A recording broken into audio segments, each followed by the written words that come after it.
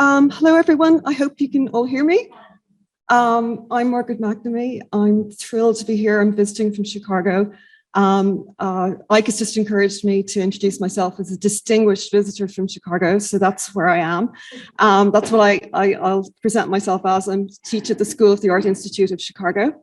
I'd like to say what an honor it is to be here amongst everyone, and to thank Ike again for this incredible exhibition, for this marvelous, glorious opportunity, and to thank Alison Healy again and Sam Silvera, who've been so amazing. I'll just make sure I can advance this. I advance with the, okay, excuse me. Okay, now I've figured it out. This short presentation is different from the advertised title.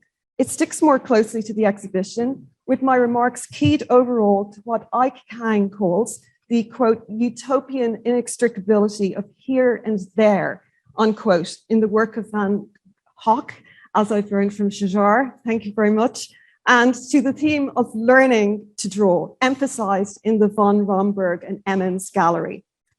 Let me note that I am not a Van Gogh specialist. My research over the past number of years has centered on different traditions of drawing education and drawing manuals from the late 19th century onward. This morning, I'll talk about some of the manuals Van Gogh knew, but my first port of call has to be two main criteria commonly found in the manuals in late 19th century Europe. These criteria are, first of all, measurement, and secondly, drawing from memory. And the extent to which Van Gogh was invested in working from memory has already been emphasized yesterday by Deborah Silverman. No figure was more committed to reforming the French system of drawing education than Horace Lecoq de Bois-Baudron, whose lengthy teaching career began in 1847 and whose name became synonymous with memory training. His students practiced an intense kind of active looking, studying outlines, portraits in profile, antique sculptures, and more besides, so that they retained their most important characteristics. From Lecoq's publications, I look briefly here, and this is going to be a brief talk, just to let you know, more besides.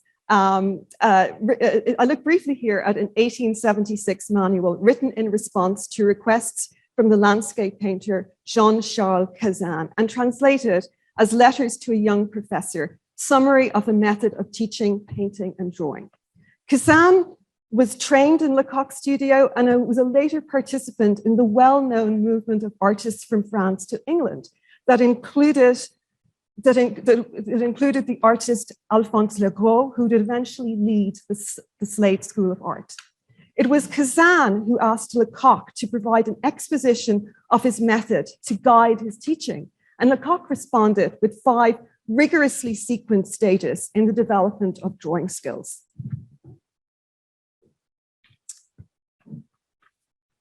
In Lecoq's first letter, the opening instruction is that the student should sit at a surface, quote, a surface inclined like a lectern, unquote.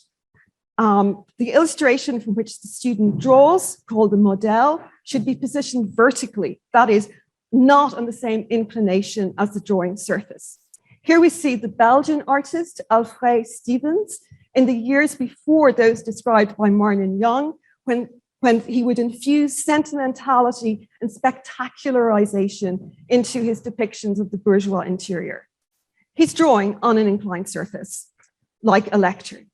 If he had been a beginning student of Lecoq, as described in the book, he would be looking at a vertical surface with a line drawn on it.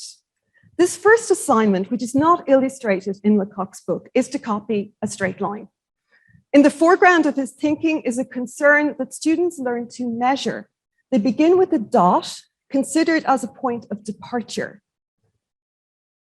They then have to gauge the distance from that point A to the line's endpoint B, measuring only by eye. Quote, any measuring by instruments, Lecoq says, does away with the very exercise through which alone accuracy of eye can be cultivated, unquote. He pours his attention into this surprisingly simple exercise over the course of 3 fastidiously detailed pages.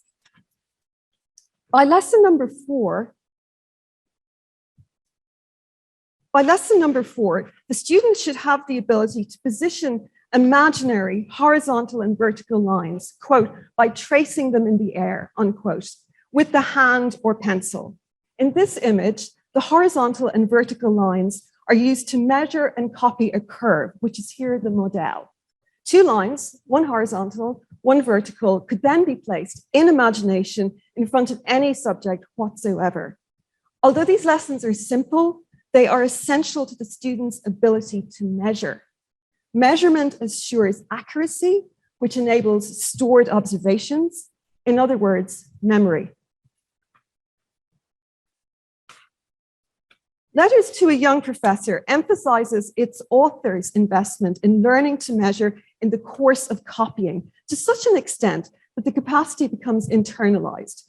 When accuracy has been attained, the model can be taken away because the student is propelled to the next stage, secure in the confidence that they will be able to recapitulate the model on a sheet.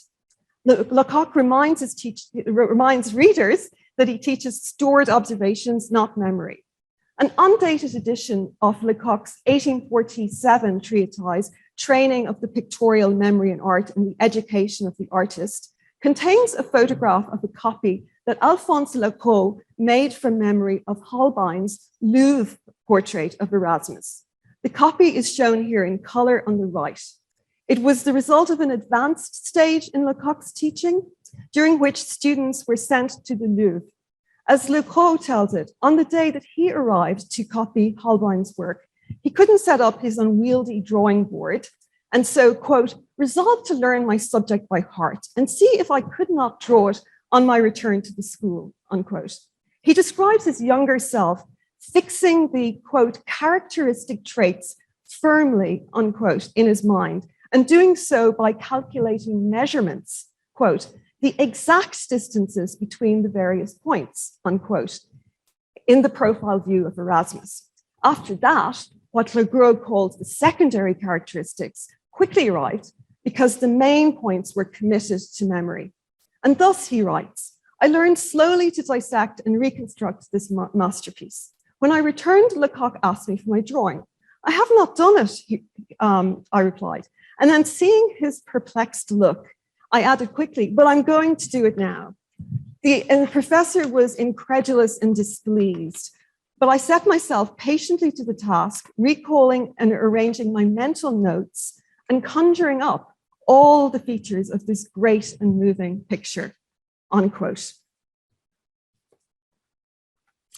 This anecdote about stored observations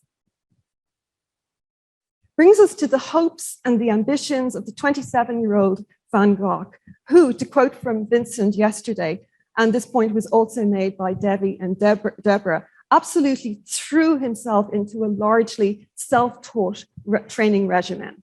This flurry of early confidence culminated in the Potato Eaters, shown here with its lithograph, a foray into what Vincent yesterday remarked on as a printing technology obsolete by contrast with the wood engraving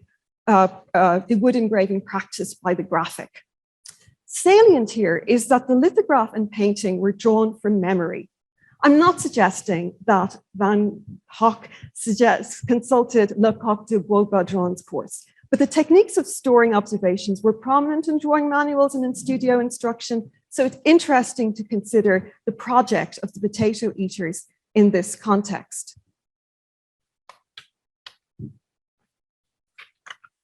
There are two compositional studies in oil and the lithograph, with the Amsterdam painting probably the last in that sequence. Van Gogh tells Anton von Rappard in his letter of July 15, 1885, that the lithograph was executed from memory, so it is probable that memory played a role in all of these works. Parenthetically, regarding the sequence in which he made these, the same letter says of the lithograph, quote, the chiaroscuro was much better, and it also is in the later composition that I painted, unquote. Van Gogh's extraordinary emphasis on drawing from memory, which is also attested to by Dimon Gastel, brother of the owner of the printing works, is at the heart of his impassioned defense of the composition to von Rappard, and is not dependent on decisively placing the lithograph in the sequence of the potato eater's various sketches and final compositions.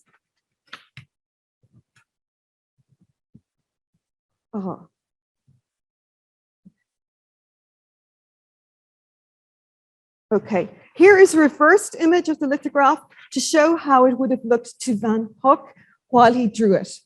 This makes it easier to consider his ability to tap into his, quote, stored observations.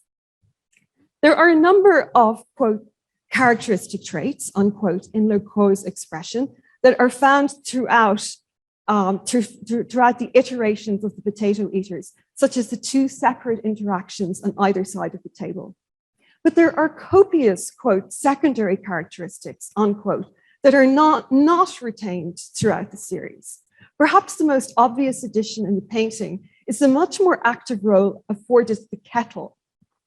Straight from the hearth, just out of view, as Vincent and Rebecca discussed yesterday, and a source of provisioning within the sacred nature of the Dickensian home, as they talked about, as Vincent talked about yesterday. From the kettle spout streams coffee. 3 cups are already full. There are also a dozen or so potatoes, or what I want to call, following Deborah Silverman yesterday, dusty, well-handled potatoes in the final painting, instead of the smaller number of potatoes in the lithograph. In addition, 8 or 9 ceiling rafters are shown converging in the painting in place of a textured leftward-leaning surface. What mattered for Delacroix, the retention of both primary and secondary characteristics, shifted and changed for Van Gogh. I suggest that he no longer felt compelled to inventory his memory for secondary characteristics faithful to some original scene. What he did enhance were those secondary characteristics that lengthened what Michael Fried has identified as quintessentially realist effects of duration evoked in the scene, most notably the impression of what Ike Kang calls, quote, evanescent effects, unquote, such as steam rising from foodstuffs and beverages fixed in place, quote, through an insistent materiality of pigment, unquote. For example, instead of a chair on the left, whose details we can't linger on, in the painting, we are given a more elaborate piece of furniture, complete with 2 finials and cross rails. By the way, may I suggest that the chair seems to be functioning partly as a container to follow on from Todd Cronin's suggestion yesterday. At any rate, the striving for such values can be connected to the practice of the teaching of memory, notably referred to by Van Gogh as motifs that should be learned off by heart, because delving into memory extinguishes the need to return to the model, quite literally, le modèle, and countenance the ineluctability of the model who poses.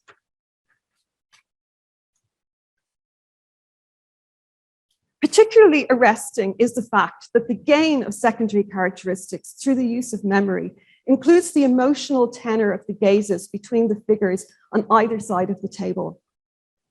The anxious upward gaze of the woman on the left of the painting can be taken to signal what Deborah Silverman has described as the, quote, exaltation of character, realizing the modern Dutch theologian sense that a contemporary world might need a passion, quote, for realism, unquote.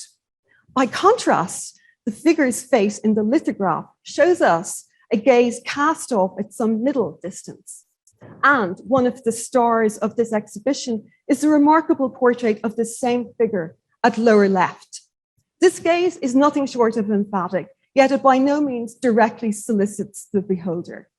In the painting, Van Gogh turns her gaze possibly towards the male figure, thereby bringing together elements of the lithograph and the portrait study in this exhibition. Having suggested the priority of measurement and memory in studio training, I want to use the rest of my time to take a quick look at just 3 manuals by Armand Poussin that Van Gogh read, as Debbie Ormond mentioned yesterday. While in Arles, Vincent asked Theo for a copy of this book, the guide to this exact book, the guide to the alphabet of drawing.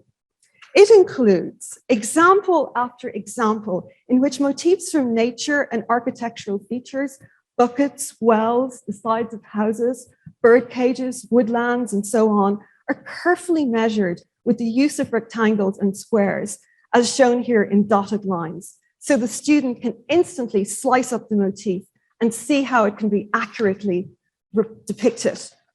It's also impossible to overlook the sheer heft and architectonic force of Cassagn's own drawing. Repeated exposure to such a powerful and monumental style must have informed the weightiness and solidity of Van Hoek's early work. About this second book, I don't have too much to say. It's about watercolor, except to note, except to note that Van Hoek turned immediately to its brief section on sepia.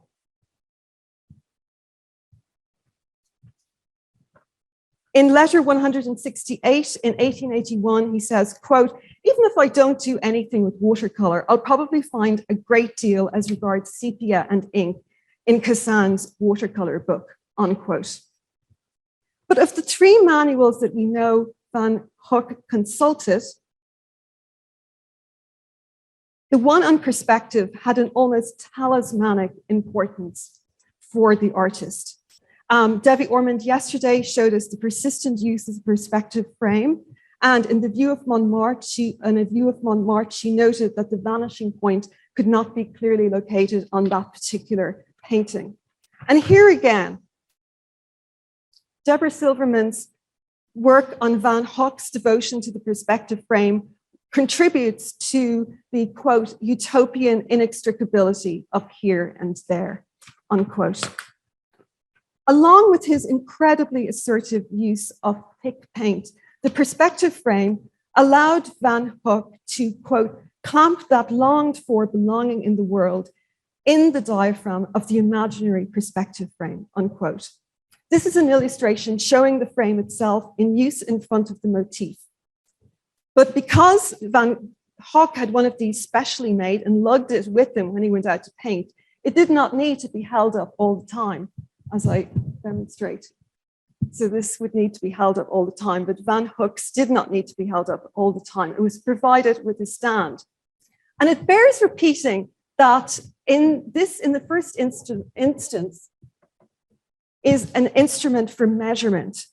I've shown how fundamental measurement along X and Y axes was to courses in drawing instruction in the second half of the 19th century. Van Hoek's and Cassagn's frame does not permit measurement in inches or centimeters. Rather, it is an instrument for gauging relative orientation and accurate seeming orthogonals or any receding lines. Silverman also talks about Cassagn's instruction for using parts of frames and angles, to generate a broadly accurate perspectival sense of the scene without getting bogged down in the kind of exactitude that Cassagne describes elsewhere in the book.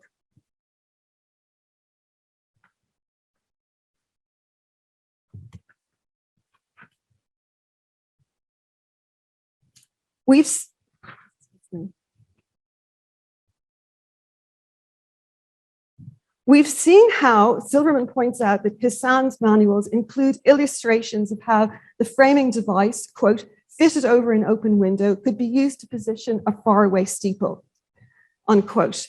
She suggests that in this very painting, we see the steeple tower from the Cassagne exercise manual projected at a legible distance through the open window of the weaver at work with the paned window, as in Cassagne's exercise, to the right.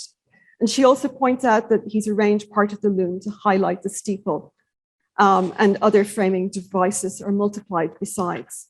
Indeed, Cassagne makes a point of drawing towers as if they are his personal signifier. They crop up on multiple pages, including the very frontispiece of the perspective book at the left.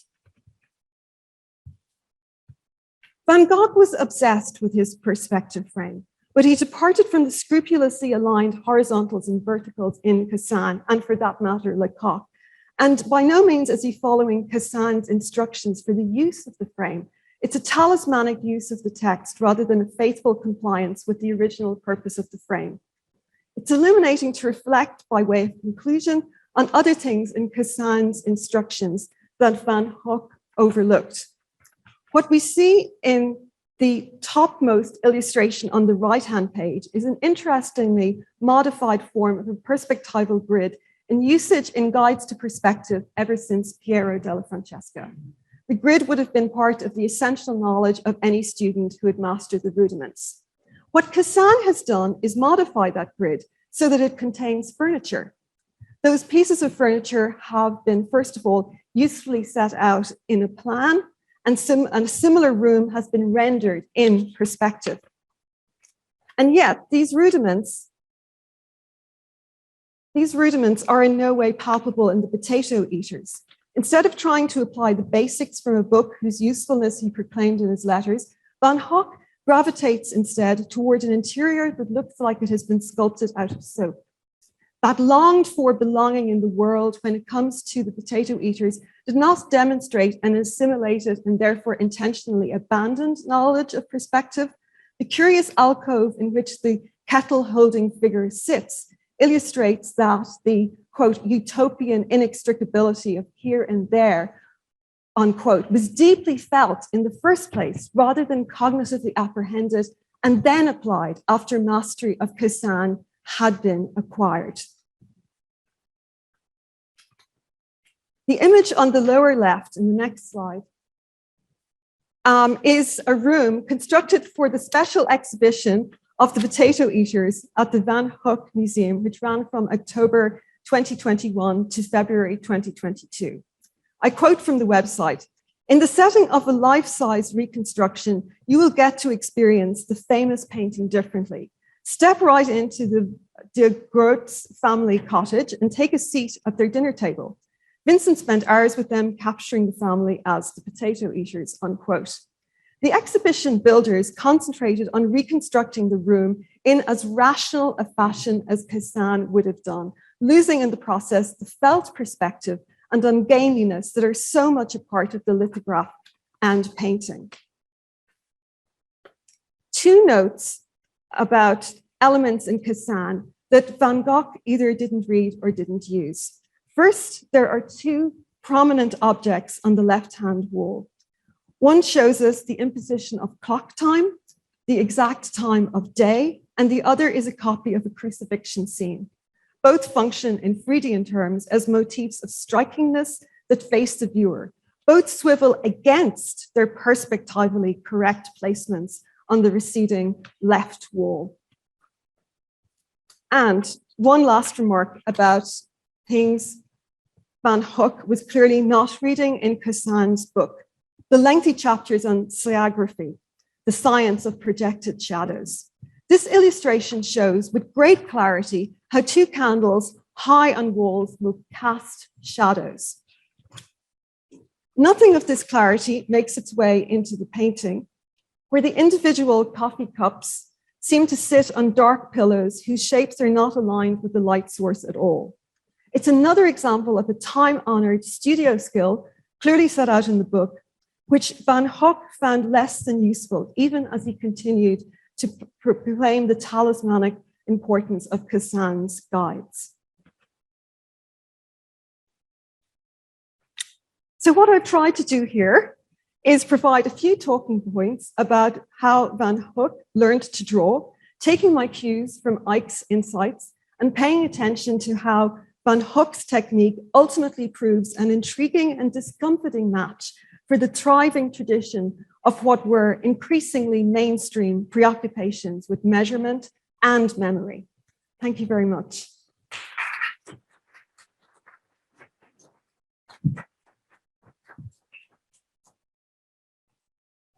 And I thought we would move into the galleries. Yeah, so I think that's what we're going to do. So we're going to be walking straight into von Romberg and Emmons right now. And you want us to use these microphones during. Okie doke.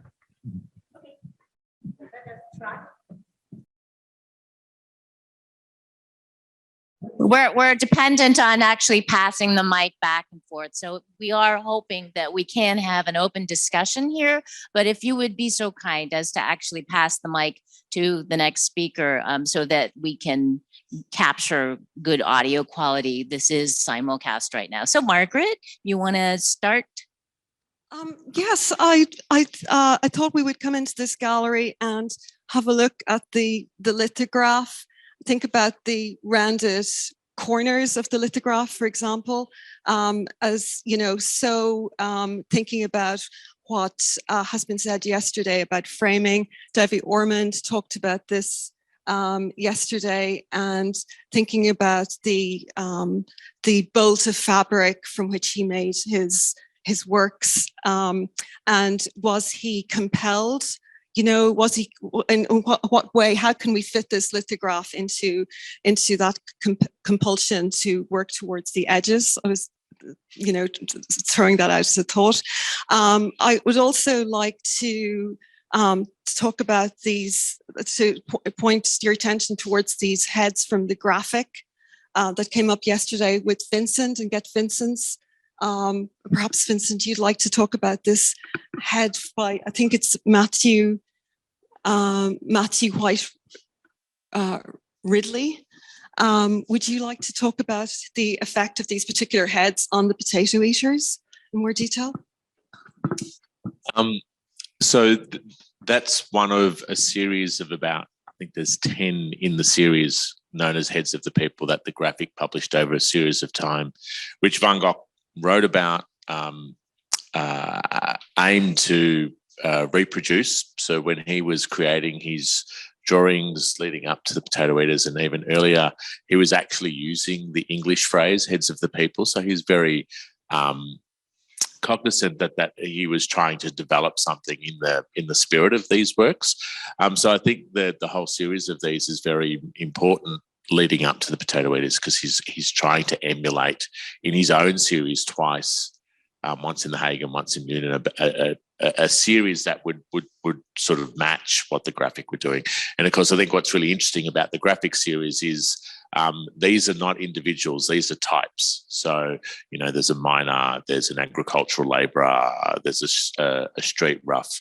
So I think in many ways what Van Gogh was also trying to do, not just in the series that he was making in The Hague and in Newnan, but I would suggest with a lot of his portraiture was this idea of types. So even though we can identify who these sitters are, I think there's also this element that they stand in for this kind of representation of the peasantry. So it's not a portrait of the de Groot family, it's actually a portrait of the peasantry, which I think is a really clear distinction. But he is also taking tropes about how the light falls on the miner's face. I do argue in my book that there's a print in his collection by Xavier Mallory, which is a very similar scene, but in the cabin of a boat. And the figures are sort of arranged in a very similar way. The division of space with that wall pillar sticking out is very similar to what Mallory is doing. The way that the ceiling runs in the same direction. So I think Vincent is at this stage is very much looking at these things as a kind of as a way to solve compositional problems. And you did show the oil studies and the painting leading up to the Amsterdam painting, where he's making some significant changes as he goes along, and he's trying to work out the best composition. And I do think he's actually looking back at these prints as both as a way of resolving those compositional problems, but also as a way of creating an image that is a representation of peasantry rather than a portrait of a particular family. Yeah. Okay, so you would definitely see it as types. Is there anybody else who'd like to comment on, like, for example, Deborah, I'm thinking your work on what I mentioned, the idea of the passion of realism, the exaltation of character. Would you care to comment on that? The Dutch theologians? Well, that you were quoting from Allard Pearson, from the Dutch theologian. I'm not sure that was so much clearly on Van Gogh's mind till he goes to Arles, where the idea of color and the sun and intensity of color is an evocative form where you're embedded in nature and then going beyond nature. I think here he really is trying, as we heard yesterday too, to become a printer and a printmaker. He wants to have a lithograph shop. And as we were speaking yesterday, by the time he wanted to reproduce types of the people, which are wood engravings, lithographic printing had already made his goal obsolete. So he was unable to really join what he thought could be a collaborative workshop for prints of the people for the people. So I think this has a different kind of realism in the sense of his attempt to, as you were just mentioning, to create types, not portraits, but they were a specific family and a specific group of people that he spent a lot of time with all of those oil and sketches that he did. I don't know the exact number, but we heard yesterday 40, maybe Schrar knows how many drawings and studies did he do for the potato eaters? Oh, yeah. You meant painted and drawn studies, heads alone 60. Yes. So and many drawings of details of the whole composition, complicated and very simple. So he did that from late 1884 until April, even after the painting was finished. He kept on going, maybe trying his hand on another one.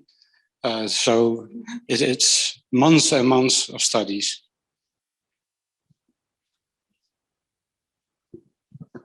Thank you. So I was interested in your pointing out, because honestly, I've never even really thought about it before, that as you noted, the format of the lithograph is sort of rounded at the corners. And I am struck just by accident that I had our graphic designer do this big blow up of the lithograph to create a sightline. And of course, he just squared it off because he likes clean edges. So I'm just sort of wondering, because I'm not aware of this, how common it is to make a sort of rounded corner like this, if there's a practical reason for it or what the implications are of that decision. Todd? I don't have any grand thoughts about that, I have to say.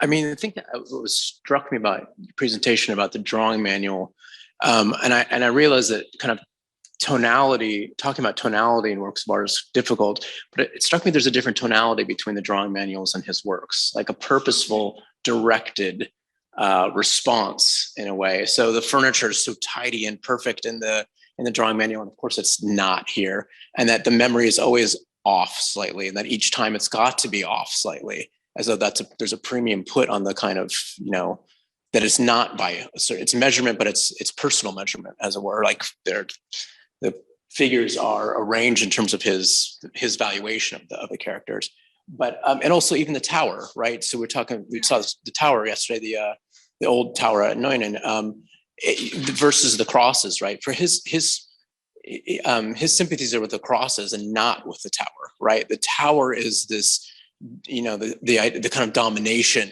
in a sense, and this kind of simple crosses made by hand is what he's really,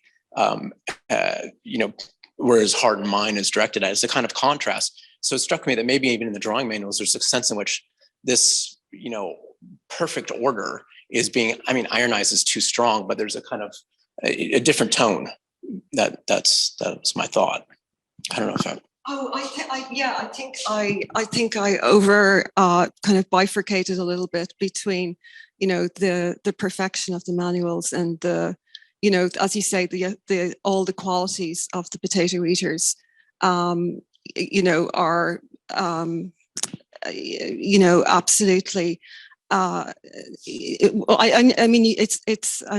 Jar can talk more about this, but he struggled with the chiaroscuro as regards the lithographic. Perhaps you could answer that.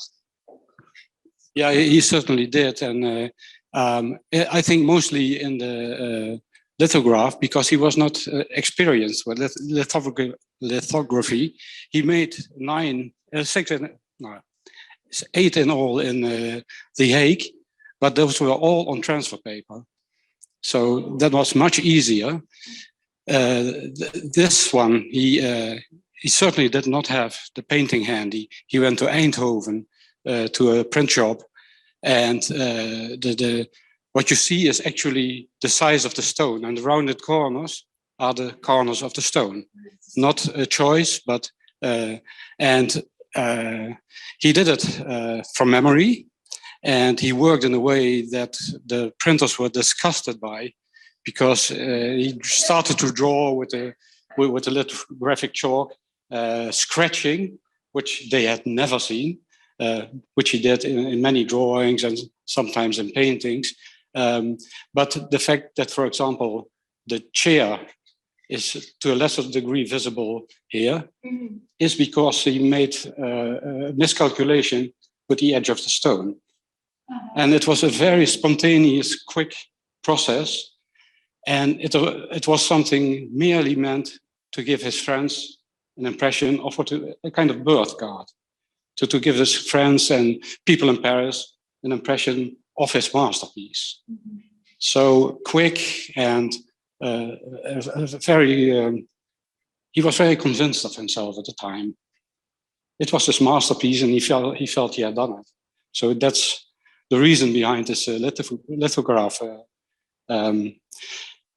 It was only, he printed some 50 of it probably, and it was, again, like in The Hague, he hoped to make a series.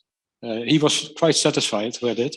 He intended to make a series, Les Paysans chez eux, the peasants at home. And again, nothing came of that series. Certainly not after Van Rappert destroyed the lithograph quite viciously almost. But it was full of ambition.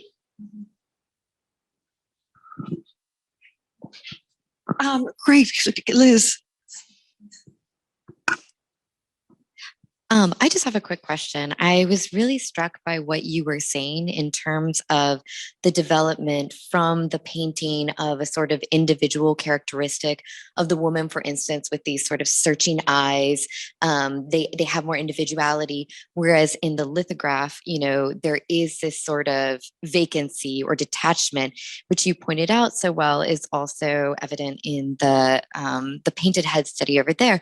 But I wondered how much you thought some of this was sort of a development or a movement toward more types, as evident in the the print publications, or how much of it is dependent actually on the medium, the way in which he could go back and work into painting versus, as Schreier was just saying, some of the quickness and required of the lithograph. So I think that I think what's coming across very, very much here is that portraiture is sort of not what he's thinking about so much at this point as typologies. And I think that the paint and the way he applies the paint, it's incumbent on him, first of all, that he has to let it dry. So there's these particular, like, I love if we go over to this portrait, what I'm kind of incredibly taken by is that when he finished painting this particular face, and he put this spot of what looks like a Naples yellow or a pale yellow ochre.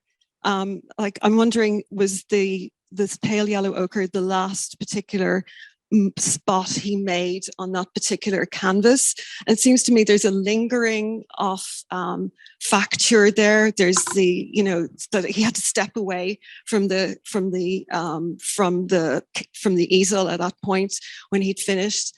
Whereas with the lithograph, I think that the sheer linearity that he's working with, which isn't the reed pen linearity. It's not like when we were coming up in the elevator, all those sketches did such a wonderful job of conjuring that kind of liveliness and that kind of like staccato rhythm of the drawings we all know and love.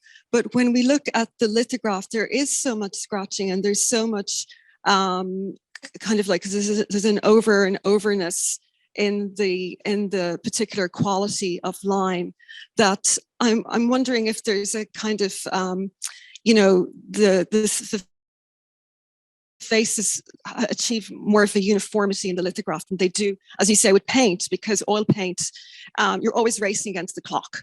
I'm not sure if that's a good answer to your question, but it's a response. Would anyone like to make a further comment?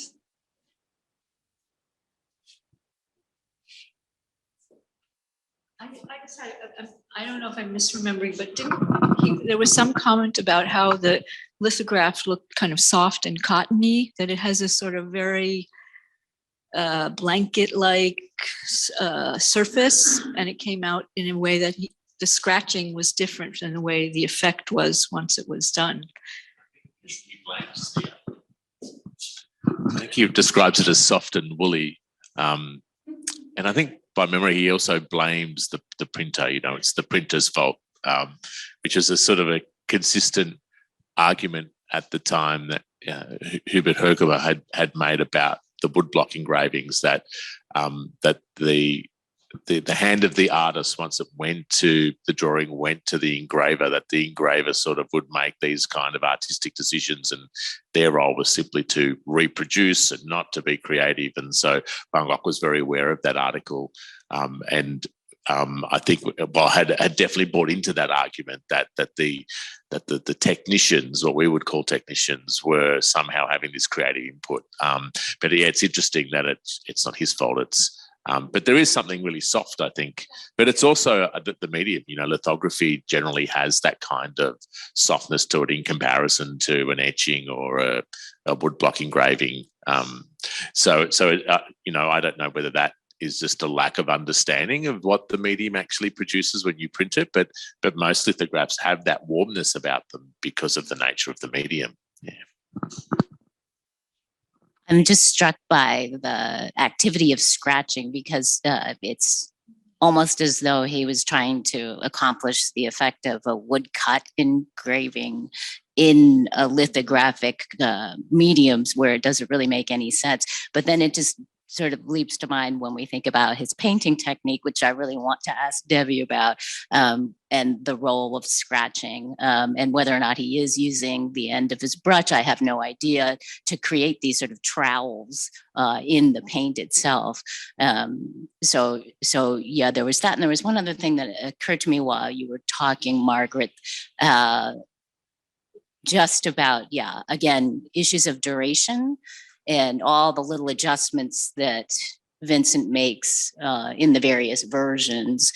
And I'm just wondering also about the awkwardness of wanting to sort of depict people conversing, because as soon as you introduce the element of some sort of spontaneous action, that is, I mean, this is a really old problem in the representation of people. It's like, how do you represent somebody singing without making them look ridiculous if their teeth are showing, that sort of thing. And I sometimes look at his various versions and I think he's struggling with that a little bit. Everything is too momentary. It's like pouring coffee is a momentary action, even though, it's still sort of durational. The way that they look, they could be caught in some prolonged moment of sort of rest, but they're still all a little bit active. So I don't know if you want to, duration man. Well, I'll just point out thematically that the painting is quite clear that the clock shows that it's 7 p.m. and it's something I just didn't have the time to talk about. But in the lithograph, it's smudged, it's illegible. You can't even tell that it is a clock. But there is very clearly a kind of tension that he's setting up both thematically and, I would say, phenomenologically, that sense of repetition. The number of coffee cups, which you can't see here, but you can see in the painting, is more than is necessary to be, there's more cups than is necessary. So it's this repetitive, endless process, day in, day out, same thing over and over again, the same meal over and over and over again, durational and repetitious, but also that evanescent quality of the steam rising above, the clock ticking. It's exactly 7 o'clock. Next to the resurrection to come that is thematically placed next to it, the endless time of eternity and God are side by side in the painting. more clearly than they are in the lithograph. So these questions are, I think, a little bit blurred in the lithograph, but still present. And I'm sure I'm stating the obvious, but it's a supper at Emmaus. It's a secularized version. And, the placement of the figures, the child, I guess, with her back to us, that space cell, it's a very old fashioned conceit in some ways. So, Gerard, you're right. I mean, he was really amping himself up. I mean, because he was trying to rival, the greatest tradition of all representation in a secularized form. And, it's kind of so much hubris for such a relatively unshaped artist.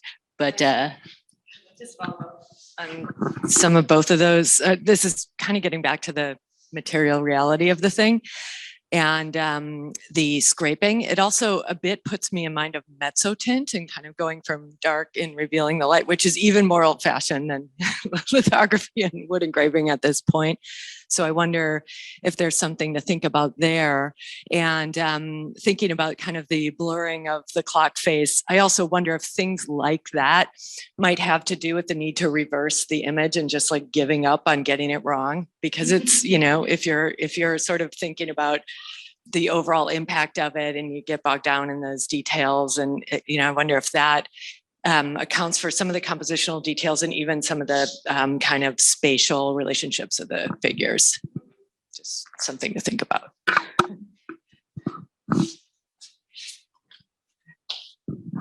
I was curious, so really enjoyed your presentation. I was curious how much those drawing manuals were really a manual about what not to do. Because time and time again, for instance, with the loom you were showing, there were a number of lines that we know should converge, and you seem to go to great effort to make sure they don't seem like they're converging. With the painted version of the potato eaters, there was a detail you showed that was so striking of a really nice perspectival edge of a table that then with the coffee cups is all messed up, and then frequently with something like manufactured items, and I'll point to the reproduced version of the wall on the wall. With many of the manufactured items that should be ellipses, they're clearly ellipsoids or, kind of wonky. And I just wondered how much of it was perhaps unconsciously as a way to think about what not to do in order to set up some sort of lived or unmanufactured feel to the space he was in. That's a completely brilliant comment. I mean, I noticed that when he refers to Cassagne in the letters, he refers to the thorns. He's working with thorns, and he hopes that white flowers will grow from the thorns. And he also refers to Cassagne as a disease. There's a disease of perspective that he's trying to master. So I absolutely think that's the sort of sheer sort of rationality and the tidiness of everything. And I was really struck also by your comment about how the cups in the, and picking up on what Marlon said too, there's like an overabundance of commodified coffee cups. And it's interesting, like with Delacroix and talking about like his system of ovals and circles, which is also a theme in this gallery. Joyce Howell Bernstein has says that that goes back to his copying after antique coins in 1825, and how they became seized upon by Théophile Sylvestre, talking about in an essay from 1854, and then an essay from 1854, and then 1864, a year after he died, and how it became sort of emblematized as a system. But in fact, Delacroix himself didn't have a system. So, it was kind of an eccentric catch-all of, he certainly believed in drawing by the middles, as he called it, drawing from the circles and ovals. And he talks about this with his friend Gogh, and that whole correspondence is quoted in the letter by Van Gogh, going back, he sees it going back to Gros and Géricault. but it's very much, you know, it's causerie by Gigoux. It's very much like a studio talk and painterly talk rather than systems is what the painters were more interested in doing. And the manuals themselves seem to have been a little talismanic, is the word I keep going back to. But that's a fabulous comment. Thank you so much. May I, Vincent? Just as an extension, I think one thing that I think we miss is how experimental Van Gogh was, and that's, I think, partly the fact that he wasn't officially trained. You know, so like he was making drawings with lithographic crayon, which was, you know, sort of something you don't do. You know, use lithographic crayon on stone, and then sort of scratching into that to make marks. So there is this real experimentation in his practice. And I've made this comment to a couple of people over yesterday that I think one of the genius of Van Gogh is that he can actually take what he needs from certain, whether it's mediums or artists, and then he's able to re-articulate that in a way. But it's through trial and error. So when we look at, again, I'm going to point to the big the explosion of the print, but you can sort of see this real sort of experimentation that is unusual. And I think, Saari, you mentioned how, you know, the lithographers were like, you know, pulling their hair out because he was doing all these things that you shouldn't be doing. But I think that's actually something that is in his DNA throughout his practice, that he actually is not following the conventions all the time. He's actually thinking about how can I, I can use lithographic crayon on paper and I can actually scratch into that, you know, which is almost a replication of what a engraver would do on a woodblock. So he's taking, you know, bits from, okay, well, this is how woodblocks are made, and actually I can do it in a drawing if I use this material. And it is unconventional. So I think that's partly why we get these kind of images that don't align with what our expectations are in many ways. And of course, if you are experimenting all the time, if you are experimental, then you are going to get things that work and don't work. So, yeah. So I'm going to have to try and conclude it for you, Margaret, now, just so we can trot back quickly and start with David next. But I just want to give Vincent his due, because we're very pleased to be able to juxtapose these two particular drawings. So Van Rappert, you might have hated the potato eaters and thought it was a really sucky masterpiece, but look at you now. That's all I got to say about that. Okay, so let's trot back.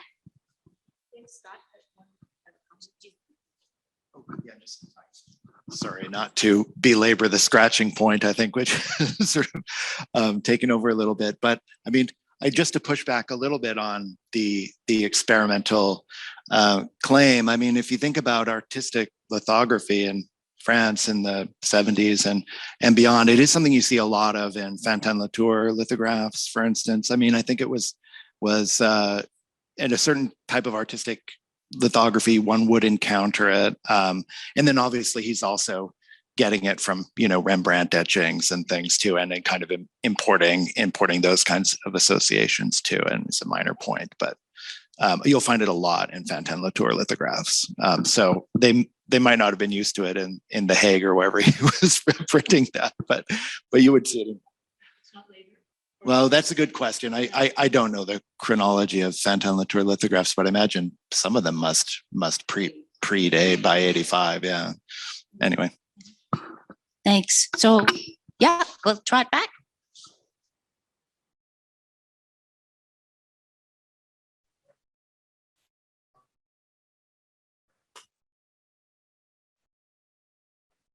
So hello everyone.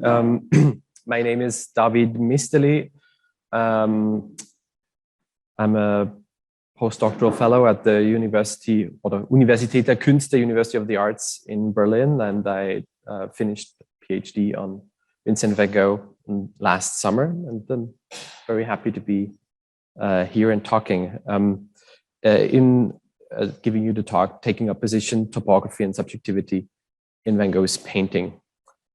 My remarks, which are really more sort of observations on Van Gogh's compositions, from a particular area, I want to take up the exhibition's title in a quite literal sense. I'm going to discuss the painter's view of Paris, both as he visualized it in his painting and what these visualizations might imply about his understanding of painting's expressiveness. Before I begin, however, I would like to give thanks to Ike and her team, of course, for convening the symposium and the Scholars' Day and this beautiful exhibition, and for inviting me to join this fantastic group of scholars and researchers assembled here. There's a perspective frame.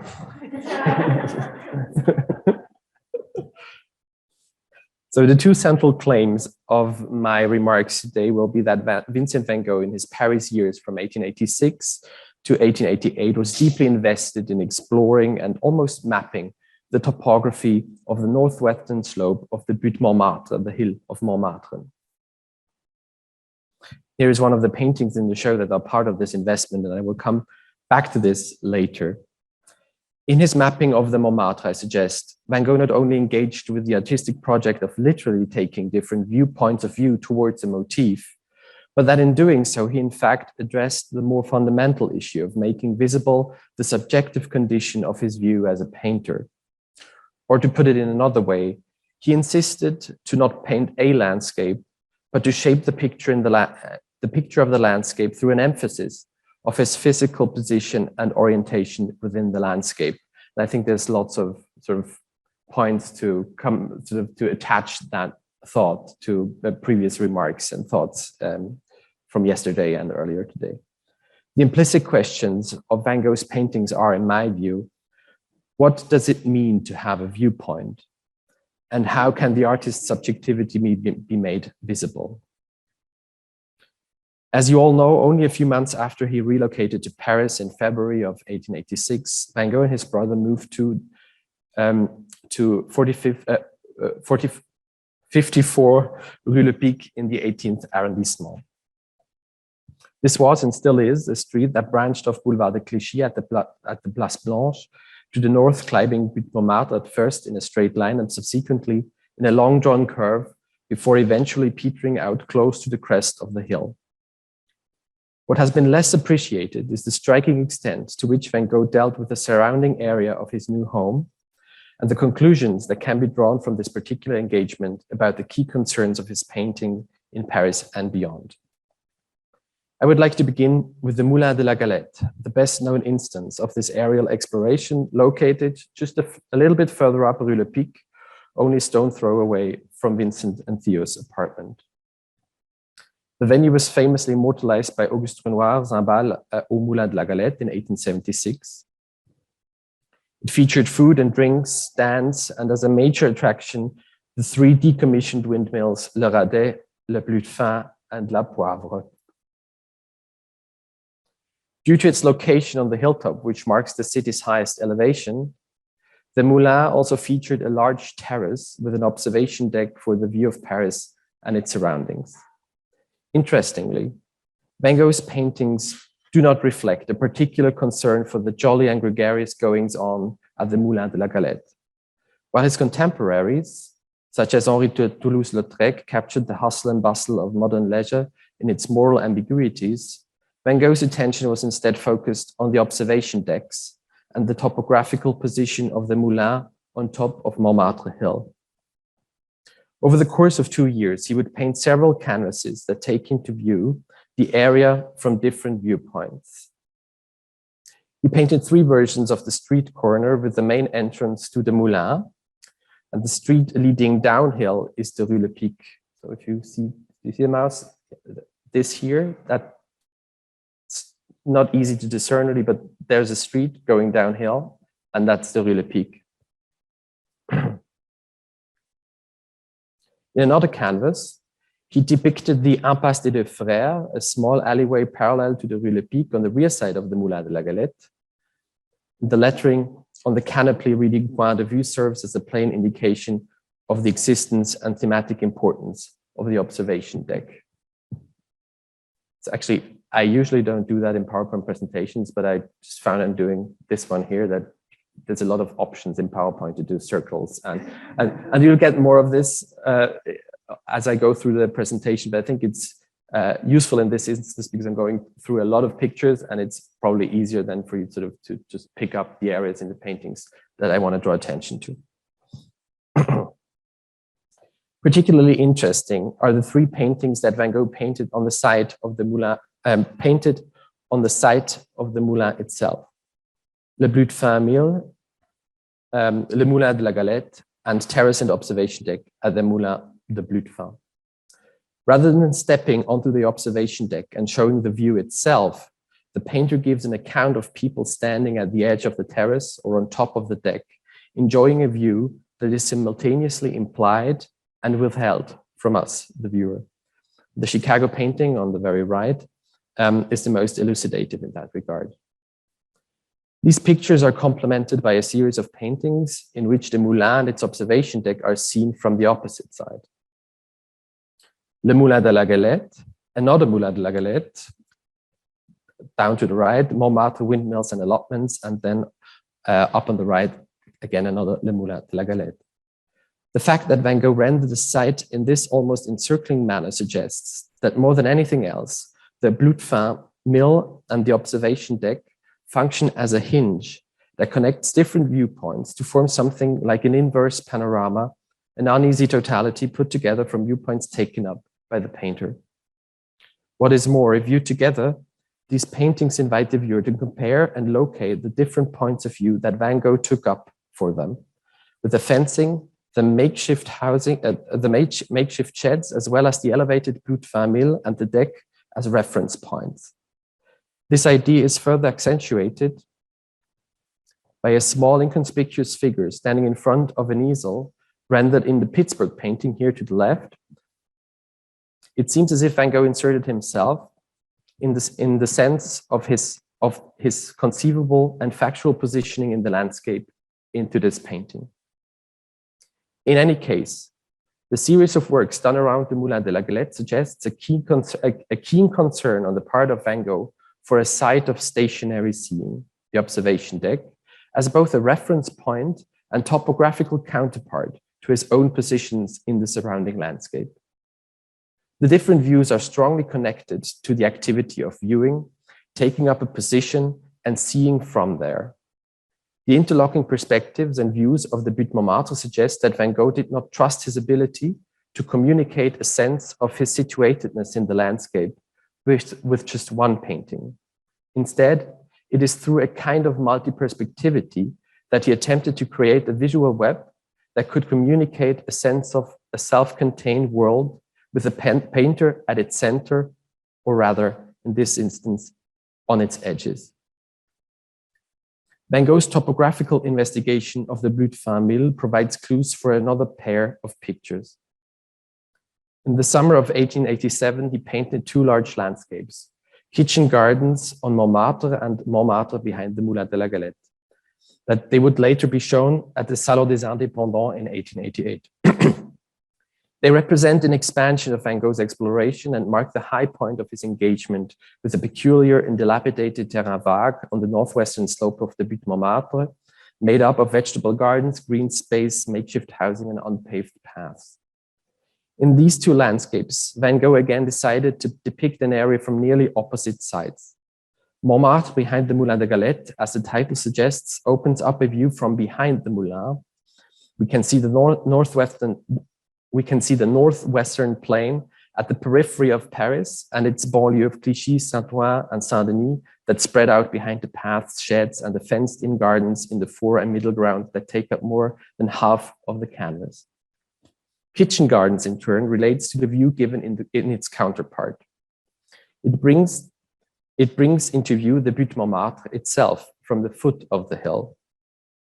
And as you can see from this site plan, the 2 given views do not exactly mirror each other, but they clearly frame the area of the maquis, or of that terrain vague that would later be known as the maquis of the Montmartre, that extended from the buildings on the hill crest down to the Rue Caulaincourt that still today can be easily discerned by its distinctive curve. So this here is the Rue Caulaincourt, and the area that I'm talking about extended really all around here.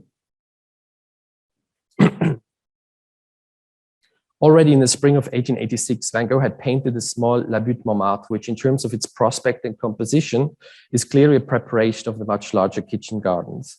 Both feature the Butte Famille as a reference point, albeit the Moulin de la Galette itself is obscured by the two adjacent farmhouses. Two more pictures that were painted further west alongside the Rue Caulaincourt and that share the title, The Hill of Montmartre with Stone Quarry, show the hillside of kitchen gardens and La Butte Montmartre from an oblique angle. This multi-perspectivity not only suggests that Van Gogh strived to extensively record the topography of this particular patch of Parisian landscape. This intent is even further highlighted by an 1887 watercolor mirroring the view of the two stone quarry paintings from an elevated position at the slope of Montmartre Hill. And here again, the street here, that's Rue Caulaincourt. Van Gogh's multitude of perspectives also gives important clues for a more comprehensive reconstruction of the visual interlocking of kitchen gardens with behind the Moulin.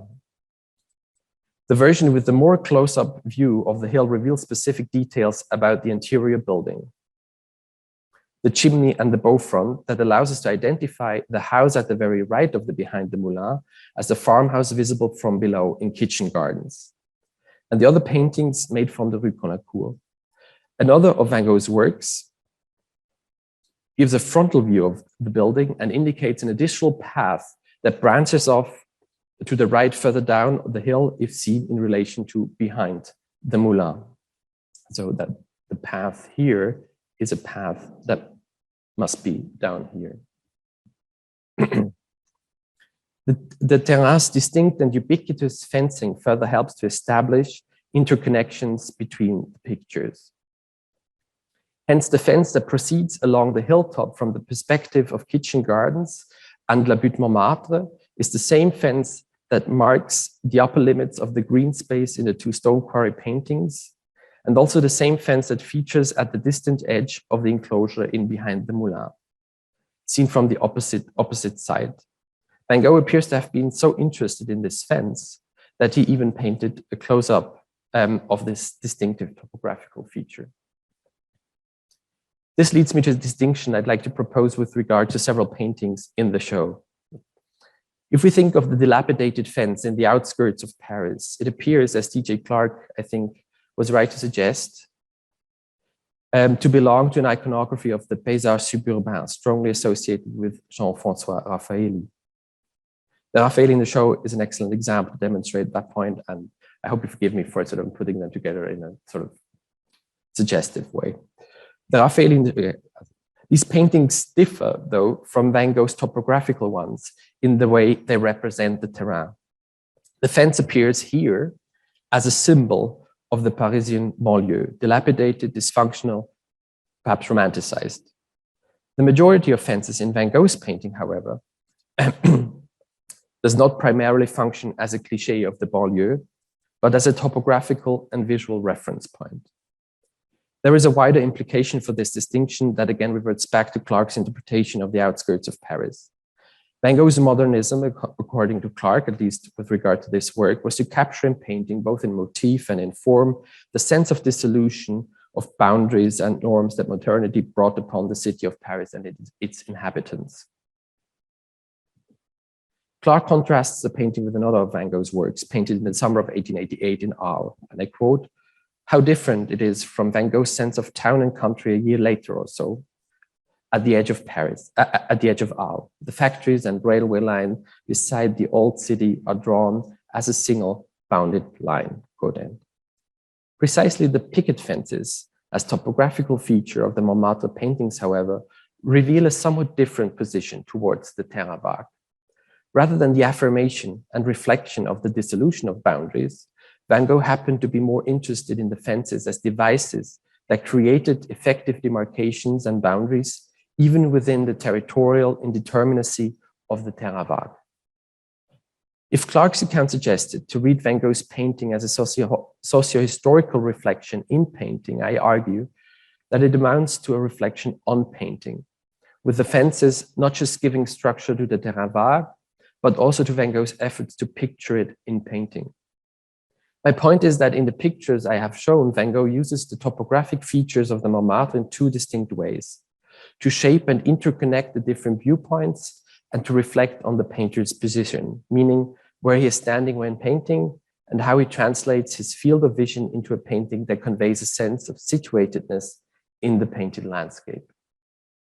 This reflection on painting, I think, and I'm just going sort of to brush over this quickly, becomes particularly significant against the backdrop of Neo-Impressionism as an attempt to remake painting into an applied science, replacing a notion of painting as a conveyor of meaning with the stimulation of perceptual and psychophysical processes.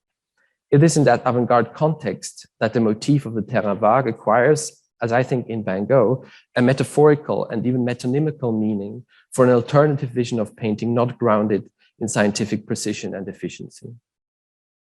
Then moving now to the last part of my remarks. So far, I've been talking about Van Gogh's position in relation to the topography of the landscapes he painted. The concern for a visual connection between landscape, viewpoint, and painter, however, is not only articulated in these paintings as a group, but is also reiterated in the individual works. Van Gogh's modeling of foregrounds, I think, is especially significant in that regard. Sorry again for what you see here. As if he wished to make clear that he was venturing into Montmartre by foot, many of the paintings feature paths, green spaces, and other firmly horizontally oriented surfaces that extend from the immediate foreground into pictorial space.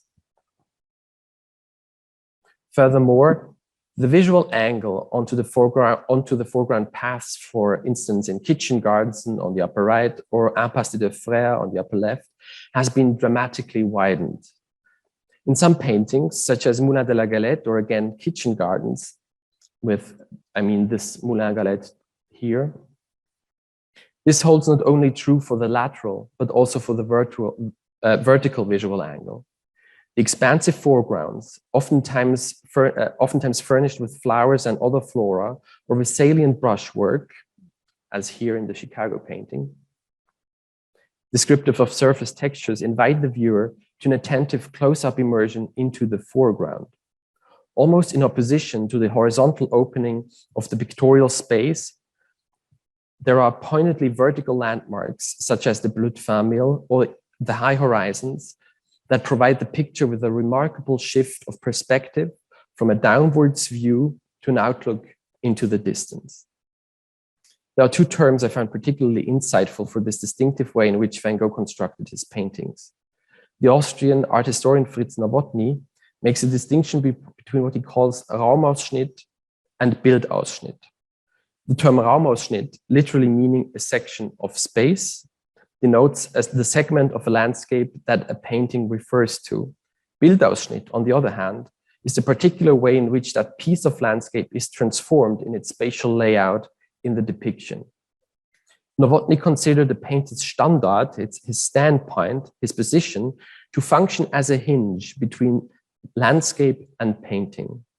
He understood that the artist's implied position in the landscape painting as defining the relationship between Raum and Bildausschnitt, and by virtue of being a mediating factor between nature and work of art, also as highly indicative of the artist's subjectivity. In the case of Van Gogh, as Nowotny suggests, the spatial tensions render the experience of space the central concern of Van Gogh's art. These spatial tensions are indeed a remarkable feature in his paintings I have talked about. You can see them in lateral and vertical dimension, in exaggerated visual angles, and also in steep spatial recessions along diagonal axes. And sort of as a transitioning view, the three paintings that are in the show. What is more, the wide visual angles that characterize Van Gogh's foregrounds mark a step beyond any possible field of vision. It is precisely by means of that design that the painter remains present, inscribed, if you will, as the defining spatial and psychological center of the painting. If the paintings as a group revealed Van Gogh's preoccupation with painting generally as a practice of taking up, and of the making comprehensible of positions, The individual paintings suggest the disclosure of the painter's self and its situatedness as a major expressive theme. This concern is especially pertinent in Shelter on Montmartre, which is over there. Here, as we know from a watercolor referring to the same Raumausschnitt, Van Gogh experimented with the inclusion of a figure into the landscape. While the little girl at the wayside draws our attention to herself, invites the viewer to experience the landscape through her eyes, the painted version doesn't offer such a reception device. Despite the absence of figure, I would argue, though, it is difficult for us to inhabit the landscape and to imaginatively make it our own. This is somewhat surprising. The path in the foreground, hypothetically extending beyond the lower framing edge of the painting, and the cut-off shed at the very right can be read as typical pictorial means to establish a sense of continuity and proximity to the space in front of the painting, thereby facilitating the viewer's entrance into its world. Yet, in this work, by proxy for many more of the paintings that I've shown, I see these markers of fictional inclusion canceled out. They are countered by the steep diagonal recession of the path that is further accentuated by the fence. With barely any outlook into the distance and any clues with respect to the general orientation in the landscape, the viewer is situated in the narrow space between here, and the wayside with the fence. What is more, note how the shed to the right aligns with almost the entire length of the vertical framing edge, and how path and fence extend almost diagonally, almost over the entire lateral width of the canvas. Precisely the pictorial devices that may facilitate entry into the pictorial space have been used here as points of transition between the world of the painting and the space in front of the picture. They invite us into the painted landscape while simultaneously pushing us back into the space in front of the picture, leaving us stuck in the foreground. That is the position from which the painter would have constructed the landscape. It is that position that we are repeatedly shown and asked to acknowledge, both as a viewpoint already taken, but also as a viewpoint worth understanding. And with that, I would make the transition to the discussion and the exhibition.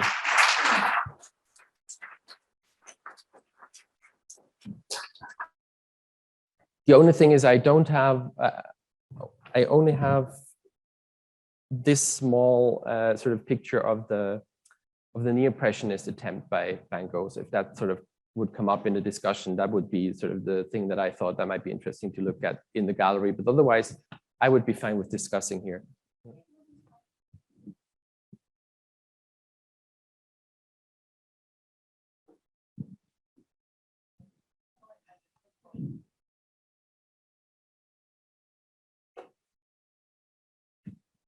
Thanks. Is this on?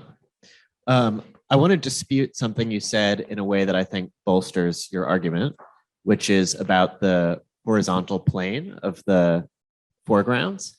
Yeah. It seems to me that in almost all of the Montmartre pictures, the foreground tilts in one way or another. Either it bends in this kind of concave way, which could be due to the brushstrokes, but it could also be due to the actual unpaved roads. Or as in that one, you're seeing the slope of a hill. And it seems to me that that effect of actually subverting the horizontal ground plane, on the one hand, following Margaret's presentation, is a way of disputing the conventions of linear perspective. And on the other hand, it's a way of representing the body in space in a way that corresponds more to the experience of the body than to the eye, which makes me think on the one hand of something like Pizarro's Rabbit Warren in Chicago, which has that hill in the foreground, completely conflates the space. And on the other, the Michael Fried argument about Adolphe Monticelli and this sort of bodily orientation that his paintings have vis-a-vis their subject. Thank you very much.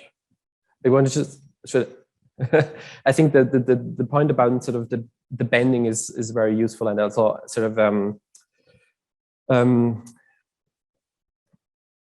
helps to sort of clarify or sort of accentuate this idea that Novotny also has, sort of that sort of the subjectivity of shows in the Bildausschnitt exactly in those ways, that sort of where you sort of the painter is kept present as sort of the what's the term in English?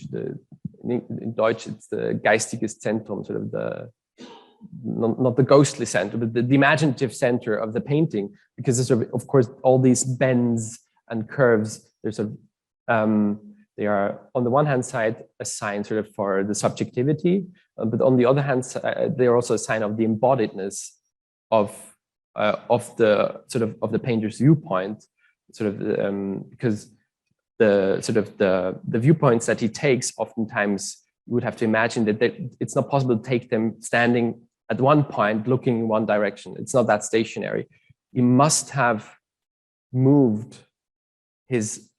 literally moved his head, which means he must have moved his body. And in that sense, these are all very strongly embodied viewpoints, right? Either vertically as well as laterally. Going in a slightly different direction, thank you so much for your talk and for bringing together such a fascinating group of images that I think really invite us to rethink the whole 19th century obsession with the panorama as both an artistic device and a mass popular phenomenon. And I was talking to Britt because I went to see the Paris and Cinema exhibition at LACMA recently. And I was really struck by the images you showed where he's basically circling around the bottom of the hill.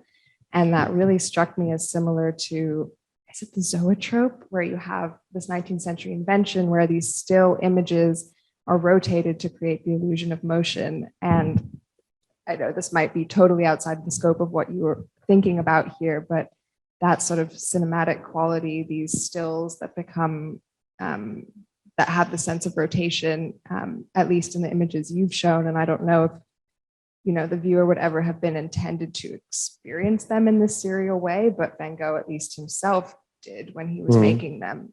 If you have any thoughts on that aspect. I haven't thought about that before. Thank you very much. I think the main argumentative point that these observations are coming from, and maybe I can just show that. I think is that the first time Van Gogh appeared on the avant-garde stage of Paris was at the Salon des Indépendants in 1888.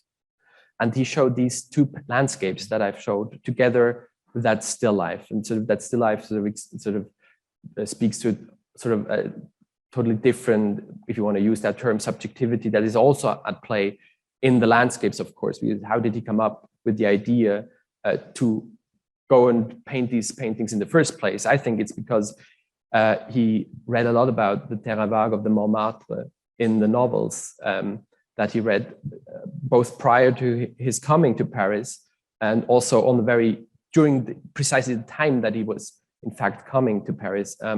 He read L'Œuvre in the months when he sort of transitioned to Paris, and in L'Œuvre very famously in the end, so this whole funeral procedure that crosses the Montmartre hill and then goes into the banlieue where Claude Lantier is then finally put to the grave. But where that is coming from is that he chose these paintings. Well, he didn't choose Roman Parisien, but he gave it its distinct title, sort of as a sort of a very important inscription. He chose these paintings for a salon exhibition in which he knew was going to be dominated, certainly in terms of the criticism, by neo-impressionist critics. And he was strongly sort of, and I think that hasn't yet fully been sort of acknowledged by Van Gogh scholarship.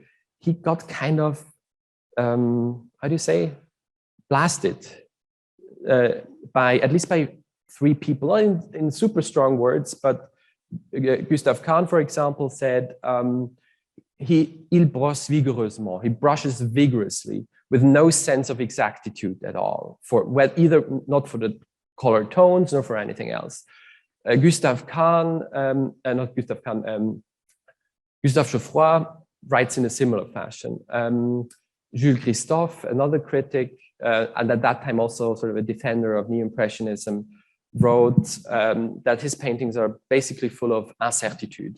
Again, so there's an upcoming theme in the earliest criticisms on the avant-garde stage that Van Gogh received, that his painting is imprecise, his painting doesn't match up with the criteria of Neo-Impressionism, and so on. And so I sort of try to come up with a interpretative framework in which it would make sort of make sense of his choice for these works, and to sort of make sense of them as a reaction, as an alternative vision, was what modern painting was about to become precisely in the 2 years that he spent in Paris.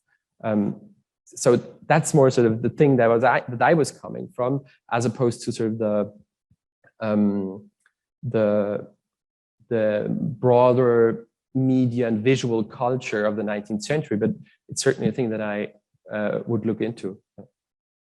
Yeah, now that you said that, my question is layered on to this issue of panorama that just brought up, and the multiplicity of viewpoints, or the multi-perspectival vision. So I wanted to ask you about embodied subjectivity and topographical subjectivity, and suggest that the way you put these together as a series, which is really wonderful, I believe has less to do with the panoramic screening of, let's say, the technology of panoramas in the new way, a cinematic way, but with the panoramic topography of a Dutch tradition of mapping and mapped topography, which is partly about an embodied topography in the long 17th century that Van Gogh is looking towards. And I'd suggest you look at the, there's another, I love how you put these together as a series and as multiple perspectives, but not like a moving camera or that kind of thing, panorama. But when he goes to Arles, he makes a series from the top of Montmajour of 7 or 8 drawings from all different sides. They're reed pen mainly, very beautiful and very intricate, I think. But at least I think they're a series, and they're also topographic. He says about the Van Hoyen, or he thinks of Rousdale, but mostly. So I think there's a topographical mapping tradition that is not the Parisian one that he's also bringing, just like the rigoureusement. You know, he can't do the flattening of Neo-Impressionism and its luminosity. He just can't do that. It's partly the brushwork, but it's also the way of seeing. So that's where panorama may have an earlier serial form, but I would look at those Montmajour. Yeah, thank you very much. Thank you.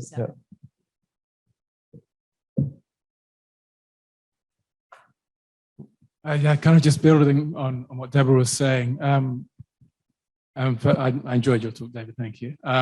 Maybe just explore a little bit more the connection with earlier 19th century French traditions of painting Montmartre. I mean, obviously the landscape is changing, but actually the artist I was thinking of most obviously to me is Georges Michel, and his history of painting Montmartre, and then you have the Sensei biography, which comes out in 73 or 72, in which which Van Gogh knew well, and of course other artists, Rousseau was painting Montmartre, Adolphe Monticelli. So there's quite an extensive tradition that he's tapping into. So I was wondering about how you could relate to that. And kind of building what Deborah was saying a little bit, some of these paintings reminded me of the Rembrandt painting The Mill, which was actually very well known and extensively reproduced in the 19th century. I'm sure Van Gogh would have known it. So I wonder if that could be a connection as well. Thank you very much for the comments. I would certainly love to look into that. I think so. What I still would take as a starting point, sort of for that particular interpretation, maybe not for others, is that the paintings were thought of were put together as these three. And so that's why I also sort of would push back a little bit on sort of other references as being as much present as in this particular case, sort of particularly French context, as this thing that he is stressing himself when he wants sort of these, when he ties these paintings together as the three. That's the one thing. And the other thing, I bring that here, the Matismaris with me, because there's sometimes also the question about whether those nice gardens on the northern slope, whether they actually constitute the Terra Vague. It's not a Terra Vague, it's just a beautiful landscape. And I think this helps to see in what sense it was a Terra Vague, that it, so you see sort of the topography of the slope being sort of made, coming into existence through the whole stone quarry business that is that had been going on Montmartre for a very long time. And there is the saying that sort of there is more Montmartre in Paris than Paris in Montmartre. And what is meant is all the stones that have been sort of brought over over the hill and to make sort of Haussmann's dream come true. Exactly. Okay, I'm going to leave it at that. Just as a Thank you for that. That was great, David. Really fascinating. I guess I want to touch on your last point about the cancellation. Do you see that as pervasive in the scenes, that there is a kind of solicitation and then a cancellation of position? And is the cancellation associated with the kind of optical, because they are observation decks, it's not as if it doesn't include seeing as its thematic content. So is the cancellation is the kind of duality of an embodied experience of a kind of, phenomenologically situated body, but also an optical standing apart from it. That's one question. The other one, of course, is I was kind of surprised you didn't say more about the nature of the space itself in Montmartre at this moment, right? I mean, this is a basic Clark point, but of course, the Vague is the reason why you need this topographic project is it's a placelessness. So to get your bearings, you have a windmill in the middle of a field. It's such a strange space, and the sense in which he needs to find his bearings in this Vague terrain seems to be what's the driving impulse, and that maybe the cancellation is the sense in which it doesn't actually come to fruition, because you have to kind of take us through it, right? And which is great. But then on the other hand, it's like, I kind of see them together, and then it kind of falls apart for me. I mean, it doesn't feel like it quite coheres in the end. And that's and maybe it's about that in some sense. Yeah. Can you talk a bit more about the sort of about the duality of the cancellation? Yeah, I mean, so on the one hand, right, you have this kind of sweeping out for the viewer and the situation of where he might be standing, but then you also have a thematic content, these observation decks, and it's topographic. And if you just go, I'm not sure which one it was, but it does feel like it's standing apart from it.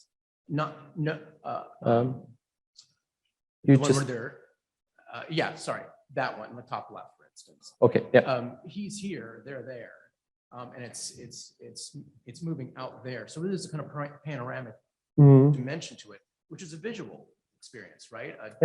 Disembodied. Well, I don't like disembodied, but a different kind of embodiment, right? A visual outside sense, and then this at the same time a kind of tension, if you like, between the situated, planted body right here, and then it kind of pulling away from him. So I was wondering if the cancellation is associated for you with the visual dimension. I think I would have to think about that a bit more. I mean,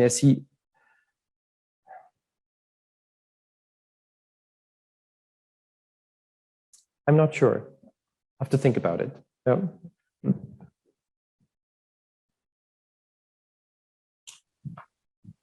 Thanks so much, David. That was really terrific. I just wanted to move things slightly to the affective register and bring back into discussion some points that Deborah was making yesterday about, Van Gogh is a fundamentally sort of relational artist, and I think that's an idea that we can relate in a very literal way to this kind of topographical mapping. And I mean, just to focus a little bit more on this fixed point of the windmill, in the midst of this kind of placeless place.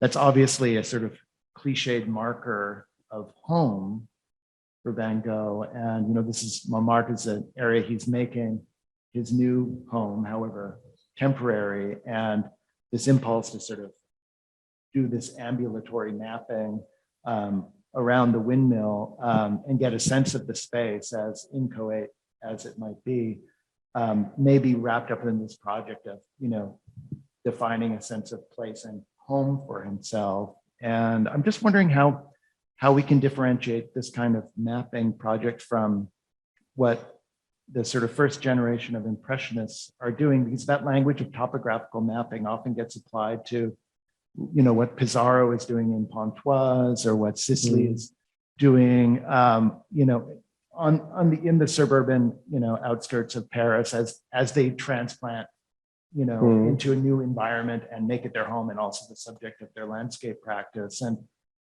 maybe what you're saying about the degree to which that situatedness of Van Gogh is really accentuated in these pictures with these kind of exaggerated spatial effects, which are maybe something you don't see quite as much in those earlier landscape painters, but it is something you see in Caillebotte.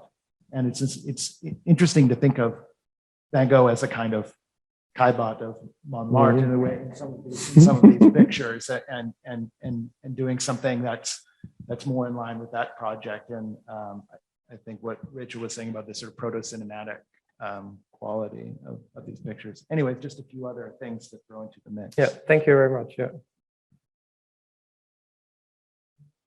Sort of to follow up on both of these previous comments, it strikes me that the fundamental challenge at this moment in Van Gogh's career is to contend with Impressionism and Neo-Impressionism. And one of the things that I've tried to think about is people like Caillebotte as not exactly an Impressionist, right? The figure who's not marking his canvases, at least before 1879, in a way that is consistent with what Impressionism came to be defined as in 1874. And what really strikes me about your argument, David, which is so sophisticated, and I'm totally sympathetic to what you're arguing here, is the way that it does seem like the whole problem of space in these paintings is a way of contending with a very fundamental problem in Impressionism, which is this. On the one hand, Impressionist paintings are very clearly a record of a place. They're a record of a position in space regarding a certain perspective on the world. On the other hand, Impressionist paintings, unlike other publicly oriented pictorial forms, including Dutch painting, are a record of the act of the body inscribing marks on a surface at that place, not in the studio, not somewhere else. They're observing what's going on.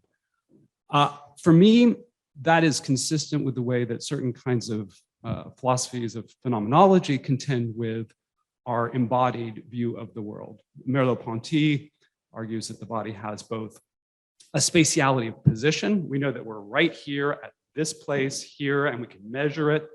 And we have a spatiality of situation, where we know that we're in a body and we have a certain kind of phenomenological relationship to the world.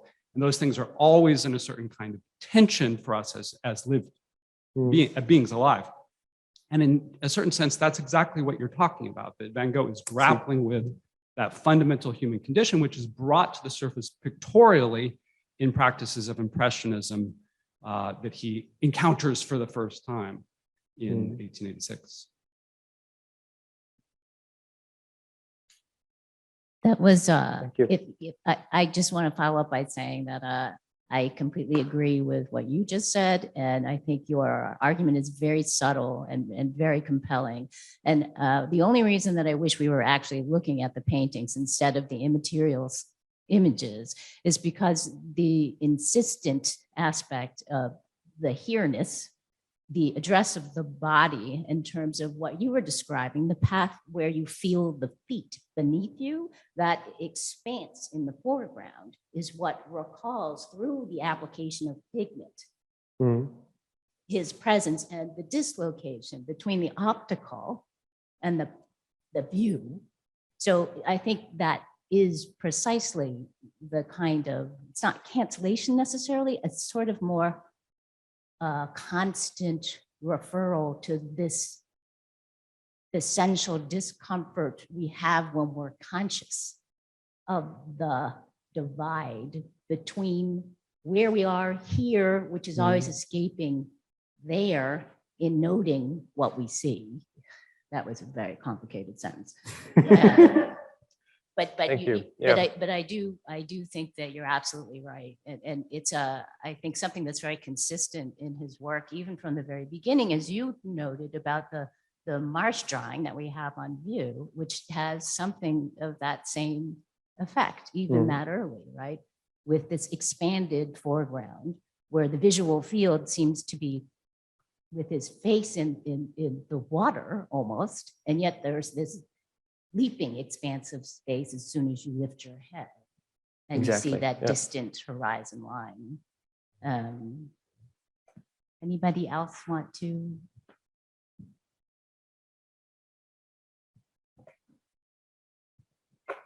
Thank you. It occurs to me that and I may have missed some of the subtle, your argument's very subtle, so I may have missed some subtleties, and if so, please correct me. But in the comparison you did of the painting around the corner and the watercolor, that it seems like more mileage could be gotten out of that for your claims, because much like the Art Institute painting that you have on the other slide, that Art Institute painting works really differently than the other paintings you have on the screen. And I don't know the sort of trajectory, as it were, with these two paintings, which came first. I don't want to presume the watercolor's a study, but they certainly work quite differently. And I just wonder if making more of that distinction might be helpful to your argument, particularly with regards to these questions that are being posed about bodily insertion in the landscape, as opposed to, and I don't know if I got all of Todd's point, but I think this is riffing on Todd, some kind of purely optical relationship or purely painted optical mediated relationship that you'd see on the left side. It's just a thought, but I enjoyed your talk very much. Thank you.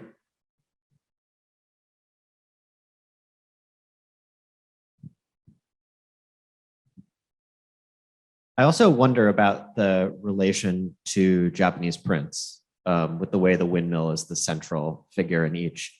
I know there's discussion about like Hakusai's Fuji prints, that there's a kind of religious or spiritual conviction at the idea of circumnavigating the mountain, which orients his view of the space the whole time.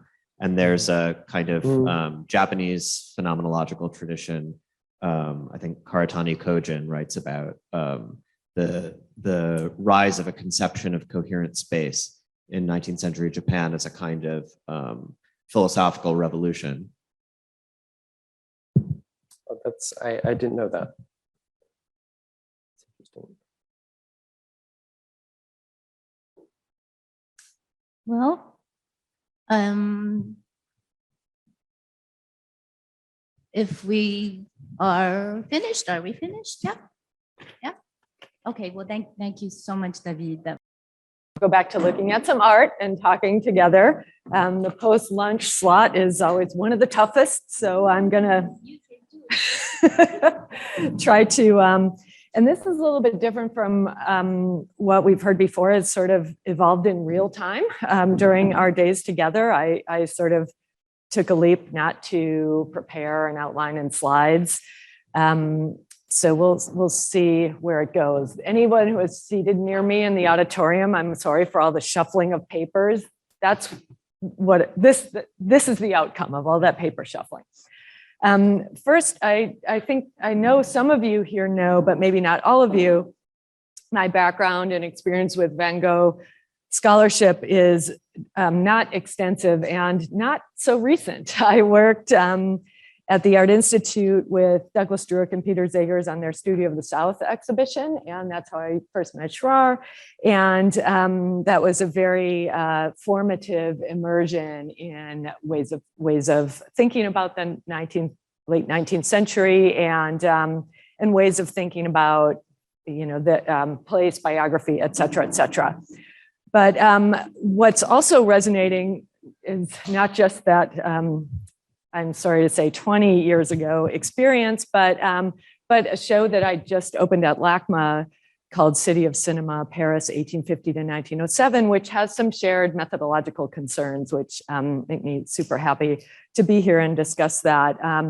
My purpose with my co-curators, Leah Lembeck and Vanessa Schwartz, on that project was not to isolate cinema as a hero medium, to look at it in a context of its time in the 19th century and looking at what else was there and what was not there, and to consider or to kind of challenge ourselves to ways of thinking that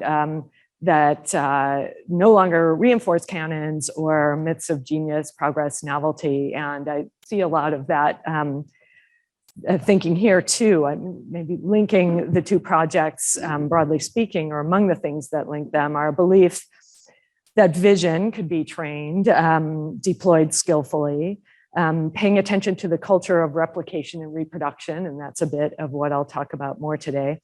And as our discussions have revealed, expanded ideas about tools, apparatuses, devices, whether perspective frames or reed pens or what have you, as enablers of vision as well as of representation. It's been so interesting for me to think about, because in my project, authorship tends to have kind of fallen away in this kind of onslaught or sort of maximalist approach to the visual culture of the period, but here it's kind of sort of inside out. And Van Gogh is an ideal, if actually paradoxical figure to submit to this, this treatment in thinking about reproduction, replication, repetition. Those are great counterpoints to the ideas of originality, uniqueness, the aura, and the teleological progressive view of his life and career in art. So I think a lot of our conversations have revolved around those two sides of the coin. Obviously, we're dealing here not just with the work of art in the age of its mechanical or technical reproducibility, in Benjamin's famous phrase, but with vision and even subjectivity at a time when mechanical reproducibility had become an ethos or a general condition, certainly in the urban centers and arguably beyond, a process that would only continue. And in addition to having kind of a weakness for alliteration, but also those words, reproduction, replication, and repetition, obviously are interrelated. I'm not using any kind of really finely theoretically honed definitions of those today. I'm kind of going with the connotations of a reproduction having to do with the act of making a physical copy, presuming the existence of an original, whether extant or no longer extant. Replication, by contrast, is an act of reproduction, which may be a series of copies with or without an original, if that makes any sense. And we can always discuss or ignore these distinctions. Whereas repetition, I think, focuses on the activity alone, durationally, without specifying originality or lack thereof necessarily, or activity in such a way that the first performance is not different from the second or the 99th or whatever. And these concepts also kind of resonate with psychoanalytical implications, as well as with economic kind of views about capitalist commodity production, et cetera. We could touch on that or kind of simply acknowledge it. After I finish these loosely connected paragraphs and remarks, I want to maybe dip into the gallery that treats Paris, the painters of the Grande and the Petit Boulevard, because several times, and this gallery is also good for that too, we talked about Paris as, and this is another connection with my show, both these shows are looking at Paris as a place, an intellectual center, obviously, and experiential conditions that are unique there to make it kind of a machine for looking, if you will. And that's been readily acknowledged from Baudelaire in real time on Forward. And Shrari was struck by your phrase of Van Gogh coming to Paris and getting the shock of his life. So that's a perceptual shock among many other things, even as he had kind of primed himself for that encounter with the art world.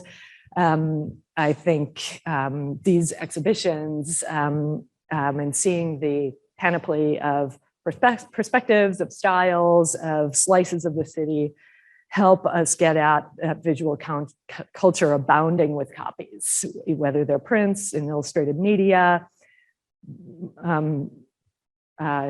huge arrays of artwork in galleries and museums, and the, so to speak, intermedial circuits within which motifs, ideas, narratives, and instructions, I guess, are repeated again and again. And Ike, you noted in your introductory essay that intermediality is one of the hallmarks of avant-garde practice. And I see that beautifully reflected here. I think it's also, more broadly speaking, a hallmark of self-consciously modern perceptual experience, and one that I think all the speakers we've heard from today is really embedded in their approach to their work. So it's been really great to kind of be constantly shifting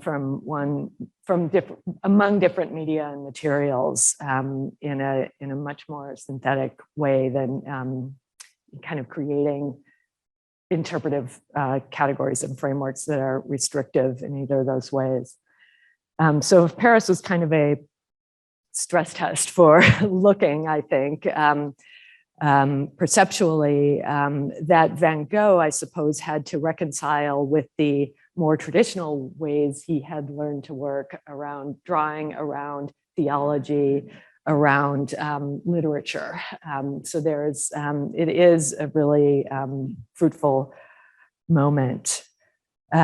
We also might want to stop first in the early work gallery, where we spent some time before, because it's there maybe we can think again about, and I'm going to quote Ike again on the your remark about the rhythm of the pen and that mark making as whether on canvas or with the pen, emulating the repeated patterning of print media.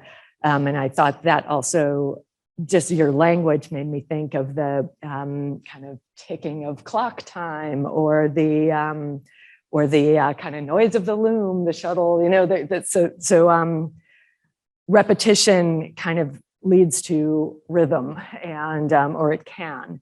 And kind of broadly speaking, it made me think kind of fancifully, could we keep going? And we've thought about, or we are thinking about visual culture, but I think even more broadly, sensory culture, to include other kinds of rhythms and repetitions, such as those found in modern engineering and architecture, or the structure of the Langlois Bridge, for example, chronophotography, optical toys, the sort of pairing of images in the stereograph. Well, these are totally different in kind, I know, but just were sort of associative thinking, and often kind of sites of representation that have to do with space and time, as well as visual configurations, but not to devolve into sheer kind of free association and relativism.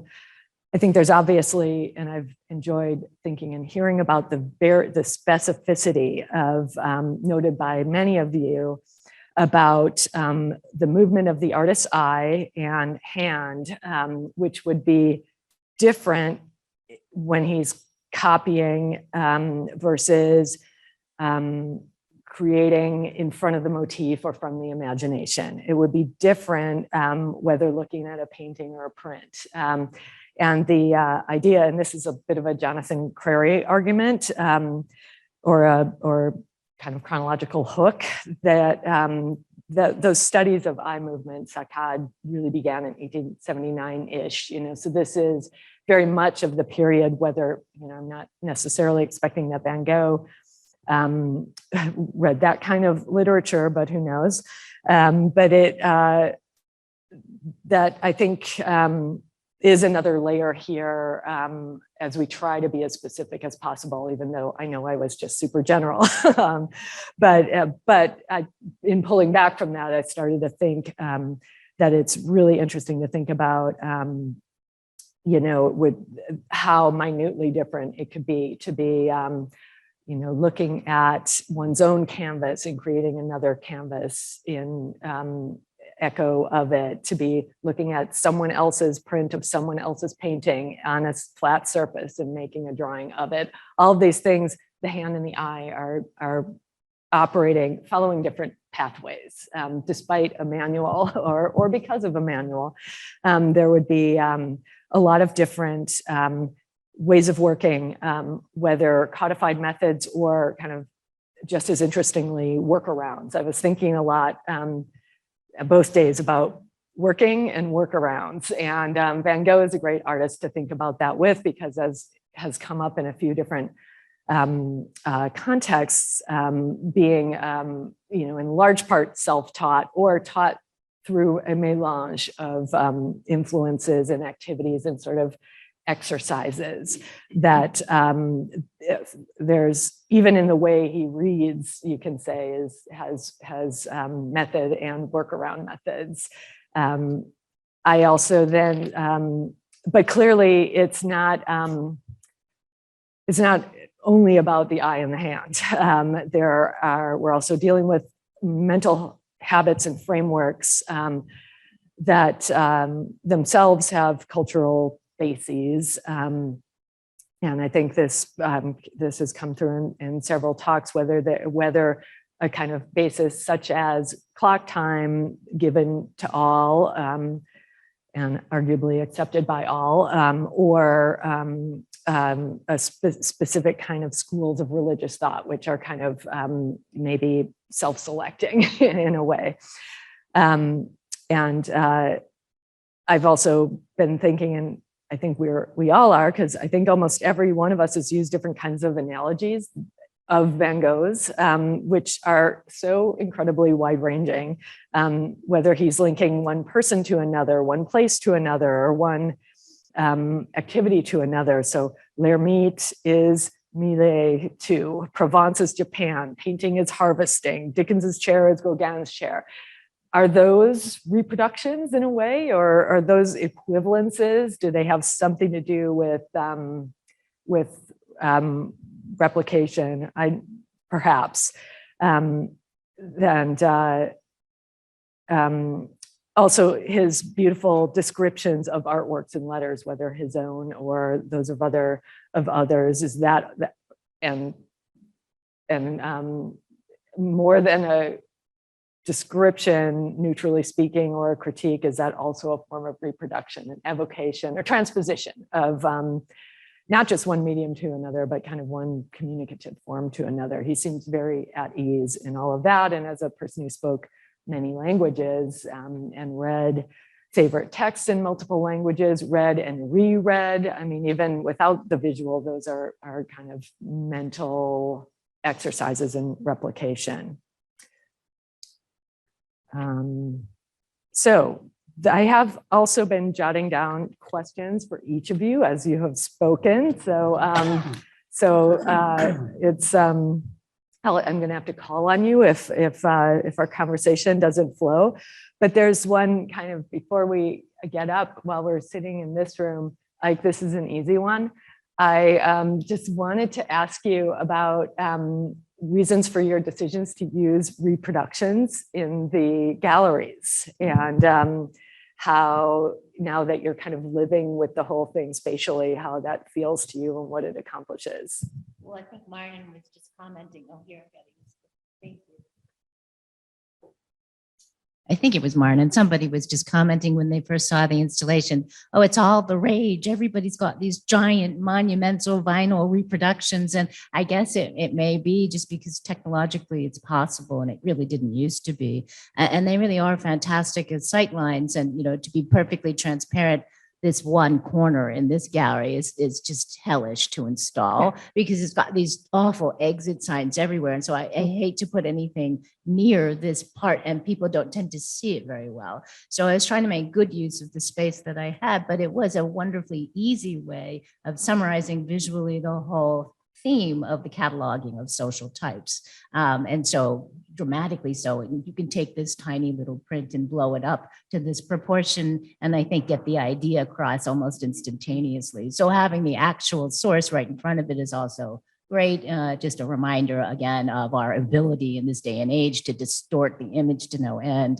But I think it actually works pretty well. I don't know how other people feel about it, but I was very fond of the idea. Also, to be frank, people take selfies in front of it all the time. So Daubigny's garden is also a favorite stopping point, and you really do feel like you're in the middle of Daubigny's garden, and it holds up incredibly well because it's such a beautiful composition to begin with. So yeah. Well, I remember when you sent me a snapshot while you were installing that it was also, you were also thinking about, that maybe those blow-ups, especially the graphic works, would give people an incentive to then getting closer to the actual prints, because that is a challenge, especially in intermedial shows, to kind of compete with the paintings. No, exactly. And I really do have to give a shout out to Greg Most at the National Gallery, because I called him in a panic because we didn't actually have the originals to shoot in high resolution, and he did. So he shot them for me over a weekend, and they're the largest file size imaginable because it's the National Gallery and they just got a new digital camera, et cetera, et cetera.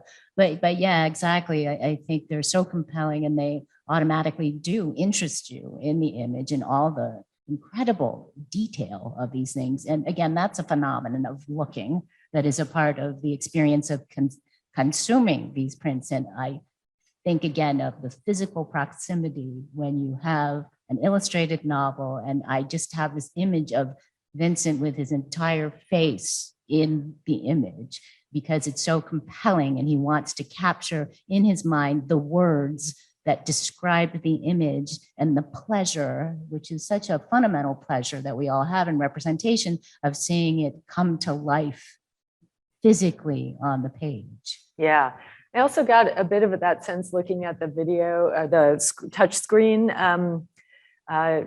archive of the prints he collected, and I kind of randomly picked the double sheet ones, and those have a bit of that, like, ooh, I feel like I'm just going into that. So I think that was a really smart addition or kind of correlation again of a latter-day reproduction method with the originals also being present in some number. Mm-hmm. Another obvious way in which we've all thought about copying with regard to Van Gogh is, the idea idea at that time of copying from nature, as the basis of whether it's impressionism, naturalism, realisms of various sorts. And Marnin or Schrar, your talks brought this question in mind, but really anyone could answer it. If you feel that his, not just methods, but concepts of reproducing nature, how they changed over the course of his career.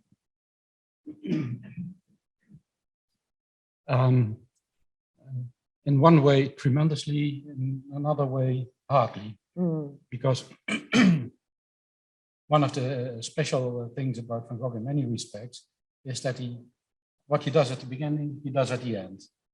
But of course, his possibilities grow, and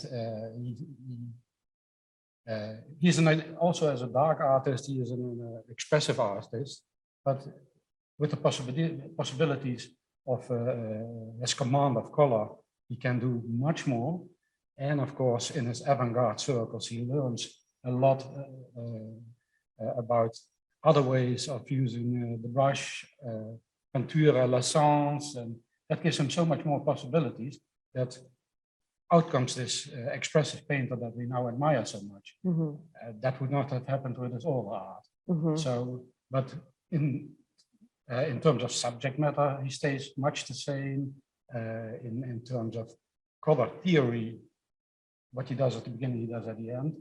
And do you think that he would still kind of make that case that he's copying nature in either, or well, responding to, I guess? Yeah. I mean, we know it's not a photographic copy. In his early work, it's also not copying, it's also not reproducing. Look at, no, it's not here. Sorry. Yeah. The wonderful early drawing that he does, which we will see. There's a lot of free interpretation there as well. And but is the rhetoric of copying nature, still important, kind of coming from Millet and?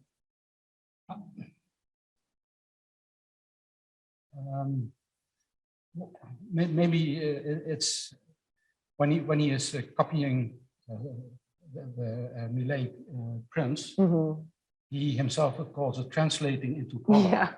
Yeah. And that is maybe more the way to see it. A very free translation, but still remaining true to what he sees in front of him. Yeah.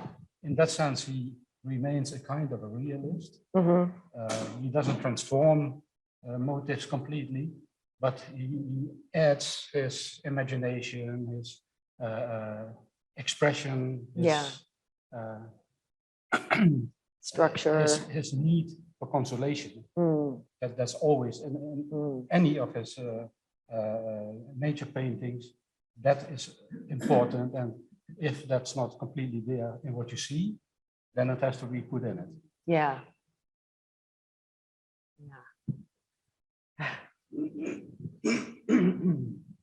So I think it's really clear his admiration for the realist painters he took as a model is that they did not copy nature. His idea of what made his accomplishment was that he did not look and paint. He looked and then painted later. And he's very clear in the letters about how L'Ermite is like Millet in as much as he uses his memory of what he sees to paint. So the rhetoric of copying is totally bracketed out of the practice, and it's a practical matter. Léon L'Ermite was a student of Lecoq de Boisbaudrin, and he learned how to draw by observing, not drawing, and then walking away and drawing what he had seen. And so the whole notion of the copy after nature is abrogated from this practice. And so it's interesting to think about the problem of copying the prints, because it's kind of giving a model of not looking at what you're, or not painting or drawing what you're looking at, right? But he's looking at what, so it's a kind of short circuiting of the process, but he's very clear that his admiration for L'Ermite is based on this practice of observing, which he does in the Potato Eaters. Observing and then painting later. Yeah. Well, there's so much compensatory thinking kind of going on between these different renditions, let's say, like looking at a wood engraving of a painting, it doesn't have color, it doesn't have brush strokes, it doesn't have canvas, it doesn't have texture, and yet you're saying, okay, this is in some sense, in some context, standing in for the painting. Well, there's almost nothing in common except the compositional structure, I guess. And you can put two things next to each other and find equal disparities during this whole period. What you were saying, Britt, it made me think of we talked a little about Millet, but I'm just going to mention put in Rousseau again, but there's this great comment, 1883, when Van Gogh is talking about the work by Rousseau and Wallis, with Richard Wallis, and comparing it to a sunset painting in the Louvre, and he says he admires it, and he says it's more than nature; it's more like a revelation. So it kind of goes to what you're saying. He wasn't. I don't think he was interested in, certainly not in Rousseau, and probably the same for Millet. It wasn't about any kind of purely naturalistic copying qualities to their work. It was a more I think he was interested in kind of fictive elements in Rousseau's work, the layers of meaning, probably the I noticed that Schreier used that term pantheism in terms of Van Gogh's work. I think in your talk yesterday, and that arguably that's a sort of so you can apply that term to Rousseau too. Well, I think that also triggers me to think about, the various contexts in the latter 19th century where claims are made for certain modes of representation as more real than reality, and that obviously it's kind of a rhetoric we're still living with, but that transcendence or, that something more, I think, does need to be talked about. Should I use this one? Is that okay? Yeah. Just to get back to some of the comments, I think the issue of the copy and the memory painting after, but just to pick up a little bit on what Char reminded us of, the language of consolation and consolatory function. And then I want to disagree emphatically about pantheism, because there's a different vocabulary about the copy and more than nature, which we talked about yesterday, quelque chose là, something out there. But the language of what he says he's trying to do, at least some of the time, in how he transposes the sower or the world of the earth, is to activate but embed the infinite in the tangible. I mean, those are the terms he thinks of as how you get from up there, which, since he's broken from the God service, you actually embed it in the stuffs of matter. And in that Dutch theological tradition, yearning for the infinite, but it's the passion for reality. That's the one strain. But I think with the copy with him, it's more injecting, it's not spiritual or some kind of vague religiosity. It's actually the thickness of, it's anti-supernatural, but it's the thickness of the world of the material that actually is infused or embeds through its physical form, that other level. So it's not pantheism, because it's not really, I know. It's not so much the world is full of animism and everything is sacred and connected. It's more infinite. It's very vague in some ways, but it's a different vocabulary, and it's linked to consolation, because you get consolation if you have that other level in the material. Mm-hmm. Yeah, and in looking, as you described it, this focused, targeted looking, yeah. The sorts of pantheism would you like to speak? Well, it's the term that works best for me, and I find it vague enough as it is. So.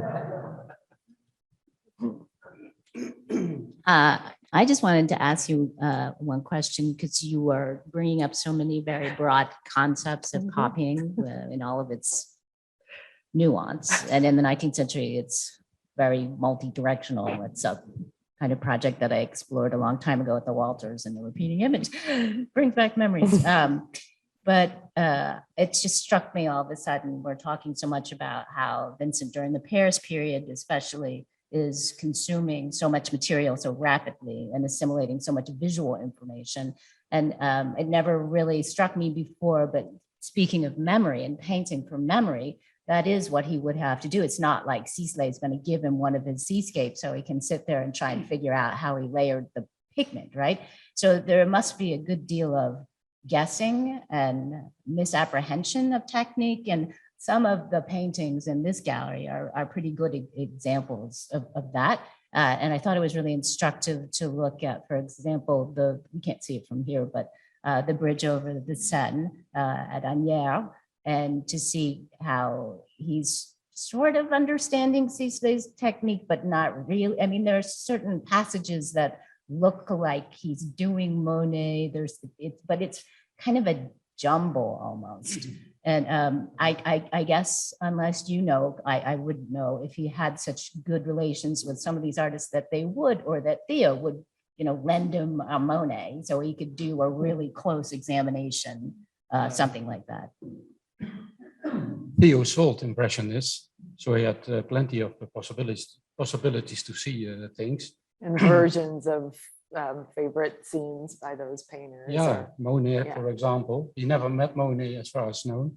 The only Impressionist that he was really friendly with was Pissarro, with father and son Pissarro. But I think it's realistic to say that in something like the bridge across the corner, yes, Sicily, yes, Monet, yes, Signac. Van Gogh brought all kinds of things together. Sometimes it's, you see Toulouse-Lautrec, for example, they were friends, and you see him like Toulouse-Lautrec experimenting with peinture à l'essence. That is clearly one influence. But the great thing of Van Gogh is that he was able to bring so much together. At first, following someone, and then it builds up. And at a certain moment, you don't necessarily say, oh, well, this is Japanese. Oh, well, this is Monet. It comes together. And that's not easy to do, and not many artists are able to do that. Yeah, it's so interesting to think about. He's learning by doing, as you say, and by trying. And I thought it was so interesting yesterday when Debbie, where's Debbie sitting?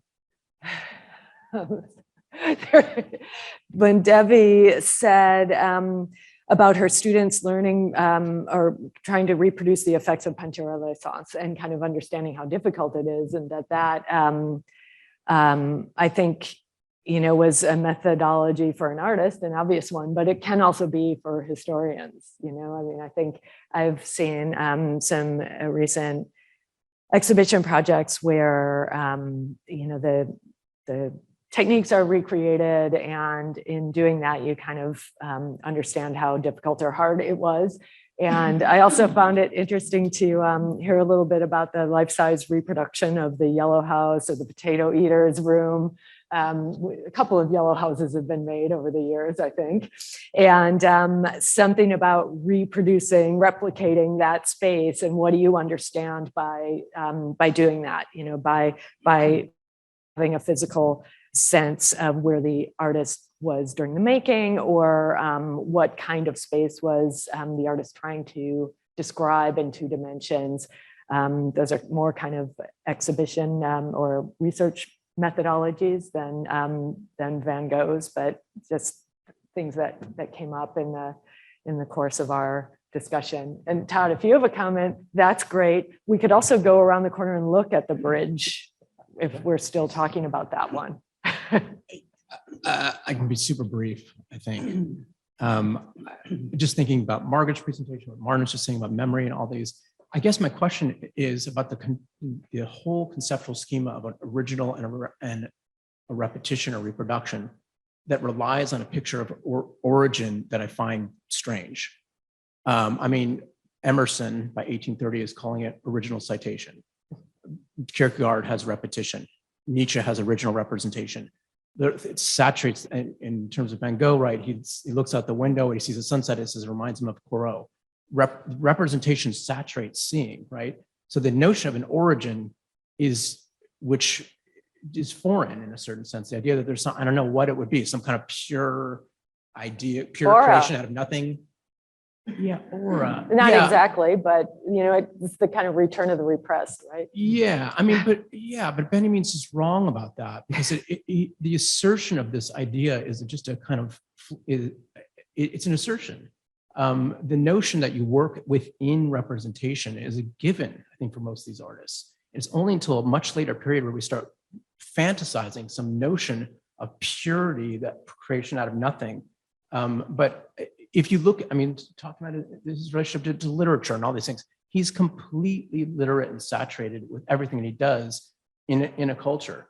So the idea that there's this and then there's that seems a strange artificial framework. But it's attached to Van Gogh more strongly than almost any other kind of modernist, if you will, right? Yeah, in a kind of against all the bad facts. Conceptualization in the culture. I would say that's right, but I guess it's, why do we double down on this mistake that it gets? I mean, it's like scholars love this mistake, so that's why they need this kind of myth of origin so they can take it down. But what would it be like if we had a humanities where that never existed? So the repetition was never the opposite of, you know. Well, there's still a market where that exists. Yeah, I mean, any photograph, right? Or, you know, to go back to that, of course, any photograph, insofar as anyone thinks of it being the idea of saying an original versus a reproduction doesn't make any sense. And I think, I would differ with you there. As a curator, the first question any board asks me is, how big is the edition and what number is ours? When that doesn't board. mean anything. yes, the board, yeah. I And think that there is a means kind that of- I have to care about it, and that you Yes. know, the artist has to care about it, and yes. writers about that artist have to care about it. Yes. Yeah.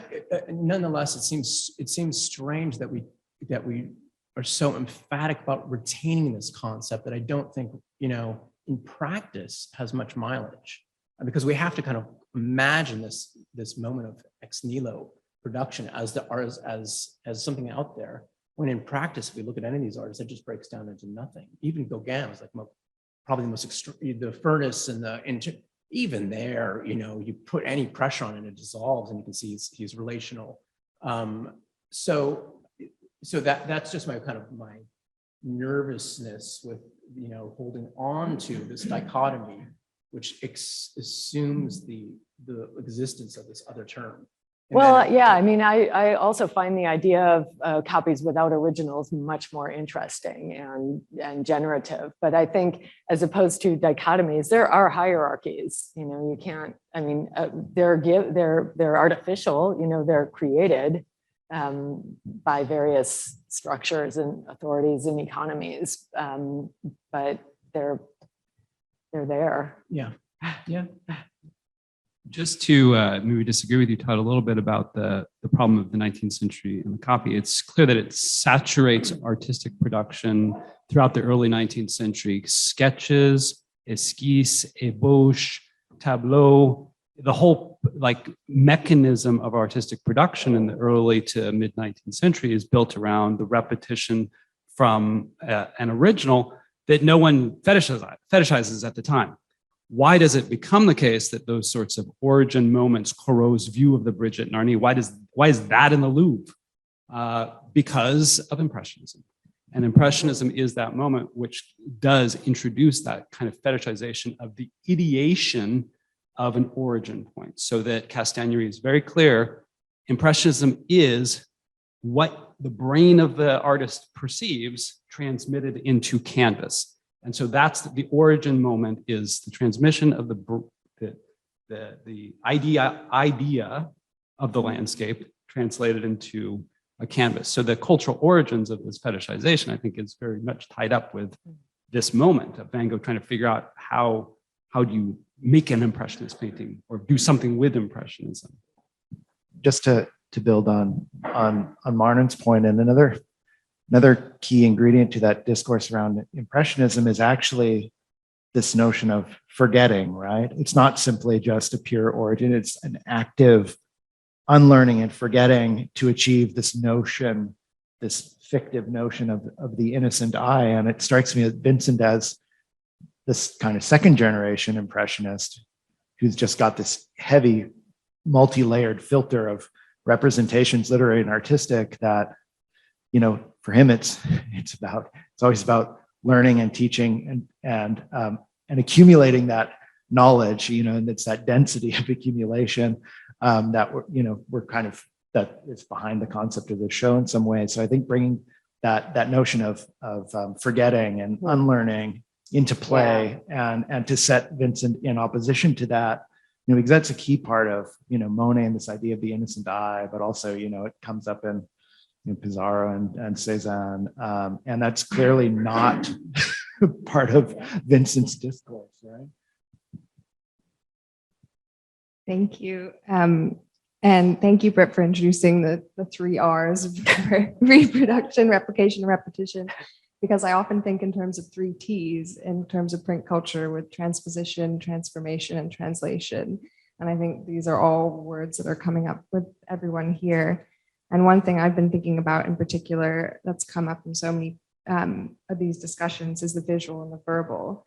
And I think we've talked a bit about going from the literary to the visual and how Van Gogh's drawing, you know, from that angle. But I think another kind of act of replication and reproduction that he's constantly engaging in is himself as a writer. And, you know, we've heard so many quotes from his letters where he's describing his own artwork, he's describing other artworks, and thinking about that movement as well for us now as critics and scholars. And so much of what we think about his art is filtered through his own words, but that act of him writing was a form of replication that's quite different from what we've been talking about so far.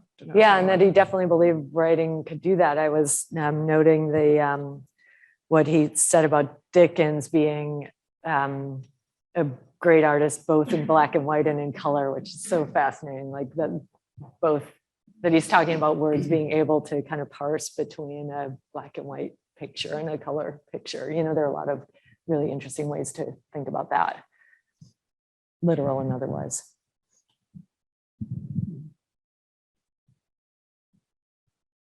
Thanks.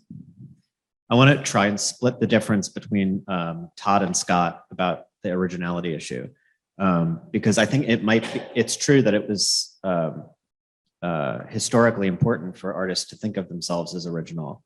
And you have somebody like Baudelaire saying that the artist is the son of no one, and the father of no one.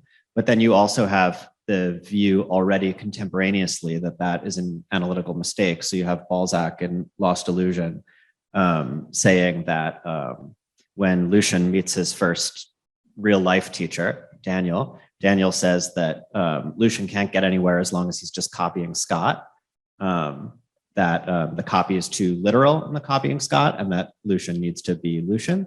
And then Balzac says sarcastically that Lucian solved the problem of copying Scott by copying Daniel, which I think then brings what I see as the split difference, which is that one way of formulating originality is not to have one master, but two, so that, you know, Renoir can have Diaz and Courbet, or, you know, Morisot can have Monet and Corot, and so on.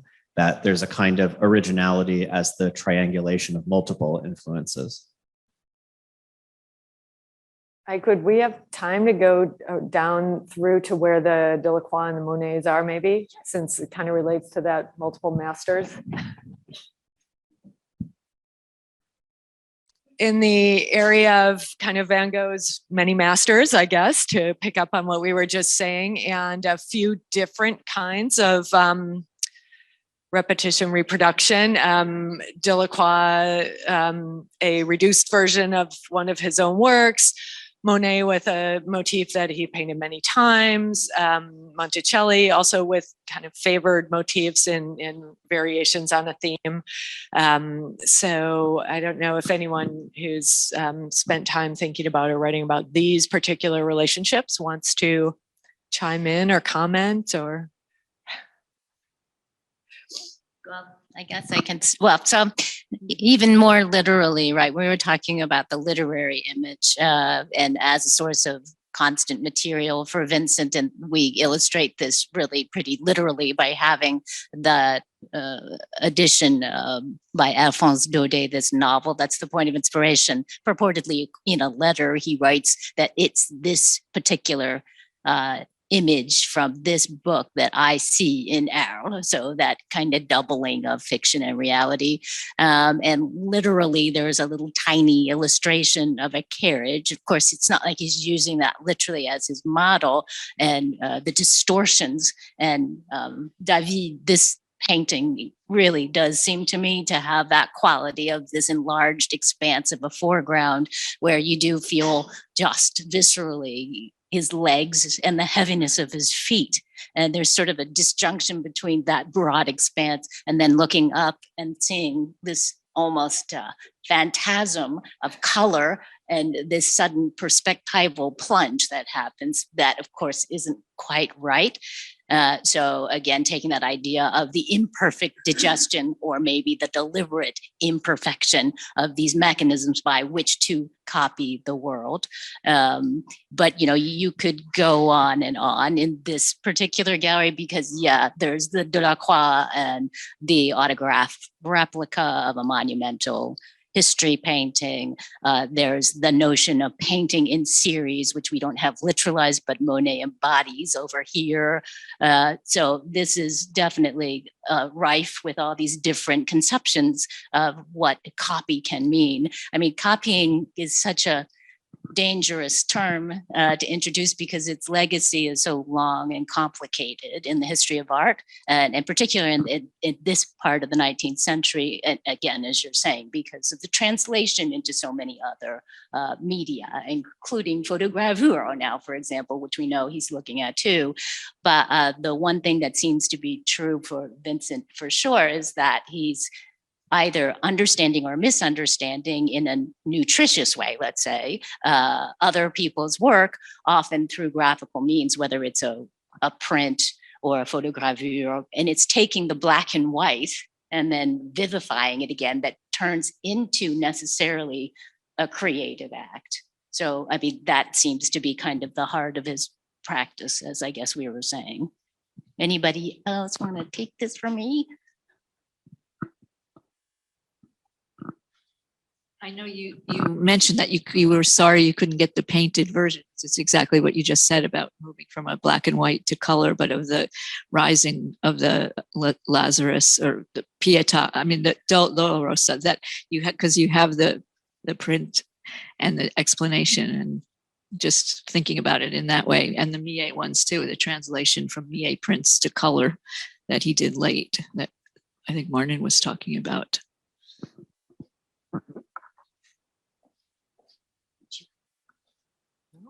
It's 1:55. So we even have the extra 5 minutes to go back and sit down. So I guess we'll just conclude here. Yeah.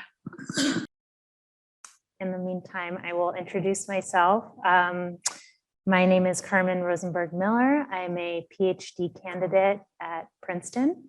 And at the moment, I'm finishing up my dissertation on Raffaëlli. So this has been a welcome opportunity to step away from that project a little bit and think about Raffaëlli from a different perspective. And I want to thank Ike and everyone who helped to organize this conference for inviting me to participate in this series. It's been wonderful to see the exhibition and participate in the discussion.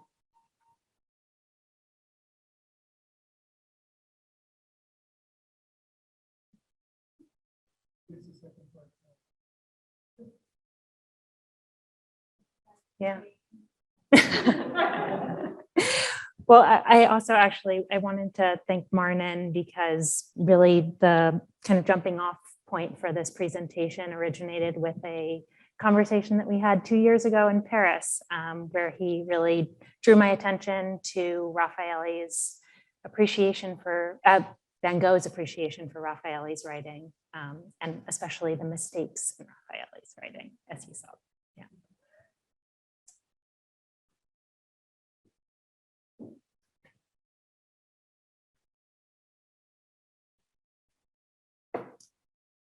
His writing is a mixture of very simple words that come from the heart and from a nervous artistic emotion. They're moving and further of words that I think Raffaëlli himself understands as little as one who has to read them. Van Gogh wrote the aforementioned lines in a letter to his brother Theo during the summer of 1885. The text to which Van Gogh refers is a catalog essay by the artist Jean-François Raffaëlli, published on the occasion of Raffaelli's 1884 solo exhibition. Theo had sent his brother a copy of the catalog, and the essay that it contained became a touchstone for Vincent, who would refer to it again and again in subsequent letters.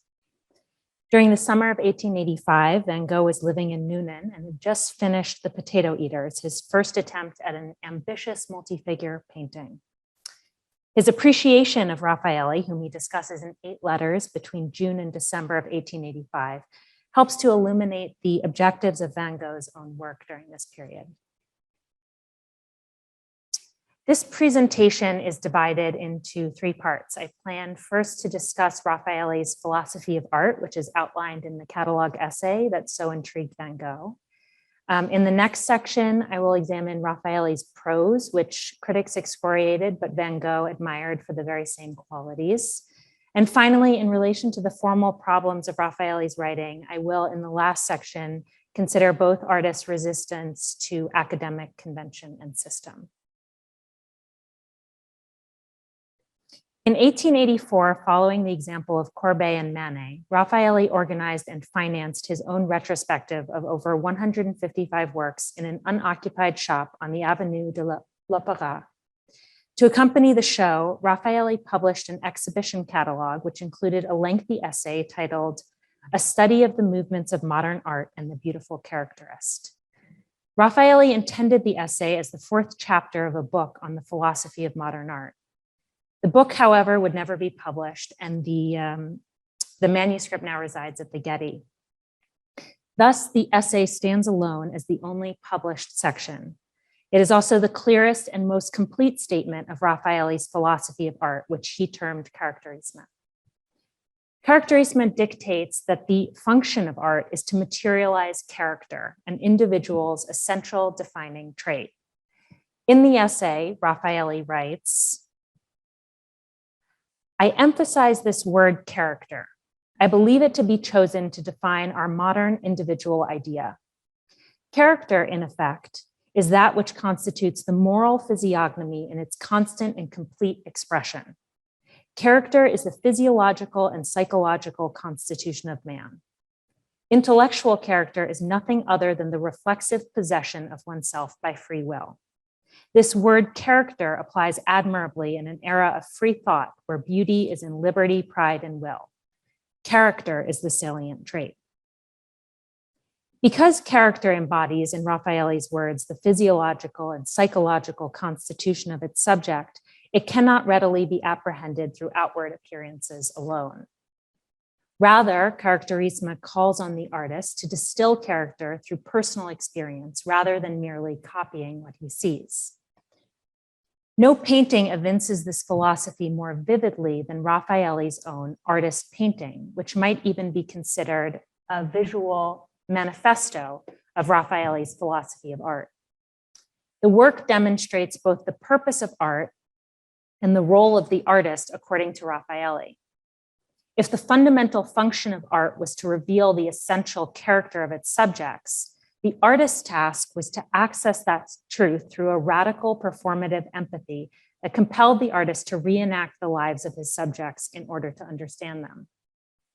This imperative requires the artist to eclipse his own individuality to some extent in order to inhabit the experience of his subject. Artist painting illustrates this most strikingly through the close resemblance between the artist and the rag picker, and a composition that engulfs the artist in the space of his own painting. Thematizing the subject of artistic production itself, the picture within a picture structure of artist painting allows Raffaelli to bring his ideas to the fore. The composition is arranged such that the frame of the pictured painting coincides with the upper and left sides of the canvas. Thus, the wooden frame of the painting within the painting oscillates between reading as part of the picture and exterior to it, real and painted. Raffaelli uses this trompe-l'oeil effect to create a confused space where distinctions between different representational registers, reality, and painted painting are elided and in constant competition. This system of substitution extends to the work's subjects too. Gazing towards the factories that litter the horizon, the rag picker's distant profile echoes the painter's profil perdu. The artist's disheveled hair, pallid skin, and worn jacket, painted in the same suite of browns and grays, indeed with the same paint, further accentuate the comparison. Rather than differentiate between painted reality and painted painting through palette or facture, Raffaelli treats these equivalently with a uniform handling that further confuses the artist and his subject. Only the overlap of the artist's body with the painted frame indicates his exteriority to his painting.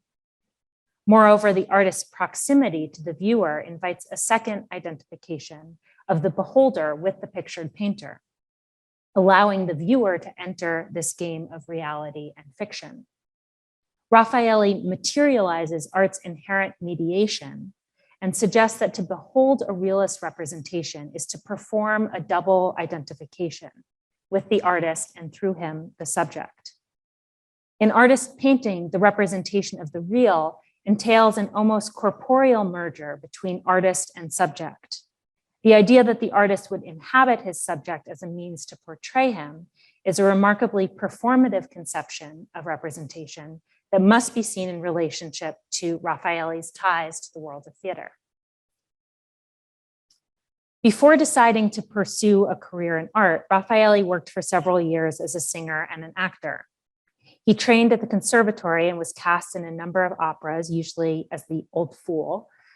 Playing the figure on the periphery, Raffaëlli repeatedly enacted a type not far removed from the subjects for whom he would become best known, the marginalized inhabitants of the Parisian suburbs. Although Raffaëlli stopped singing and acting when he formally enrolled in the École des Beaux-Arts in 1871, he nevertheless maintained an interest in theater, often depicting the stage and its performers in his paintings and drawings. Moreover, his experience as a performer played a pivotal role in shaping his artistic philosophy, which promoted an experiential approach to representation. Indeed, in his painterly practice, Raffaëlli would continue to employ performance as a means to understand the inner lives of his subjects. In the 1870s, Raffaëlli became preoccupied with the ragpickers who lived on the outskirts of Paris and roamed these industrial suburbs, often walking as many as 12 miles an evening in search of refuse they might resell. In order to understand the lived experience of his itinerant subjects, Raffaëlli began taking long 6-hour walks. He repeated the same path every day for 2 years, no matter the weather. These lengthy excursions became a means to develop a physical relationship to the social and material environment of the Parisian suburbs that would help him to understand his subjects more deeply. Raffaëlli's landscape paintings materialize this phenomenological understanding of the ragpicker's way of life. For example, in Paris suburbs, Raffaëlli strives to reproduce the encounter a roving ragpicker would have had with this windswept wasteland, based on his own personal experience. The uneven sandy terrain of the Parisian suburbs is punctuated by a few short erratic twists of black, connoting small rocks and twigs. Wide brushes of dusty green and white paint applied in bold impasto delineate the middle ground before the smokestacks rising up in the distance. This abbreviated technique suggests scenery scanned quickly in passing. Indeed, the entire landscape is set in motion, beginning with a sweep of wind in the upper right-hand corner, which propels the rest of the painting from the billows of smoke wafting in the distance to the blustering trees to the figure on the far right, already halfway outside the frame. Instead of a static representation, Raffaëlli's process involves a physical, experiential relationship to his subjects and the landscape they inhabit, and furthermore tries to extend this relationship to the viewer.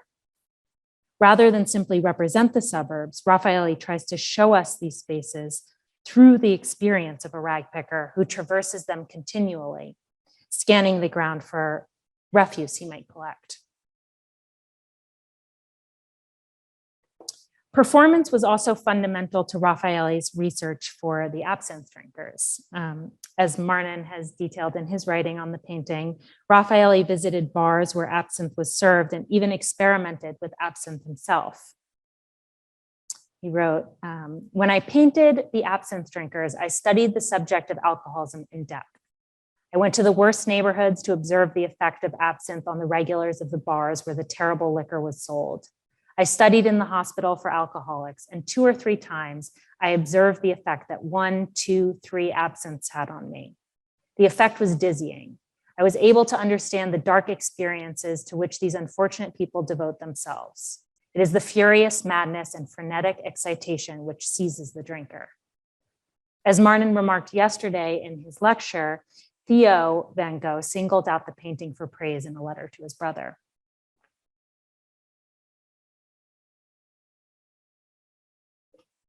Likewise, performance was central to Van Gogh's artistic practice. After reading Saint-Cier's monograph on Millet in 1882, Van Gogh was taken by the idea of painting peasant life by living it himself, just as Millet had done. He pronounced, quote, "One must paint the peasants as if one were one of them, as feeling, thinking as they do themselves." A couple of months later, in a letter to his brother, he detailed exactly what this demanded. The technique of painting from peasant life, or like Raffaëlli, from the heart of urban workers, entails difficulties quite different from those of the slick academic painting. That's to say, living in these cottages day in and day out, being out in the fields, just like the peasants, enduring the heat of the sun in the summer, the snow and frost in the winter, not indoors, but outside, and not for a walk, but day in and day out, like the peasants themselves. Van Gogh's articulation of what constitutes a real peasant painting closely articulates Raffaelli's performative conception of representation. However, in relation to Van Gogh, I'd like to propose thinking about the idea of performance in a more expansive sense, because I believe Van Gogh extended this logic to the actual painting itself as an object.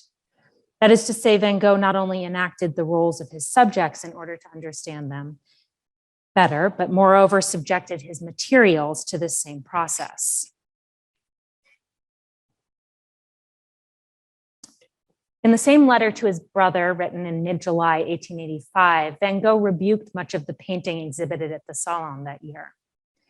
Perhaps you think I'm wrong to comment on this, but I'm so gripped by the thought that all these exotic paintings are painted in the studio.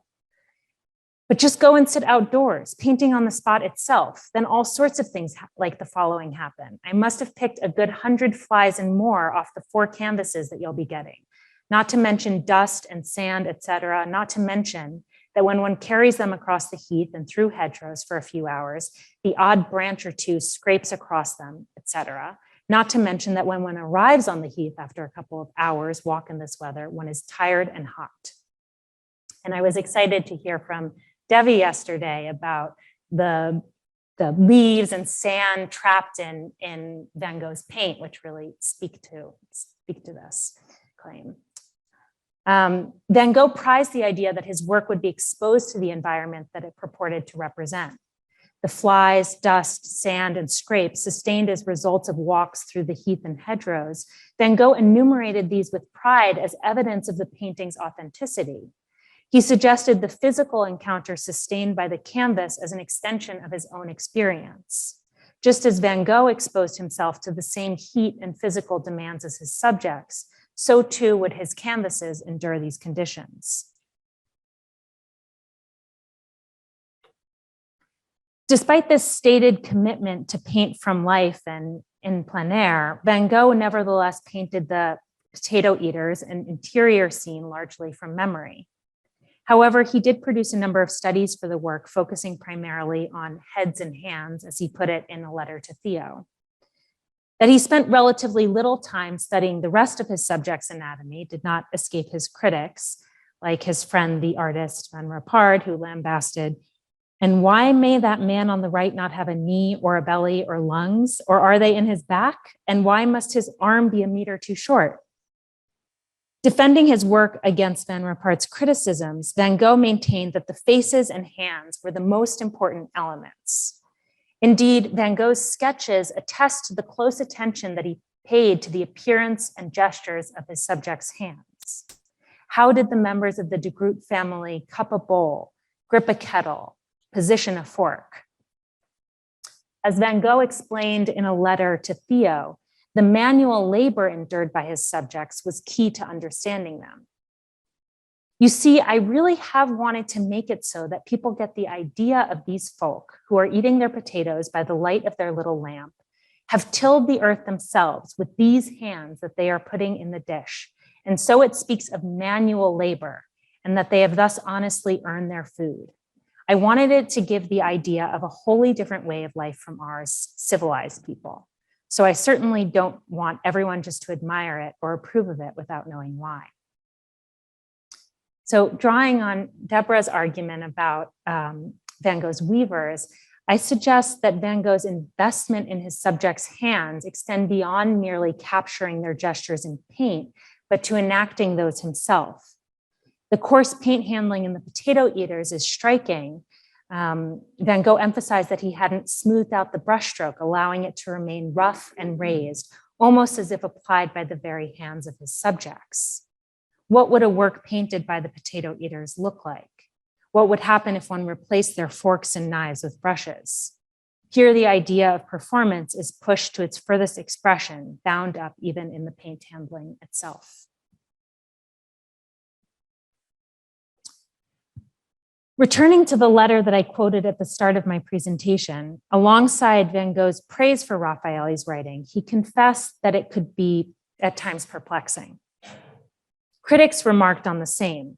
One scathing review mocked, "Warning, this time we are no longer dealing with romanticism, realism, impressionism, naturalism, or luminism. We are in the presence of characterism.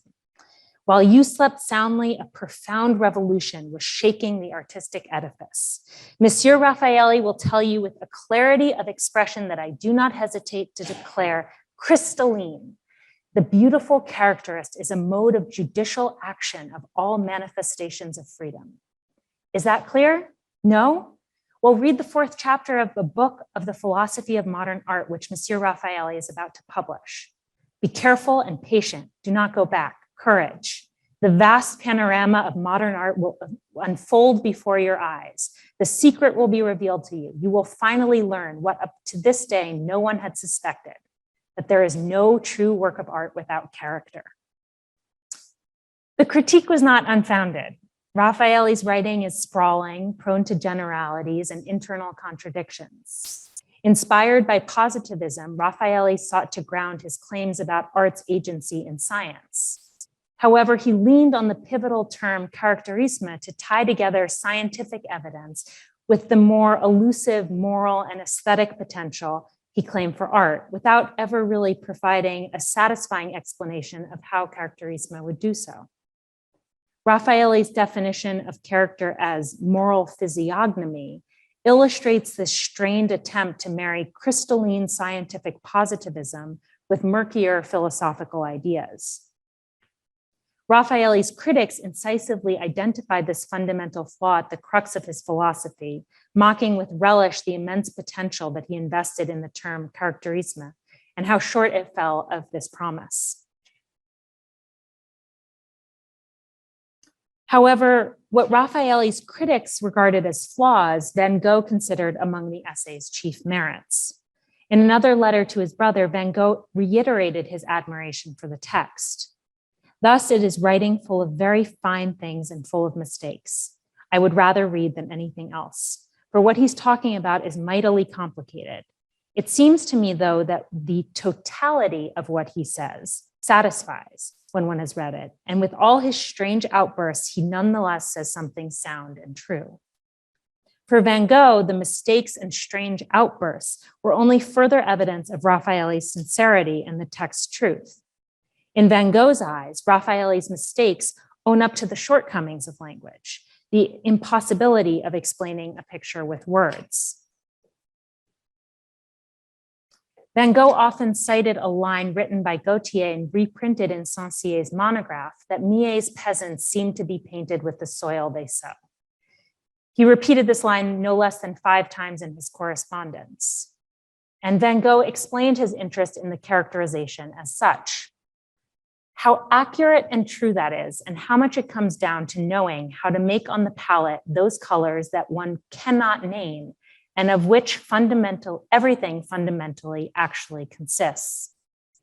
Van Gogh was interested in particular in the way this description of Millet's work circumvented the conventional language used to describe color, arguing that everything consists of those colors for which we do not have names. Van Gogh adapted this formulation when he likened the palette of his potato eaters to the color of a really dusty potato, unpeeled, of course. Likewise, by attempting and failing to distill his philosophy of art with a single word, characterisme, Raffaëlli demonstrated, likely unintentionally, the inability of language to do more than merely denote, and the capacity of art to show us what words cannot capture. In another letter to his brother, Van Gogh writes, "Now we've started talking about the figure, though, I have a great deal to say. I find in Raffaelli's words his perception about character good and clarified by the drawings themselves. People who move in artistic and literary circles, though, as Raffaëlli does in Paris, think differently from the way I do out in the country among the peasants. I mean, they search for one word that sums up all their ideas. He suggests the word character for the figures of the future. I agree with it, with the intention, I believe, but I believe as little in the accuracy of the word as in the accuracy of other words, as little as in the accuracy of my own expressions. Rather than saying there has to be character in a digger, I describe it by saying this digger has to dig, and then there's something in it that is essentially modern. Here, Van Gogh once again emphasizes his distrust of language. He agrees with the intention of Raffaelli's writing, especially as clarified by the drawings, but he dismisses the notion that artists should feel the need to sum up their ideas in words. He characterizes this as elitist, associated with Parisians who move in artistic and literary circles. Van Gogh suggests that the visual eludes language. To say there has to be character in a digger or that a digger has to dig, neither description gets us any closer to articulating what art must do. Thus, even though Van Gogh is critical of Raffaelli's inclination to articulate his ideas in writing, the many mistakes and contradictions that define Raffaelli's writing ultimately redeem it by demonstrating its limitations. And here, I'm really interested to hear from the other scholars in the room regarding what I perceive as Van Gogh's apprehension about language and how we reconcile this with his great love of literature and also his extensive correspondence, which forms the foundation for so much of our scholarship.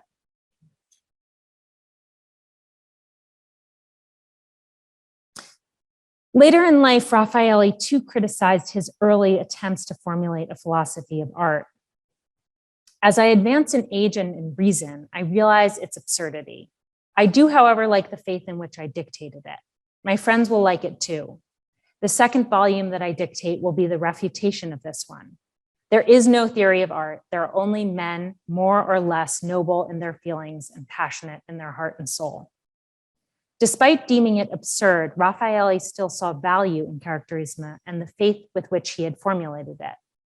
For both Van Gogh and Raffaelli, to try and to fail was important in and of itself.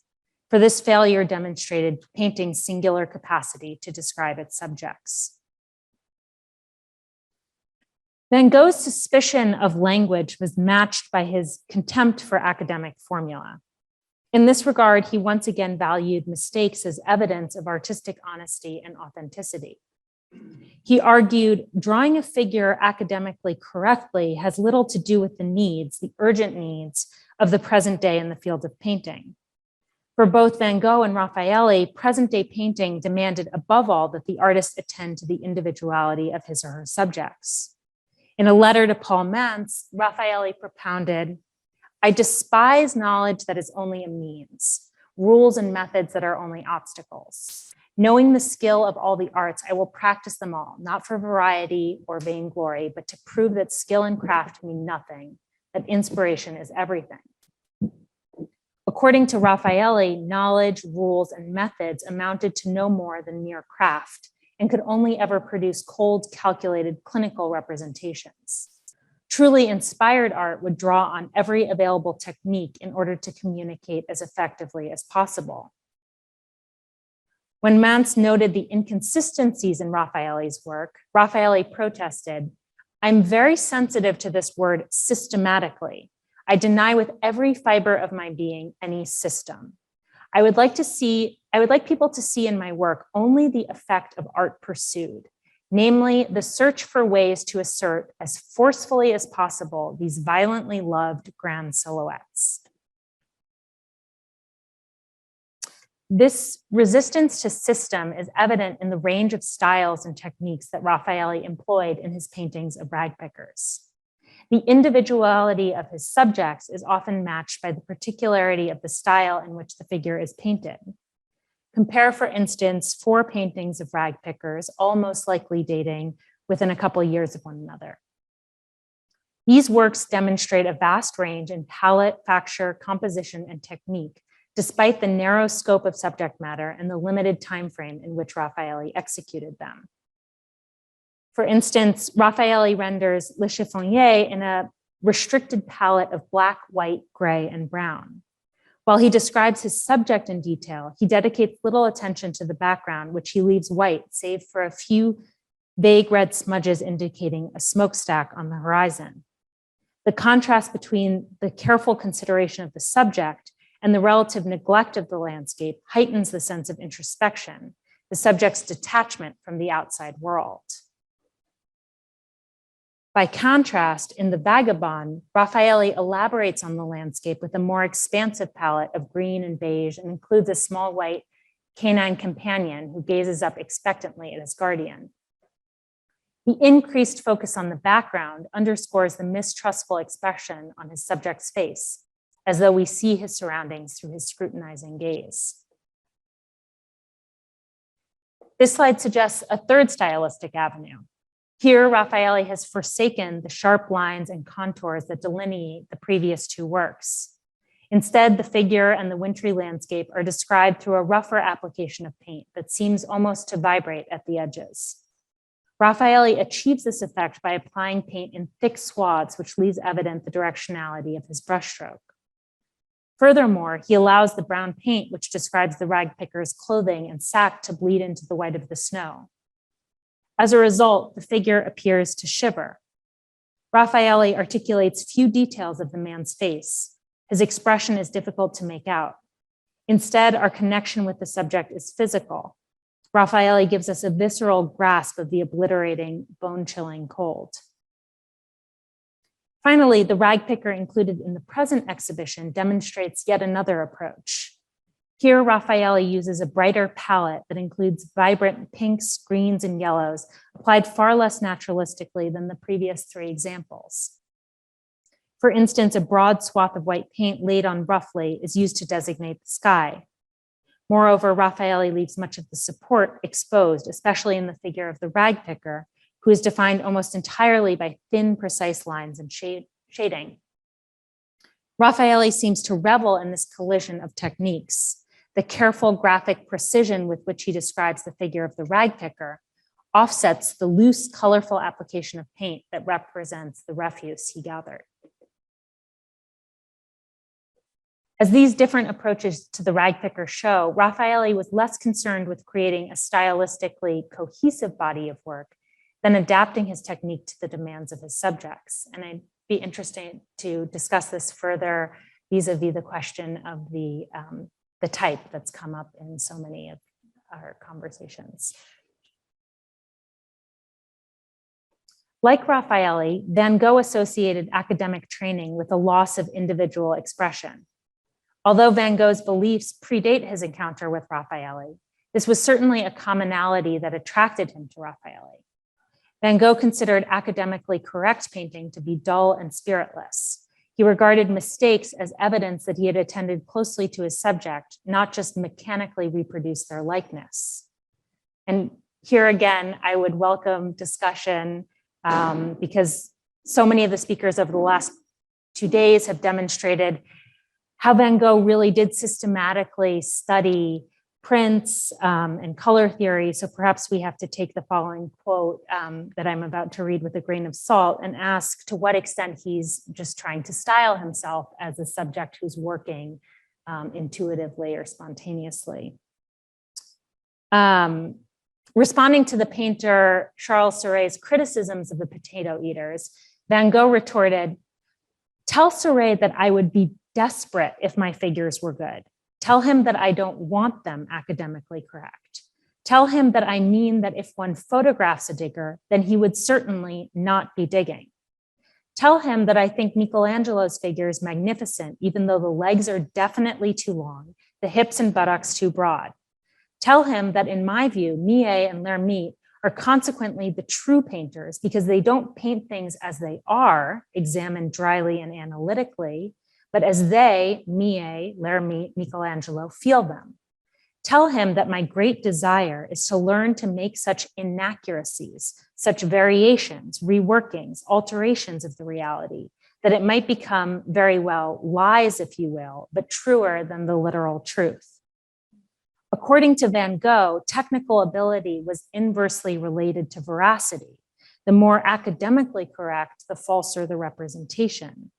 On the other hand, the mistakes and technical blunders of the potato eaters, the awkward rendering of the figures that had elicited so much criticism, amounted to a less accurate, but consequently more honest painting. For Van Gogh, mistakes were evidence of a kind of artlessness that revealed the artist's touch and point of view. Through their mistakes, Millet, L'Hermite, and Michelangelo made themselves known, showing how they feel their subjects.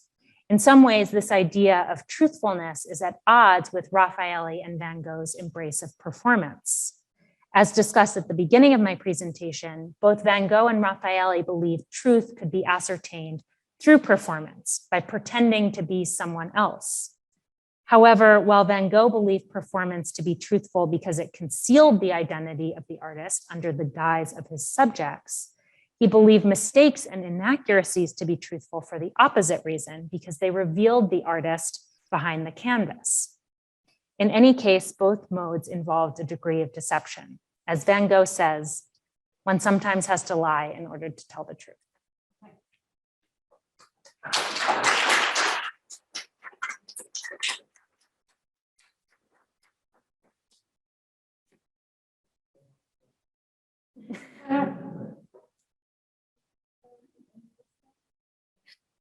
Yeah, I think this would be the perfect place to start, given the abundance of Raffaellis that.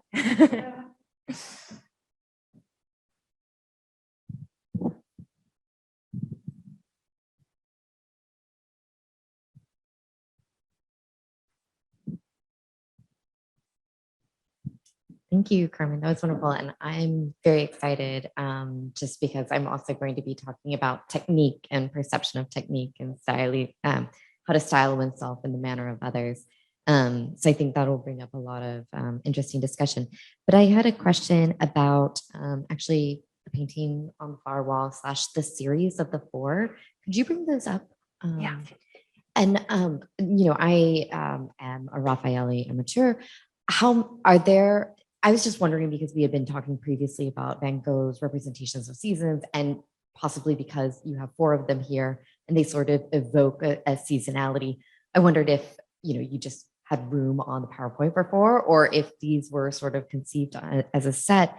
And the reason I ask is because I was also intrigued by the way you were talking about Raffaëlli adapting the technique to subject. And I just wondered if you could elaborate on that, since each one of these evinces very different technique, very different style, yet my understanding is that the subject matter is similar. So I just wondered if you could just clarify that point for me. Probably just lost it in your. Yeah, I suppose I see him as trying to use technique to make these paintings of rag pickers more than just paintings of types, in order to bring out a kind of individual characteristic of each man who's portrayed.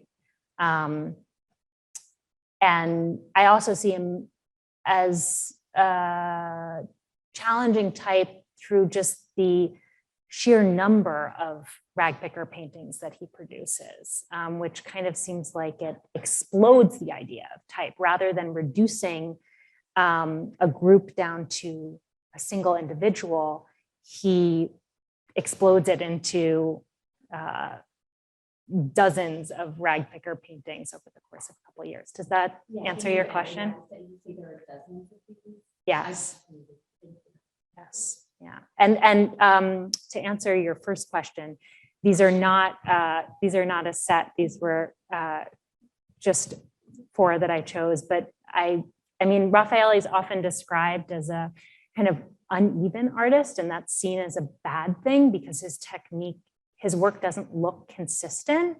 But this was actually something that he strove for, which I find to be a very interesting artistic strategy, because it's kind of the opposite of the way that some artists seek to brand their work, so it's instantly identifiable. And Raffaelli sometimes detracted for that quality, but it was something he was actively seeking out and thinking about how to avoid his technique becoming rote.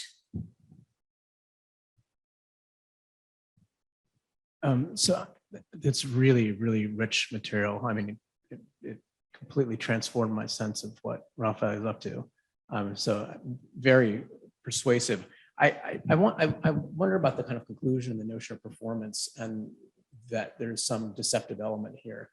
And why I say that is I was kind of, as we're reading the letters, just looking at his language and Raffaelli's language also, they're consistently using like, as if, it speaks of, wanted it to be so, almost as if, he says at one time, it seems to be so. Even Raffaelli in that one of the writing says what he wants the audience to get is the effect pursued. So it's not as if is that deceptive? I mean, there seems that the indexicality that you're talking about, the qualities of indexing, are effects, right? Which they want to convey to an audience, so that these different stylistic dimensions, I don't see it, the indexical, as being deceptive.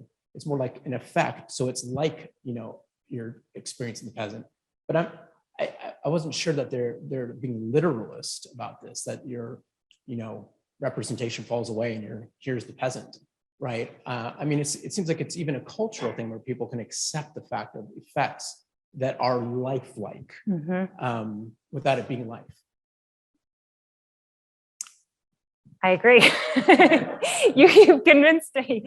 Yeah, I think maybe I too quickly grasped onto the word deception because it made for a neater conclusion. But I agree that an effect pursued is not necessarily deceptive. I thank you. The effect of truth. Right? Yeah. I'm as stunned this time as the last time I saw you talk about him being an actor, and the issues of acting, action, and performance. But it seems to me that there's a duality in those words that we have in vernacular English, right? We say an actor is someone who simulates action. An actor on stage simulates action. But we also use the word acting for when people are doing what they're doing, right? The digger digging is acting, right? But also an actor on stage digging is acting. And those are almost contronyms of the same word. Given how much we've talked about the absorption theatricality paradigm, and especially the localized in Millet, the question of whether Millet's peasants are so fully absorbed in their actions that it eliminates the possibility of theatricality, or whether they're taken as having some kind of falseness that comes from the idea that they're simulating their activity. I wonder if you have thoughts about that in Raffaëlli Van Gogh. I think because Raffaëlli sees his paintings as understood only through Raffaelli's experience, that acting in the sense of theater and performance is really the crucial meaning of the term acting. I don't think that he sees his work as referring or trying to access the subject without mediation through himself as an artist. That would seem to be a conflict with Van Gogh. The way Van Gogh describes the key thing is the digger digging, the digger being the digger through the digging, right? That seems to be the other sense of acting. Yeah, I think for Van Gogh, there's a kind of contradiction. I don't see that contradiction in Raffaëlli, but in Van Gogh, and that was, I suppose what I was trying to get at in the conclusion, is on the one hand, he seems to sometimes, at least in his letters, embrace an idea about performance. And then on the other hand, he also wants the performance to fall away and to be indicated through these sort of slip-ups, through mistakes, through inaccuracies. So I think we're both sort of getting at these two sides of the same coin. Does that? Yeah, if I can say one more thing. Yeah. The particularity of saying if one photographs a digger, then he would certainly not be digging, gets at this in a very interesting way, I think. Yes. I mean, something about the nature of photography as a medium, as differentiated with painting, he seems to be saying it's in the grammar of photography that a photograph of a digger is not digging, but it's somehow in the grammar of painting that if you paint in the right way, the digger can be digging. Because it's filtered through his artistic temperament. That's what gives you the truth of seeing the figure doing what he's meant to be doing. But then there's the problem of, well, where does the artist's subjectivity end up? And both Raffaelli, I see both Raffaelli and Van Gogh really struggling with this, how to make space for both.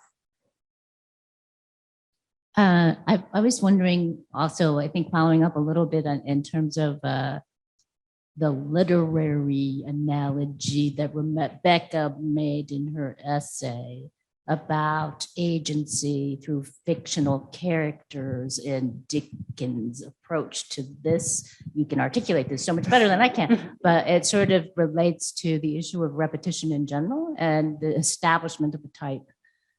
So it is the evacuation of the specificity of an individual as far as the literal portrait of a specific person through repetition that turns it into a type which paradoxically allows for the space of empathetic identification, which is a really odd conceit, but I would argue goes back to the 18th century and the rise of the novel and relates to all this stuff going on that Greuze explored much earlier on. But it strikes me, though, that Raffaelli, because he participates in this whole literature of social types, as we have on display in this gallery, that he's literally, how many rag pickers do you make? I don't have a number. There's like hundreds of them, though, right?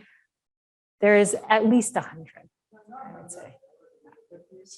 I would say close to 100. I mean, maybe not all paintings. If you count like drawings, etchings, I don't have a number for you because there's no catalog resume, and there's more cropping up, more paintings and works on paper cropping up all the time. But I would say, yeah, Raj, would you say 50 paintings and more than 100 works?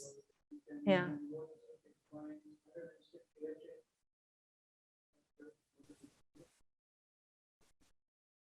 He also invented the solid white color.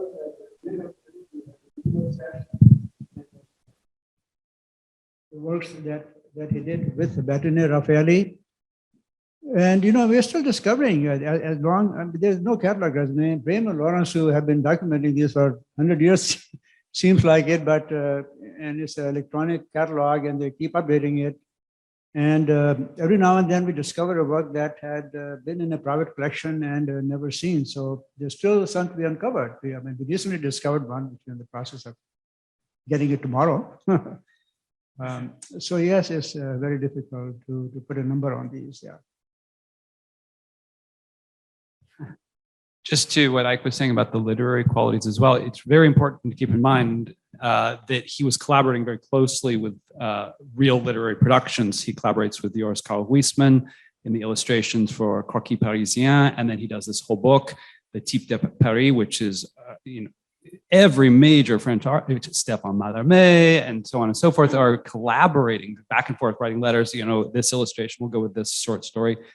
So he's thinking very much in terms of relationship to the literary problems that you're raising. Would you like to respond? Or are you? I thought you were negotiating between the two of you. No, please go ahead. Go ahead. I just wanted to maybe jump on that question as well and maybe add to it so it can be a combined question, if you will. I was so drawn to the way that you were reading Van Gogh's words and your attention to his words, and also Raffaelli's words, which I'm less familiar with.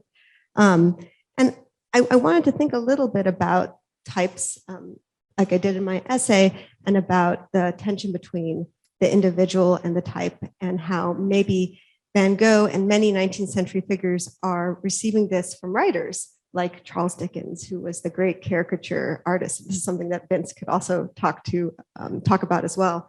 But I wanted to sort of push back, of course, in predictable fashion as like the English professor, against the idea that maybe Van Gogh was suspicious of language, or that he was setting stake in the visual that could elude language.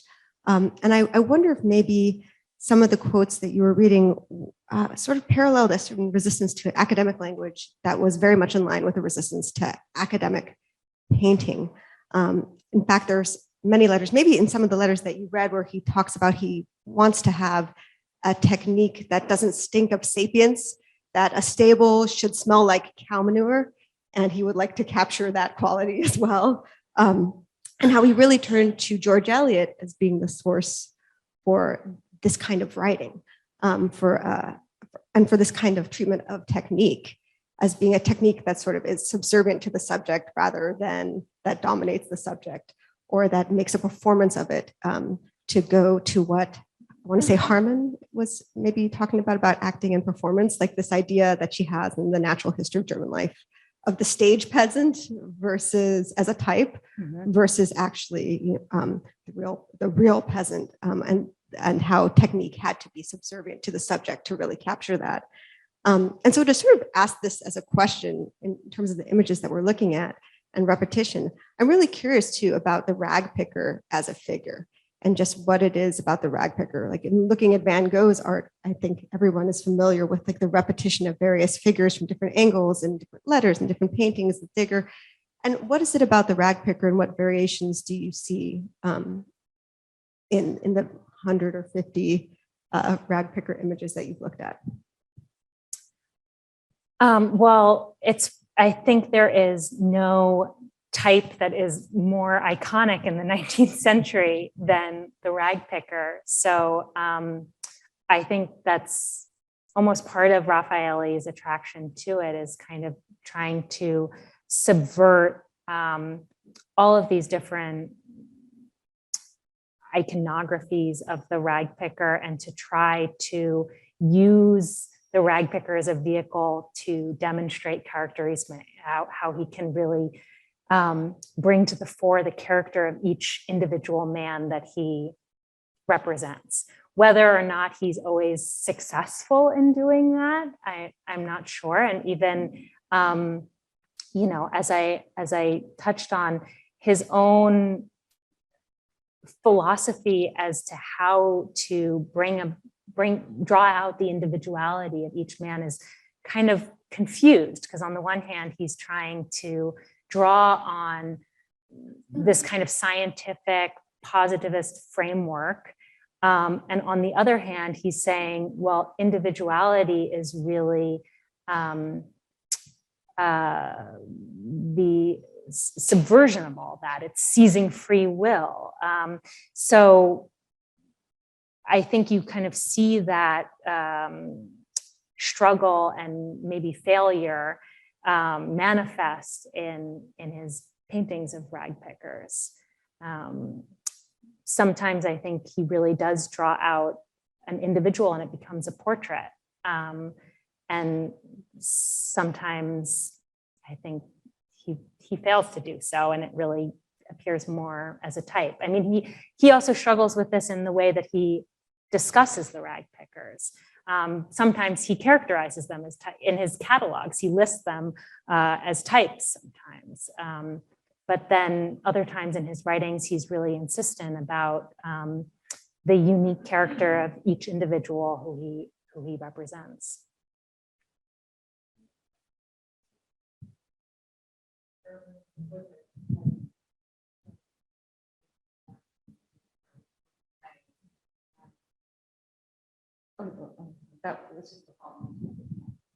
Yeah, absolutely.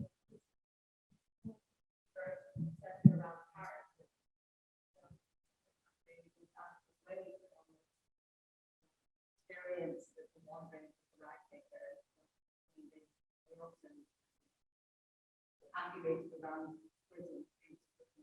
There was that whole wait for recycling now for the being you know, how they had their whole recycling where there's one for the next, one for the next, one for the next,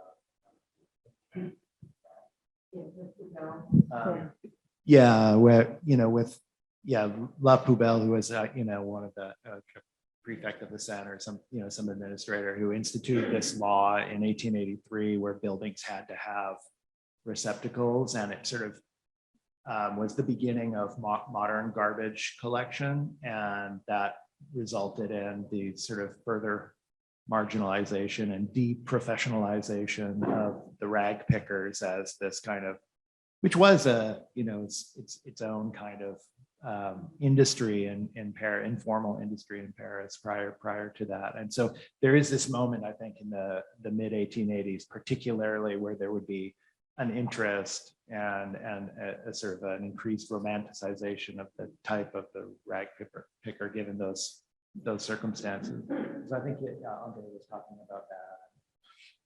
Yeah, there was a whole hierarchy to rag pickers working in Paris.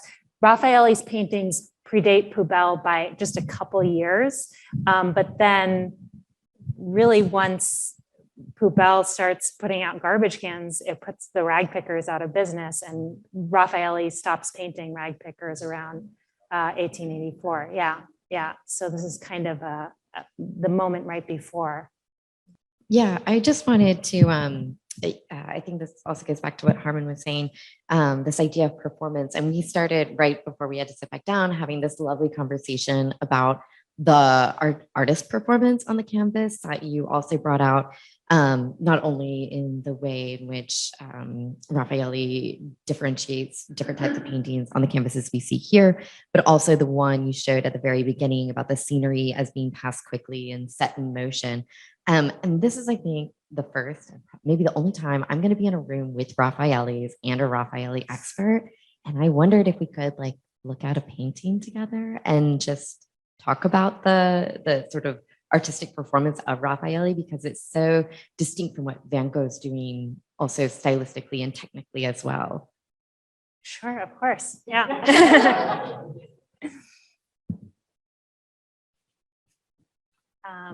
Pick a rag picker, any rag picker. Do we want to go to the rag picker that I discussed in the presentation?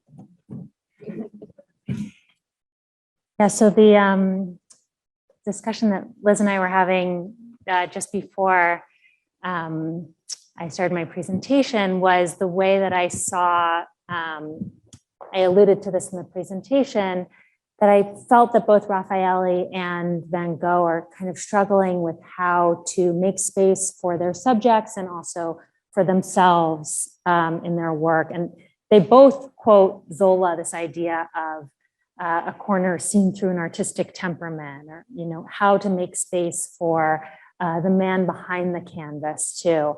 And I was saying I see this playing out differently in all of Raffaelli's works, but this is one of my favorite examples because it really seems like he's carving out two distinct stylistic spaces. One is the rag pickers, which is, you know, so draftsmanly. And then there's, and Raffaelli's really often described as like a draftsman. You know, he's associated with Degas,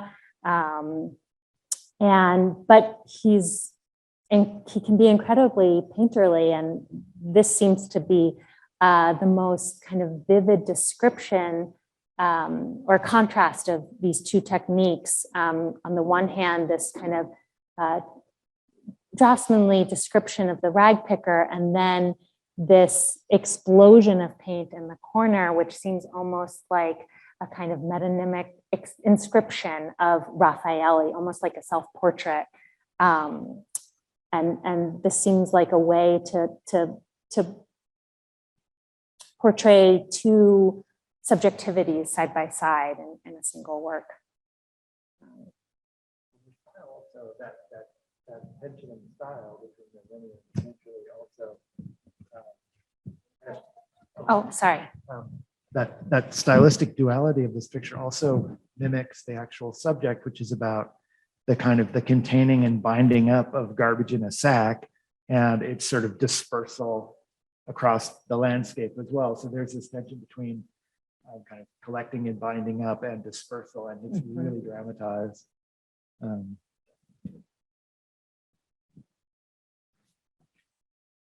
So I think this is a really great example of that ambivalence that you were talking about, right? Because in my mind, every time I walk by these, and there is a sensation of walking past them because of the oblique address, which is just, again, to address the absorption, theatricality, absorption thing. But it's the construction of the space that lends you that sensation. You sort of feel it, especially with my portrait of pollution over here with the doggies. You really do feel like you're walking past them. They're walking past you. You're not interacting or addressing them. You're not really even meant to. And the thing I think is so interesting is in the caricatures, there's a fashion for these things.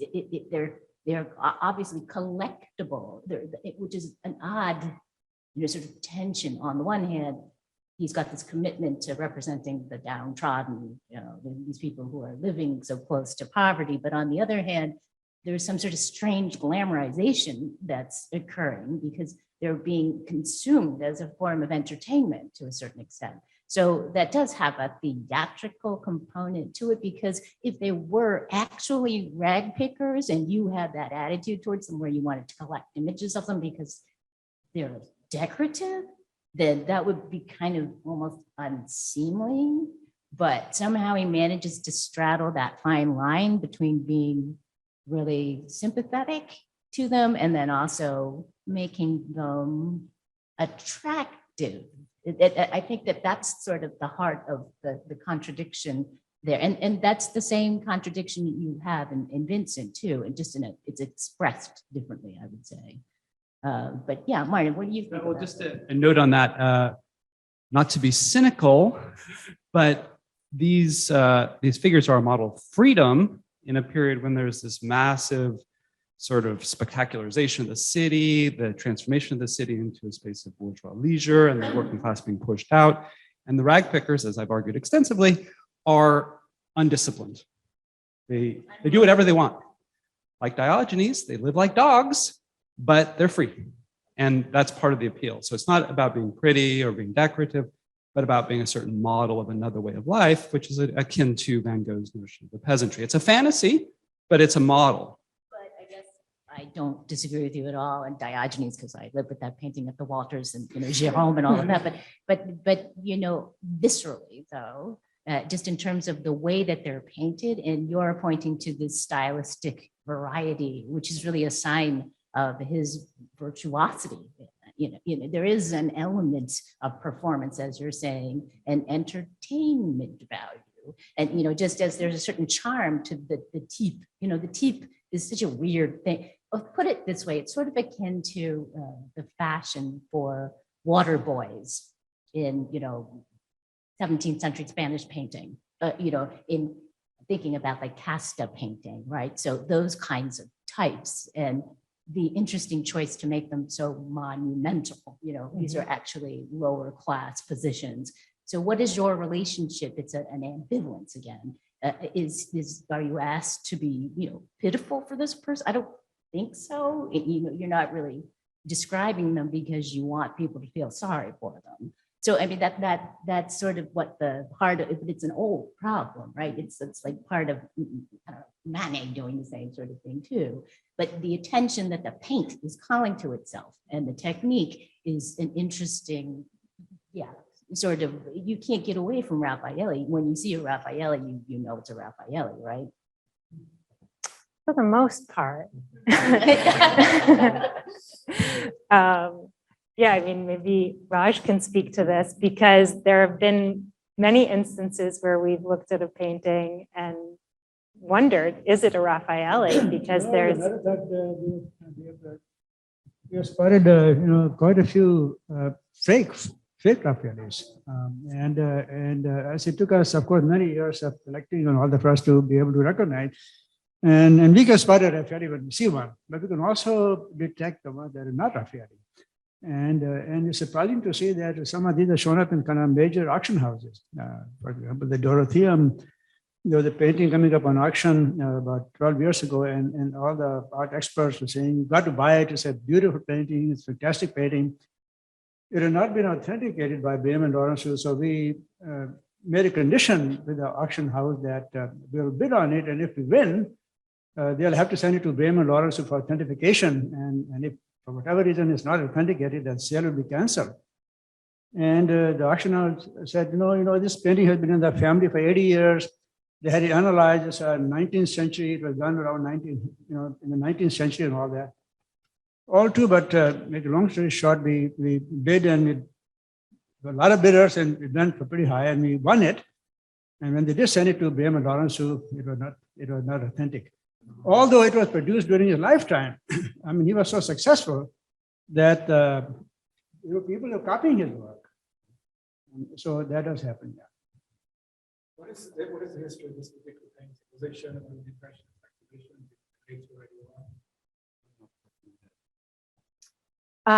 It's very hard to know because they're listed as rag pickers. So there's a lot of ambiguity. I mean, we know like the absent, motifs that are more singular, we're able to identify the exhibition history, but with most of the rag picker paintings, we don't know necessarily which exhibitions they were included in. No, but I'm guessing they're pretty extensively discussed. I'm guessing they're pretty extensively discussed at the 1881 Impressionist shows. I mean, we don't really have time now, but I'd be interested to know a little bit more about that contemporary discourse and the degree to which that is tapping into some of your arguments. Carmen, I'd be very interested. More of the rag picker paintings were done in the 70s, mid to late 70s, and then it was in the 80s when they banned. Starting in 79. 79, yeah. 79 is the beginning, and then just a couple of years. Couple of years, yeah. And maybe a little earlier because that painting, I think in the was it 1877, 1879 in the Salon. I'm just very curious about the Raffaelli that you have in the corner here. It seems like stylistically as well quite different, and I'd love to know Carmen's thoughts on that particular painting. Is it purely capturing a different social type, so to speak, as opposed to the rag picker? Yeah. Yeah, I mean, I think this speaks to the real stylistic diversity of Raffaelli's work, because it looks like unlike any of the other paintings in the room, and I don't think you would necessarily immediately identify it as a Raffaelli. There are actually, Raj just purchased a work that resembles this painting. But yeah, it seems like a more specific style that he used for these kind of narrative, almost stage set scenes and interiors. Oh, yeah. This is a very early work. It's in 72 when he was 22 years old. And generally speaking, we have paintings that go from his very early work to the very latest work, and I classified them in three different periods, broadly speaking. The first period was academic paintings. So his early paintings are more academic style, quite a few of them. And then the middle period, when he moved from Paris to Anières, when he came across, that's when he discovered the rag pickers, and he started painting them. And then he continued to paint the working class. Now, although he's most well known for the rag pickers, but he was painting many other. He was kind of concentrating on the working class, and rag pickers were not the only ones. He painted garlic sellers, newspaper vendors, and the chimney sweeps. Again, focusing on the working class. And then when he moved back to Paris, And then the horseman was building this new Paris, about boulevards, and then he started painting what he was seeing. And the thing that's consistent in his works is that he was painting what he was seeing. And if you examine his works from the very early to the very latest, it really tells you the history of the Industrial Revolution in France. Because then there's a transition period where you see he moved to Paris there, in his paintings there, he is showing the big boulevard, the bourgeois. At the same time, he's showing the chimney sweep, the gas lamp lighters, and so the progression there. And again, I say, if you're not familiar with Raffaëlli, which he deliberately did that, and he did not have like one style. Now you can see Renoir and others, and you can recognize them. When we have people come to our house and if they are not familiar with Raffaëlli, they can't believe it. They think it's about maybe there's 20 different artists, yeah. Although, so Raffaëlli trained with Jerome, and he did have this academic, period where his painting was very academic, but this painting actually was painted around the same time as the other works in the room. It's 1883. So it speaks to, he sustains this very academic looking style, even as he's developing, the style that we consider sets him apart for his ragpicker works. And yeah, okay, sorry. So I'm sorry to cut this short. It's just I don't want a short shrift the last session. So Liz is gonna start up here, yeah? I know, I was just talking about that with Marnan as that's the best little, the contrast between the butterflies pinned to this and then the curtain blowing in the wind. It's like the two most different temporalities, but then of course the curtain is framed and frozen. Yeah, I mean, to me, it's the wallpaper, the saccharine floral print wallpaper versus the actual butterfly. Oh, yeah. No, I mean, oh, thank you. Thank you so much. Sure, yeah, sure.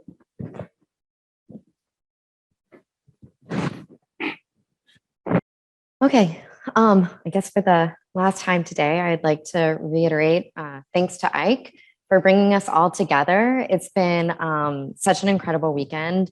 Particularly for me, it's been a delight to be back in Santa Barbara, to be amidst a group of scholars I really, truly admire, and also to be thinking again about the 19th century. I am a lapsed 19e-miste. But I also want to thank you all for hanging in there. Last presentation, we're going to spend most of it in the galleries, I hope. So I'll go ahead and get started. As the exhibition Through Vincent's Eyes, as well as its attendant catalog and this weekend's events makes clear, Vincent van Gogh spent a great deal of time in close looking at the art of the past and at works of art by his contemporaries, and at the individuals he painted, as Carmen has just relayed. From Eugène Delacroix, he studied and gathered an approach to color and a mode of drawing. From Jean-François Millet, he gleaned a repertoire of subjects and found in them a pathos he translated into his own canvases. In Bastien Lepage, Raffaëlli, and Vermeet, he found contemporaries with similar formal and thematic concerns. Van Gogh also spent a great deal of time, as Vincent Alessi and Rebecca Renoff discussed, in close reading, absorbing the novels of Charles Dickens, George Eliot, Victor Hugo, and Harriet Beecher Stowe, whose stories of Misérable in England, France, and America inspired his social realism. What then does this painter, so known for his sympathy for and representation of the disenfranchised and downtrodden, of rural life and craft labor, have to do with Rococo, with art of Ancien Régime France associated with aristocracy, leisure, and luxury? While my juxtaposition of Van Gogh's Head of a Peasant Woman with Jean-Honoré Fragonard's so-called Study draws attention to obvious incongruities between Van Gogh and quintessential Rococo refinement, the title Van Gogh Rococo is not specious. In addition to his close looking at paintings and close reading of novels, Van Gogh was also a close reader of close looking, specifically exemplified by the writings of Théophile Gautier, Charles Blanc, Arsène Houssaye, Théophile Troret, and Edmond and Jules de Goncourt. Van Gogh devoured their art criticism and novels and commented upon them in his letters to his brother Theo. These authors, with different motivations, championed 18th century French artists such as Jean-Antoine Watteau, François Boucher, Fragonard, and Jean-Baptiste Simeon Chardin. Particularly, and as Van Gogh noticed, they all wrote with pointed interest about the handling of paint and brush by these artists of the old regime. Van Gogh's reflections on and experiments with finish, with painting in one go, with technique, I argue, illuminate the Dutch artist's absorption of a Rococo aesthetics, evident on the surface of his canvases.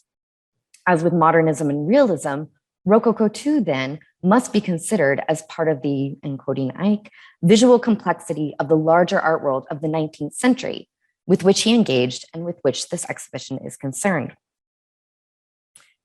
Although a taste for the art of the 18th century never truly went away, France in the middle of the 19th century experienced an upsurge in exhibitions and texts dedicated to 18th century French artists and artworks, often referred to as the Rococo revival. Though a term anachronistic to the 18th century, Rococo was used and defined only in the 19th century. Rococo described works of art from the Ancien Régime by artists such as Watteau, Chardin, and Fragonard, works that were small, exhibited loose handling, were made on a private market or for the domestic sphere, and commonly featured scenes of leisure and well-to-do individuals. In the 1860s and 1870s, private collectors who had been accumulating these paintings over the decades from small galleries and bric-a-brac shops at bargain prices began to publicly exhibit their collections of 18th century French art in their homes and galleries, and to bequeath them to museums. Upon his death in 1869, Dr. Louis Lacaze, for example, donated his entire collection of over 500 paintings by Watteau, Chardin, and Fragonard, among others, to the Louvre. The Salle de Lacaze opened on March 15, 1870, and we know that Van Gogh visited. In a letter to Theo written from Noonan in October 1885, Van Gogh recalls having seen there, about 12 years earlier, around 1873, not long after the Lacaze donation, several paintings by Rembrandt, including a young man with a walking stick, now no longer regarded as authentic, and, quote, a nude woman, also very fine, also from the late period, which he was referring to either Bathsheba bathing or Susanna bathing. Though not commenting then on the 18th century French paintings hung alongside the Rembrandts he reminisces about, here just to give you a better sense of the paintings that were hung on the wall, in this same letter, Van Gogh expresses again his desire to read, quote, as soon as possible, L'Art du XVIIIe siècle by Edmond and Jules de Goncourt. Originally published in periodicals between 1856 and 1875, L'Art du XVIIIe siècle was reissued as 3 volumes in 1881, each comprised of monographs of about 6 18th century French artists. By the first week of November, Van Gogh received volume 1 from Theo.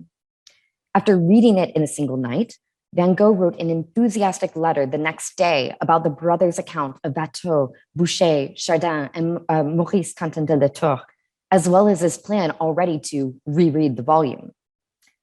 In this letter from November 7th, 1885, Van Gogh relayed to Theo the personalities of these artists. Watteau was, as expected, Boucher a worthy gentleman, even if vulgar, Chardin, third estate, and Latour witty and Voltaire-like, and an interest in their methods to learn like Chardin and Latour the art of pastel. But what becomes most clear and confirmed for Van Gogh through the reading of L'Art du XVIIIe siècle is his view of finish, and I quote a passage that Ike also includes in the catalog.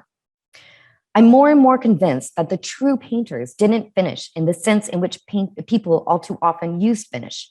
That's to say, clear, if one stands with one's nose pressed to it. The best paintings, precisely the most perfect from a technical point of view, seen from close to, are touches of color next to one another and create their effect at a certain distance. Rembrandt persisted in this despite all the trouble he had to suffer as a result. In that respect, Chardin is as great as Rembrandt. Van Gogh had, of course, already been experimenting with and writing about finish. In the letter in which he initially asked Theo if he knew about or owned l'art du XVIIIe siècle, he also sent 2 small sketches of Amsterdam, dashed off, he claims, in the space of an hour. This method of painting was inspired by a visit to see paintings by Frans Hals, Rembrandt, and Ruysdael, who in Van Gogh's view, quote, as far as possible, just put it, paint their ideas, straight down and didn't come back to it so very much. In these old Dutch masters, Van Gogh, quote, saw a great deal that he needed, such as the way in which color expresses form, but especially the dashing off with a few brushstrokes, which he feels they, art critics, won't hear of now. The Goncourt brothers' interest in the art of the 18th century conformed with, to quote Deborah Silverman, quote, an idealized image of the social hierarchy and cultural grace of old regime France. For these aristocrat manqués, the Rococo is an ideal associated with luxury, pleasure, novelty, intimacy, and fantasy, revealed in the romanticized artist biographies about the outsider Flemish poet Watteau, in the elegant vulgarity of Boucher, of Chardin, a, quote, middle-class artist painting the middle class, and of Latour, portraitist to society women and Pompadour. Yet, for all of the gossipy mythologizing, the Goncourt brothers haunted the archives, filling their volumes with transcriptions of 18th century correspondence, exhibition reviews, and academy transactions. Their pages were also filled with ecstatic descriptions of paintings and of the drawings and prints they could more readily afford, and particularly the way in which the brush, burin, or chalk hit the canvas, plate, or paper. The Goncourt, who were amateur artists themselves and attuned to technical aspects of art, described Watteau's drawings as, quote, rapidly executed, homing in on the pulsations of the pencil, at this complexity of slashing strokes over the original stumpings, tiny reiterated touches, accents put in with a blunted point, these little felicities of art, which are all important, an agglomeration of minutiae, inspired and spontaneous, end quote. Boucher's drawings and paintings too, as described, had elements of speed and ease. They were, quote, facile sketches produced by the painter without effort, figures broadly and rapidly drawn, completed in a single morning with a demon-like gift of improvisation, a preliminary sketch molded in the colors of the dawn, end quote. Chardin likewise worked, supposedly, without preparation, inspired by the material of the paint itself. And quote from the Goncourt, never perhaps has the material fascination of painting dealing with objects of no intrinsic interest and transfiguring them by magic of handling been developed so far. He scarcely seems troubled to compose his paint picture. He simply flings upon it the bare truth that he finds around him, end quote. And as for Latour, a glance at the surface of the paper reveals a few chalk strokes, a few broad highlights rubbed in with powdered chalk, a few slashes of black and red, nothing more, nevertheless compose a head, end quote. Richard Rand has already convincingly argued for how the formal qualities of 18th century French paintings on display in 19th century Paris, namely those with a seemingly free improvisation of handling, and championed by writers such as the Goncourt brothers, were taken up by the Impressionists. But so too did Van Gogh attend to this facet of 18th century painting, and he did so through text as much as, and maybe even more than, image. In addition to appropriating Goncourt's judgments of Boucher as vulgar, of Chardin as being third estate, Van Gogh also absorbed a Goncourtian language of formally engaging with paintings and of the speed and immediacy by which they were believed to have been made. Van Gogh's comparison of Chardin and Rembrandt, for example, and the ways in which the forms of their paintings only cohere at a distance, echo the Goncourt's own account of Chardin's paintings, quote, taking shape and substance under his broad, abrupt handling in the same fashion as forms emerge from the impasto of Rembrandt. Van Gogh himself acknowledged the impact of the Goncourt's evaluation of the purported speed and immediacy by which these 18th century French artists worked was having on his own practice. Concluding his letter to Theo about l'art du XVIIIe siècle, Van Gogh wrote, at the moment when I read about Latour, how well that fellow tackled life and painting, I've only just seen Frans Hals, wrote to you at length about it straight away, about putting things down in one go. well, what a similarity there is between the ideas of Latour, etc., and of Franz Hals when they express life. I don't know what I'll do or how things will go for me, but I hope I won't forget these lessons I've been taking recently.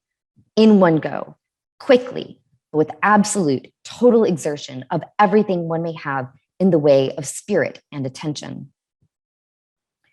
The Goncourt brothers were not the only authors from whom Van Gogh absorbed an attunement to the formal properties of a particular type of 18th century French painting.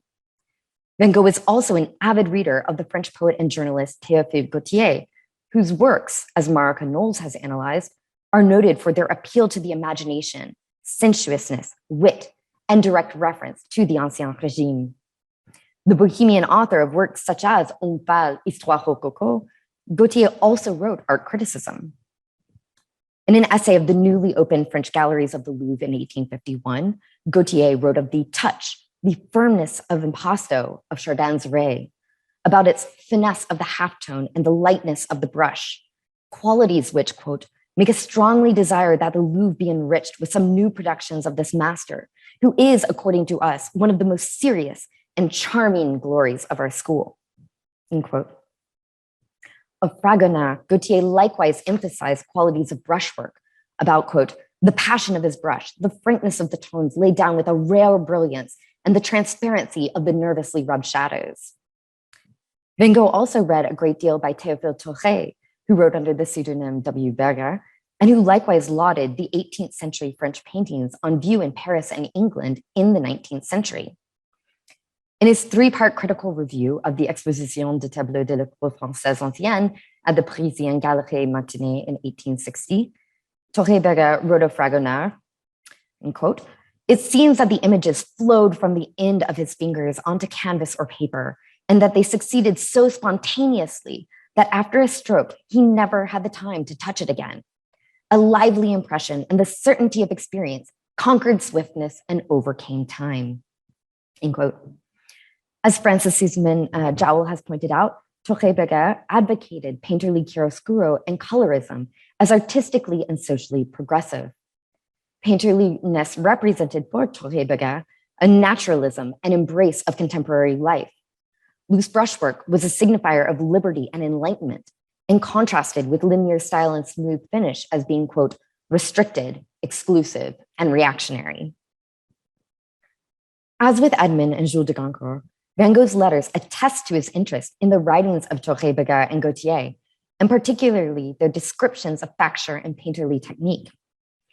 In a letter to Theo from 1884, Van Gogh laments of, quote, no longer being in the days of Touré and of Théophile Gautier, alas, of no longer being able to, quote, to talk a lot about technique. In 1885, he expresses some hope, based on reading an article by Paul Mans, another aficionado of 18th century French painting, quote, that there are still connoisseurs and art lovers even now who know something. And that is what Théophile Gautier knew. The something Van Gogh was referring to is how a painting is made, which Van Gogh was insisting Theo study. That gesture, expression, life is captured in brushstrokes, not in an ability to draw a hand or, quote, a mathematically correct head. Later that same year, Van Gogh transcribed for Theo a passage from Touré-Berger on the 18th century British artist Thomas Gainsborough, who, like his French contemporaries, was known for his loose brushwork. The passage details the painter's, quote, brusqueness of touch, the spontaneity of his impression, the composition laid down in one go, as a means of capturing and communicating to the viewer a general effect and nature. As with what he found in Le XVIIIe siècle, this passage, Vincent alludes to Theo, quote, has once more encouraged me to work in one go. To be clear, Van Gogh did not only appreciate the 18th century for its production of painters with fluid handling, who purportedly worked without preparation and laid down their materials with the immediacy of their vision. As Todd Cronin referred to in his catalog essay, and as Deborah Silverman has analyzed, the 18th century was also championed for its craft traditions, which were felt by some in the 19th century as being lost owing to technological and manufactory developments.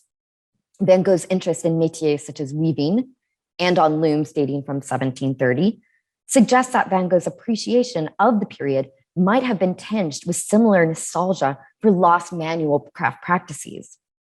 When awaiting the Goncourt's book, Vincent also wrote to Theo about his respect for the writers Denis Diderot and Voltaire, in whose letters, quote, "There's an alertness and a sparkling spirit that charm." These writers, according to Van Gogh, quote, "made the revolution," and so he has every respect for them. Van Gogh also encouraged Theo to read Jules Michelet's book on the French Revolution, a book that positioned the people, and supposedly as encouraged directly by Diderot and Voltaire, as the protagonists of the revolution and the events leading to it. Van Gogh then perhaps understood aspects of 18th century France, including a painterly facility and freedom, as did Torre-Béguer, as associated with enlightenment and with artistic liberty, as foreshadowing the revolution. But even in the Goncourt brothers' elitist vision of the 18th century, Van Gogh found there something to be learned besides finish. As he wrote to Theo after receiving and reading the second volume of L'Art du XVIIIe siècle, which covered the illustrators Clavelot, Cochin, Ayssin, Moreau-Lejeune, and Dabecourt, as well as Fragonard and Pierre-Paul Proudhon, quote, "I mustn't forget to thank you for sending the second volume of de Goncourt. It's a wonderful thing to be able to examine that era, from which there's so much to be learnt for, to use the expression, our end of an era in which we are." Though Van Gogh, to the extent of my knowledge, did not apply his loaded brush to scenes of fête galants or aristocratic leisure, he did admire contemporaries who did so, such as Narcisse Diaz de la Peña, who used, quote, color to express form, and who was a painter to the core, conscientious to the tips of his fingers, or Adolphe Monticelli, whose thick impasto Van Gogh identified himself in the tradition of, even if he, quote, hadn't yet done figures of lovers like him, unquote. As Schrar van Houten elucidates in his catalog essay, Van Gogh became acquainted with Monticelli's work soon after he arrived in Paris, and Monticelli remained an influence based on the Provençal artist's distinct, thickly impastoed brushwork, with paint equally distributed across the support throughout Van Gogh's life. Van Gogh, moreover, encouraged Theo to acquire works by Monticelli, as well as to have a monograph written, which was published in 1890. Although their subject matter differed, here's another Monticelli. Although their subject matter differed, Van Gogh spent time with Monticelli's paintings, looking and thinking closely about the ridges and valleys, the smearing and scumbling of paint, how that colorful matter connected with brush, hand, time, and place. But there is another artist too, for whom the 18th century did not necessarily mean loose facture and improvisation, although Van Gogh would try to insist that this artist too painted in one go, and in whom Van Gogh still found much to admire. Ernest Meissonier, a popular painter of diminutive, meticulously rendered works who also adopted an 18th century idiom, frequently depicting his figures in period costume and coiffure. And although Van Gogh appreciated Meissonier's other paintings of history and military subjects, it was Meissonier's scenes of the 18th century that truly caught Van Gogh's eyes. And I quote, "There's a painter by Meissonier that I find beautiful. It's that figure seen from behind, bending forwards, with the feet on the crossbar of the easel, I believe. All one sees is a pair of knees drawn up, a back, a neck, and the back of a head, and just a glimpse of a fist with a pencil, or something like that. But the fellow does it well, and the action of concentrated attention is caught," end quote. The concentrated attention is that of both the depicted painter and of Van Gogh. On the canvas, the painter, dressed in a habit à la française, leans in closely to his own small canvas on which one sees a reclining nude, rendered with a looser facture than Meissonier's own fine handling. Wholly focused on the task at hand, Meissonier's painter displays an absorption in his task, a state that likewise brings the viewer in for prolonged concentration and looking unawares, and which was, as Michael Fried famously pointed out, a convention of painting in the middle of the 18th century. As with the improvisational brushwork associated with 18th century painters that so attracted Van Gogh, Van Gogh was also drawn in to a version of the 18th century by Meissonier's period representations of concentrated making and looking and reading. And drawn in Van Gogh was, as he described to Theo in 1889, quote, "Now, Meissonier, if you look at it for a year, There's still enough in it to look at it the next year. Never fear. End quote. Van Gogh was able to look at Meissonier for extended durations and year after year. He owned a print of one of Meissonier's many imagined Ancien Régime moments called The Reader. Engraved by Jules Jacquemart, a man seated in a Louis XV fauteuil armchair is occupied in his book by the window, his head tilted with curious interest in the text. Van Gogh praised this work and elevated it, alongside Chardin's paintings, as, quote, a quality piece of art, based on his conviction that, and I quote, the manner of depiction and the thing depicted are as one, end quote. Chardin's or Fragonard's paintings, as critics like the Goncourt brothers, Torre and Gautier suggested to him, were about paint and technique. And here his 18e engraving is about print. The Reader's elegantly buckled right foot points, in fact, to a portfolio of prints on the ground. Moreover, as with the viewer's examination of the etching, so too is Meissonier/Jacquemart's reader engaged in a world of black and white. Maybe he holds in his hands Diderot's salons or correspondence that comment on the prints by his side. I want to suggest too that Van Gogh perhaps saw something of himself in the reader, fully absorbed in the writings of the Goncourt, Torre, Gautier, or even Michel, whose words guided the way he looked at art, particularly that of the 18th century. Transported to the Ancien Régime by the Goncourts, etc., and by their verbal pictures of Chardin, Watteau, or Fragonard, Van Gogh aspired to those artists' formal effects of spontaneous, improvisational, immediate brush and pencil work. The modern Van Gogh, as this exhibition catalog and we can have made clear, was firmly rooted in the past. Regarding the 18th century, this past, however, was Rococo. Van Gogh's appreciation of Chardin or Fragonard's facture was not entrenched so securely in the 18th century, but in the various values, nostalgic, social, and artistic, of the 19th century authors that he read. Thank you.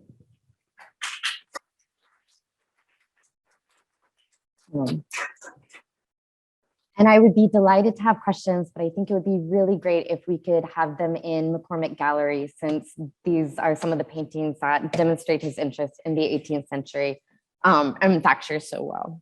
I loved when you suggested that Meissonier reader, he's reading the Salon of Diderot. And thinking about questions we've had with Deborah and Todd about the question of the frame and the limits, for me, the central idea that emerges in Diderot's writings is the concept of the tableau. And he has a whole entry in the Encyclopédie on what he means by the tableau, which is self-contained, it has unity, and he's particularly thinking about history paintings and the way that the actions and acting in a history painting demands a certain kind of Aristotelian unity. And that's a concept that, as Michael Fried and others have argued, is a persistent concern. And it does look back to the 18th century. Manet is thinking about Watteau in the 1860s. And so I'm wondering, do you have any thoughts about the way that the Diderotian concept of the tableau as an 18th century idea is being picked up by someone like Van Gogh, who is, I think, convincingly concerned with framing and unity? That's a great question. You know, the letters that are published online are such a useful search tool for me, who's a Van Gogh novice, very much so.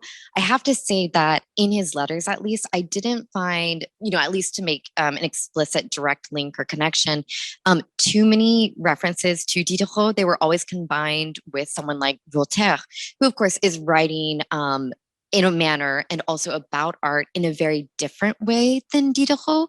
So I don't want to peg it so securely that the only way in which artists in the 19th century are understanding the art of the 18th century is through Diderot. There are so many other critics and writers, and they're also understanding it through the objects themselves. You know, right, so many of the paintings that are being put up in 19th century France and in England are not commented on by Diderot because they were made for a private market. So, I mean, some were, but many of them were never shown in the salon. So they're not receiving in the 18th century that much critical attention. So the way in which the 18th century was understood in the 19th century by some artists was actually in many ways, on the one hand, just through the works themselves, but also through the associations of the 18th century that the Rococo various brought along with it. That's not to say that Van Gogh is not interested in Diderot. He was, and he clearly is making reference to some of his ideas. When I found that passage about, the depiction and the manner of depicting, I mean, that was kind of a flag for me of like, where's this coming from? So, my answer, I guess, to your question, my long-winded answer is yes and no. I don't want to pin it so securely on Diderot alone, but yes, it is. Yeah, that's sure.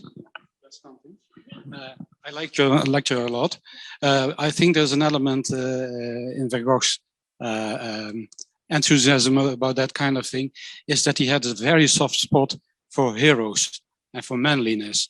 And he liked the Goncourt brothers very much. But they described these painters as true painters, as manly painters, as the same thing goes for Millet, whom he liked a lot, but that got elevated to a much higher level after reading Saint-Cyr. Then he became a god almost. And Delacroix, same thing. He hadn't seen Delacroix in many years. Then he gets to read Gigoux and Browne, and suddenly there's this status of absolute guidance, of absolute, a new hero, a new guide. And without having seen Delacroix at all, because he had only seen Delacroix in black and white in Browne's book. But the description, that's also something which is important for him, utmost importance. I'm really glad you asked that question, because I think you and I started talking about this when we first were looking together. And that's the hardest thing about this installation, I find still, is the variety of manner of painting that Van Gogh seems to have ingested, admired, thought about, liked. So somebody like Meissonier, for example, who has this incredibly tight finish, and very much plays into the Diderotian notion of a tableau. I mean, his worlds are completely sealed off. But how to reconcile that with a type of painting, like that, where, I don't know if tableau is, it seems to be beyond the pale of tableau. It doesn't sort of pertain anymore because of the surface and the activity of the surface and the presence of the artist. So I can't understand how this artist can like and feel for everybody from, Tissot, to L'Hermite, to Millet, to Monticelli. It's just it's hard to follow in that regard. And I still don't feel like I understand it fully. I don't know if anybody feels the same way, but. Just say something about Monticelli, and I know you want to say something. And Peter's not here, but what for me, I mean, I've never really engaged very much with Monticelli. I've known for years about Van Gogh's interest in Monticelli, but it's so strikingly theatrical, his choice of subjects. I mean, it's very consistent, just like over the top theatricality, like you don't believe his characters at all.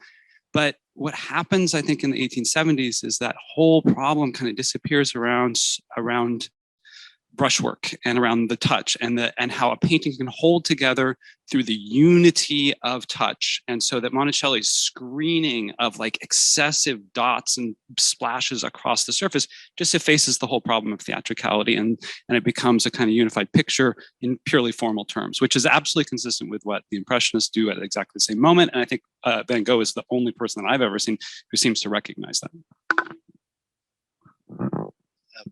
Just to add on what you were just saying, Martin, that quote that you showed about Gainsborough and that text, I mean, that's sort of the classic colorist, Delacroix definition of the unified tableau, the ensemble that you kind of grasp all at once, and it's not, fractured by all of this trivial detail. So he is sort of heir to this sort of colorist notion of the tableau that as a unity that's perceived all at once, kind of instantaneously.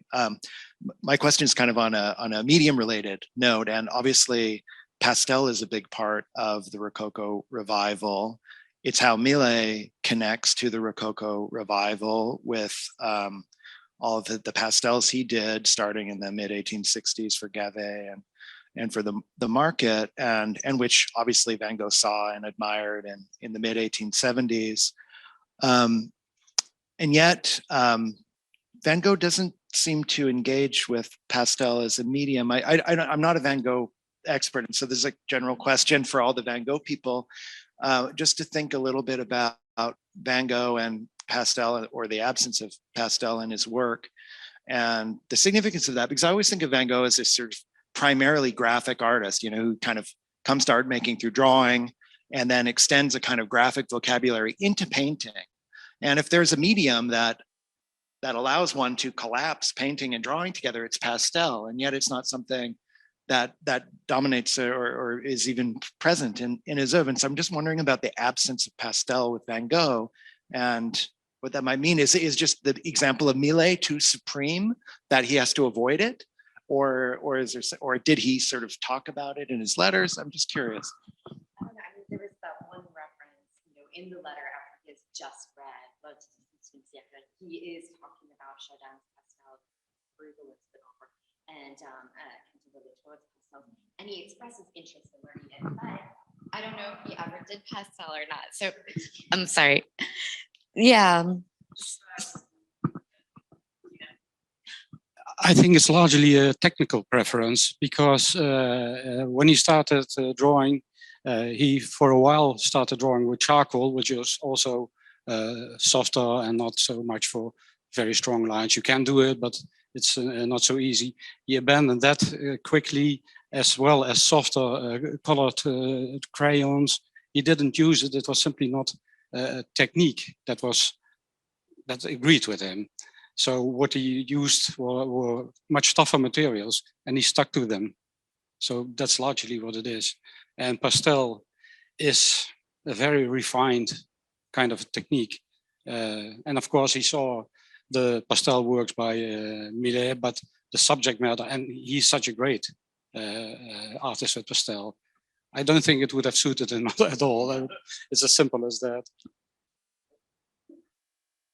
I just had one thought comment following up is the longer I was thinking about the connection to the Rococo and the whole discursive formation about speed, it strikes me that Van Gogh's paintings are kind of slow, right? I mean, this part of what we've been describing is the kind of slow temporality of them. So they have an impact, and they have a sense in which there is a kind of all at one go feel to it, but that the actual effect is one of slow movement and kind of deepening qualities. Yeah, if I may, I mean, that's one of the things that kind of came up yesterday with Devi, and we were talking about is, what he's saying in his letters about how he paints or how he wants to paint versus what he does, right? Like looking around at some of the canvases, they are worked, as Deborah Silverman talked about, right? They have to be done slowly to let certain layers dry to paint on top of. So he, at least in these examples and in my more limited knowledge of Van Gogh than other people, he's not working in one go. He doesn't seem to be doing that. And even like there are certain areas, where is Devi? Because where'd she go? Oh, there she is. Actually, if we could step in front of one of the paintings over here, I had a question about like the way in which some of the thicker globs are laid on, because it doesn't seem to be just like a loaded brush strewn across the surface. It's like kind of scooped up off the palette and then pressed or placed on. I think I noticed it some in this one, and maybe the painting over, actually this one. Sorry, guys.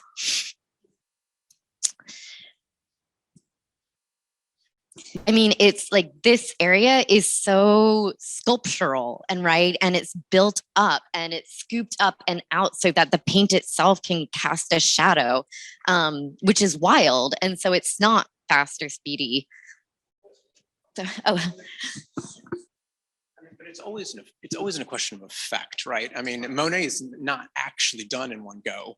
It's the look and feel of it that they're trying to convey, right? With all of them. So even from the beginning of the disc, it's a discourse as if it's done in one, yeah. Just to build on that, thank you so much for your presentation. It's always so good to hear other people talking about the Goncourt.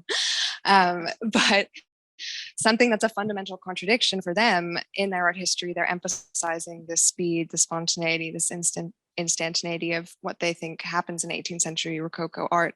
But at the same time, one of the things you touched on in a letter to Theo, where Van Gogh specifically calls out the fact that the Goncourt practiced themselves, and they illustrated l'art du XVIIIe siècle with a series of etchings that they made, copying after drawings and pastels in their collection and other collections.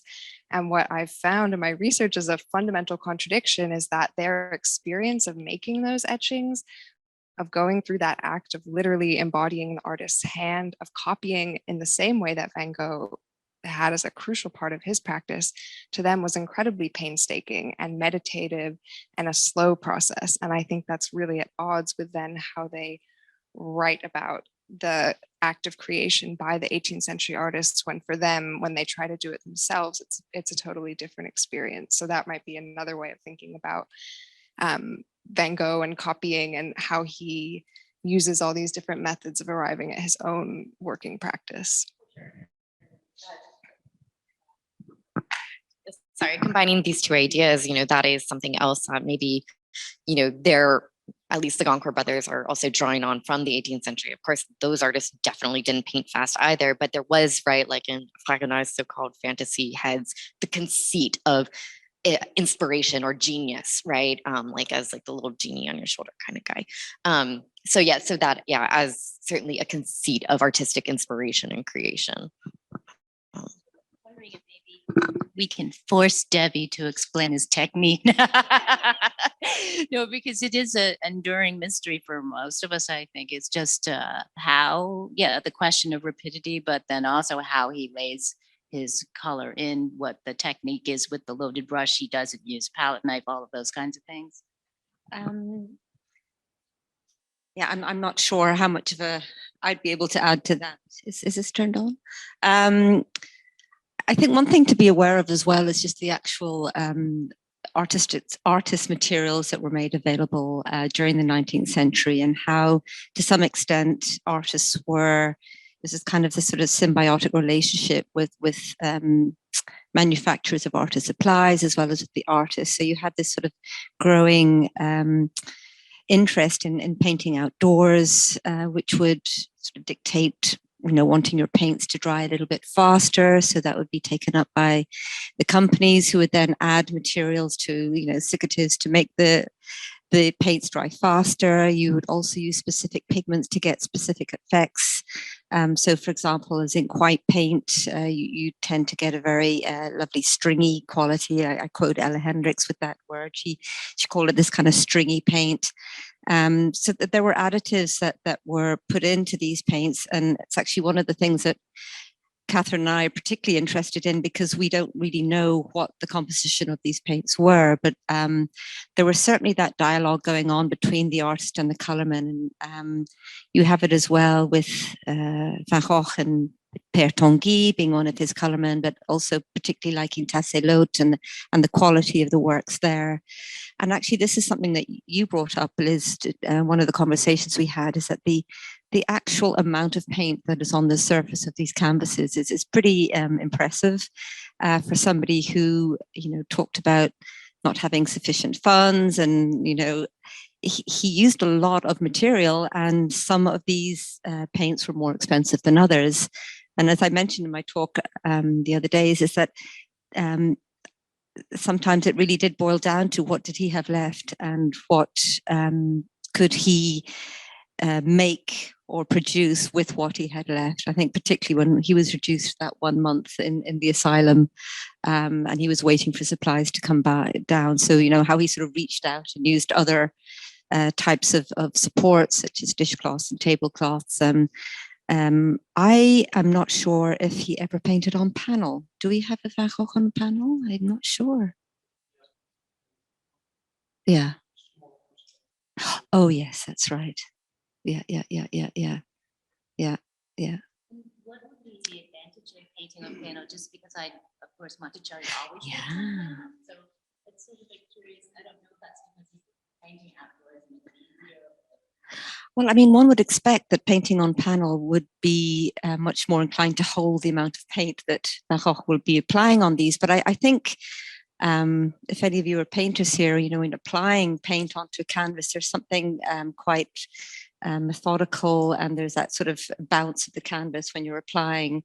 I don't know. I don't think it's written. There's not much study done into how he actually painted outdoors. Did he pin the canvases onto a solid board and then take the canvas off and stretch it onto a support?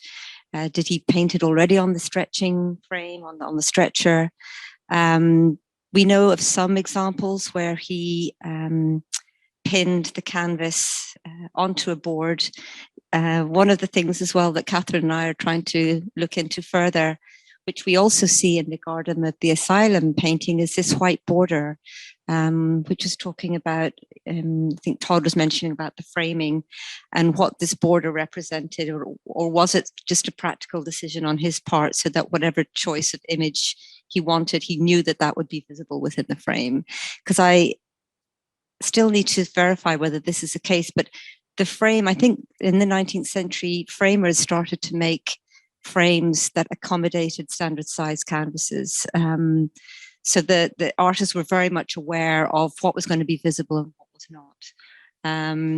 And so I think, as you say, that's something that he was consciously thinking of as he was creating these, as also ordering materials from his brother in Paris. So knowing what he would need next, what kind of paint tubes, what colors he needed, he writes about these constantly in his letters, which is really great for us. Because when we're analyzing these paints, and I say when Catherine is analyzing these paints, that's a great resource for her to have that documentation of what he was actually ordering. And I think with any sort of craft, you get used to the materials. You know what paints dry faster than others. You know, for example, some of the blues are more oily than other blues. Zinc whites dry faster.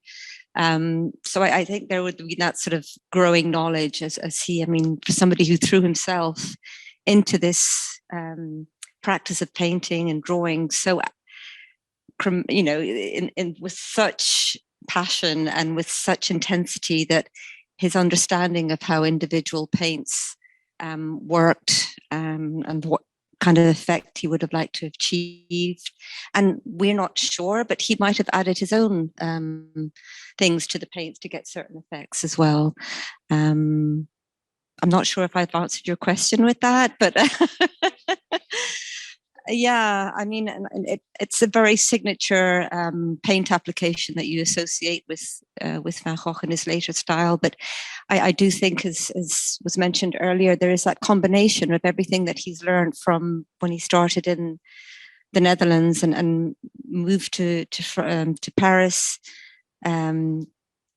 His exposure to the Impressionists and the Neo-Impressionists, and then kind of painting, but not completely painting in somewhat isolation. He's sort of reflecting on everything that he's learned. And there's passages, even in his later works, that encompass different aspects of technique that he was exposed to, I think, throughout his life. So I would love him to have lasted another 30 years to see which direction he would have gone. Alas.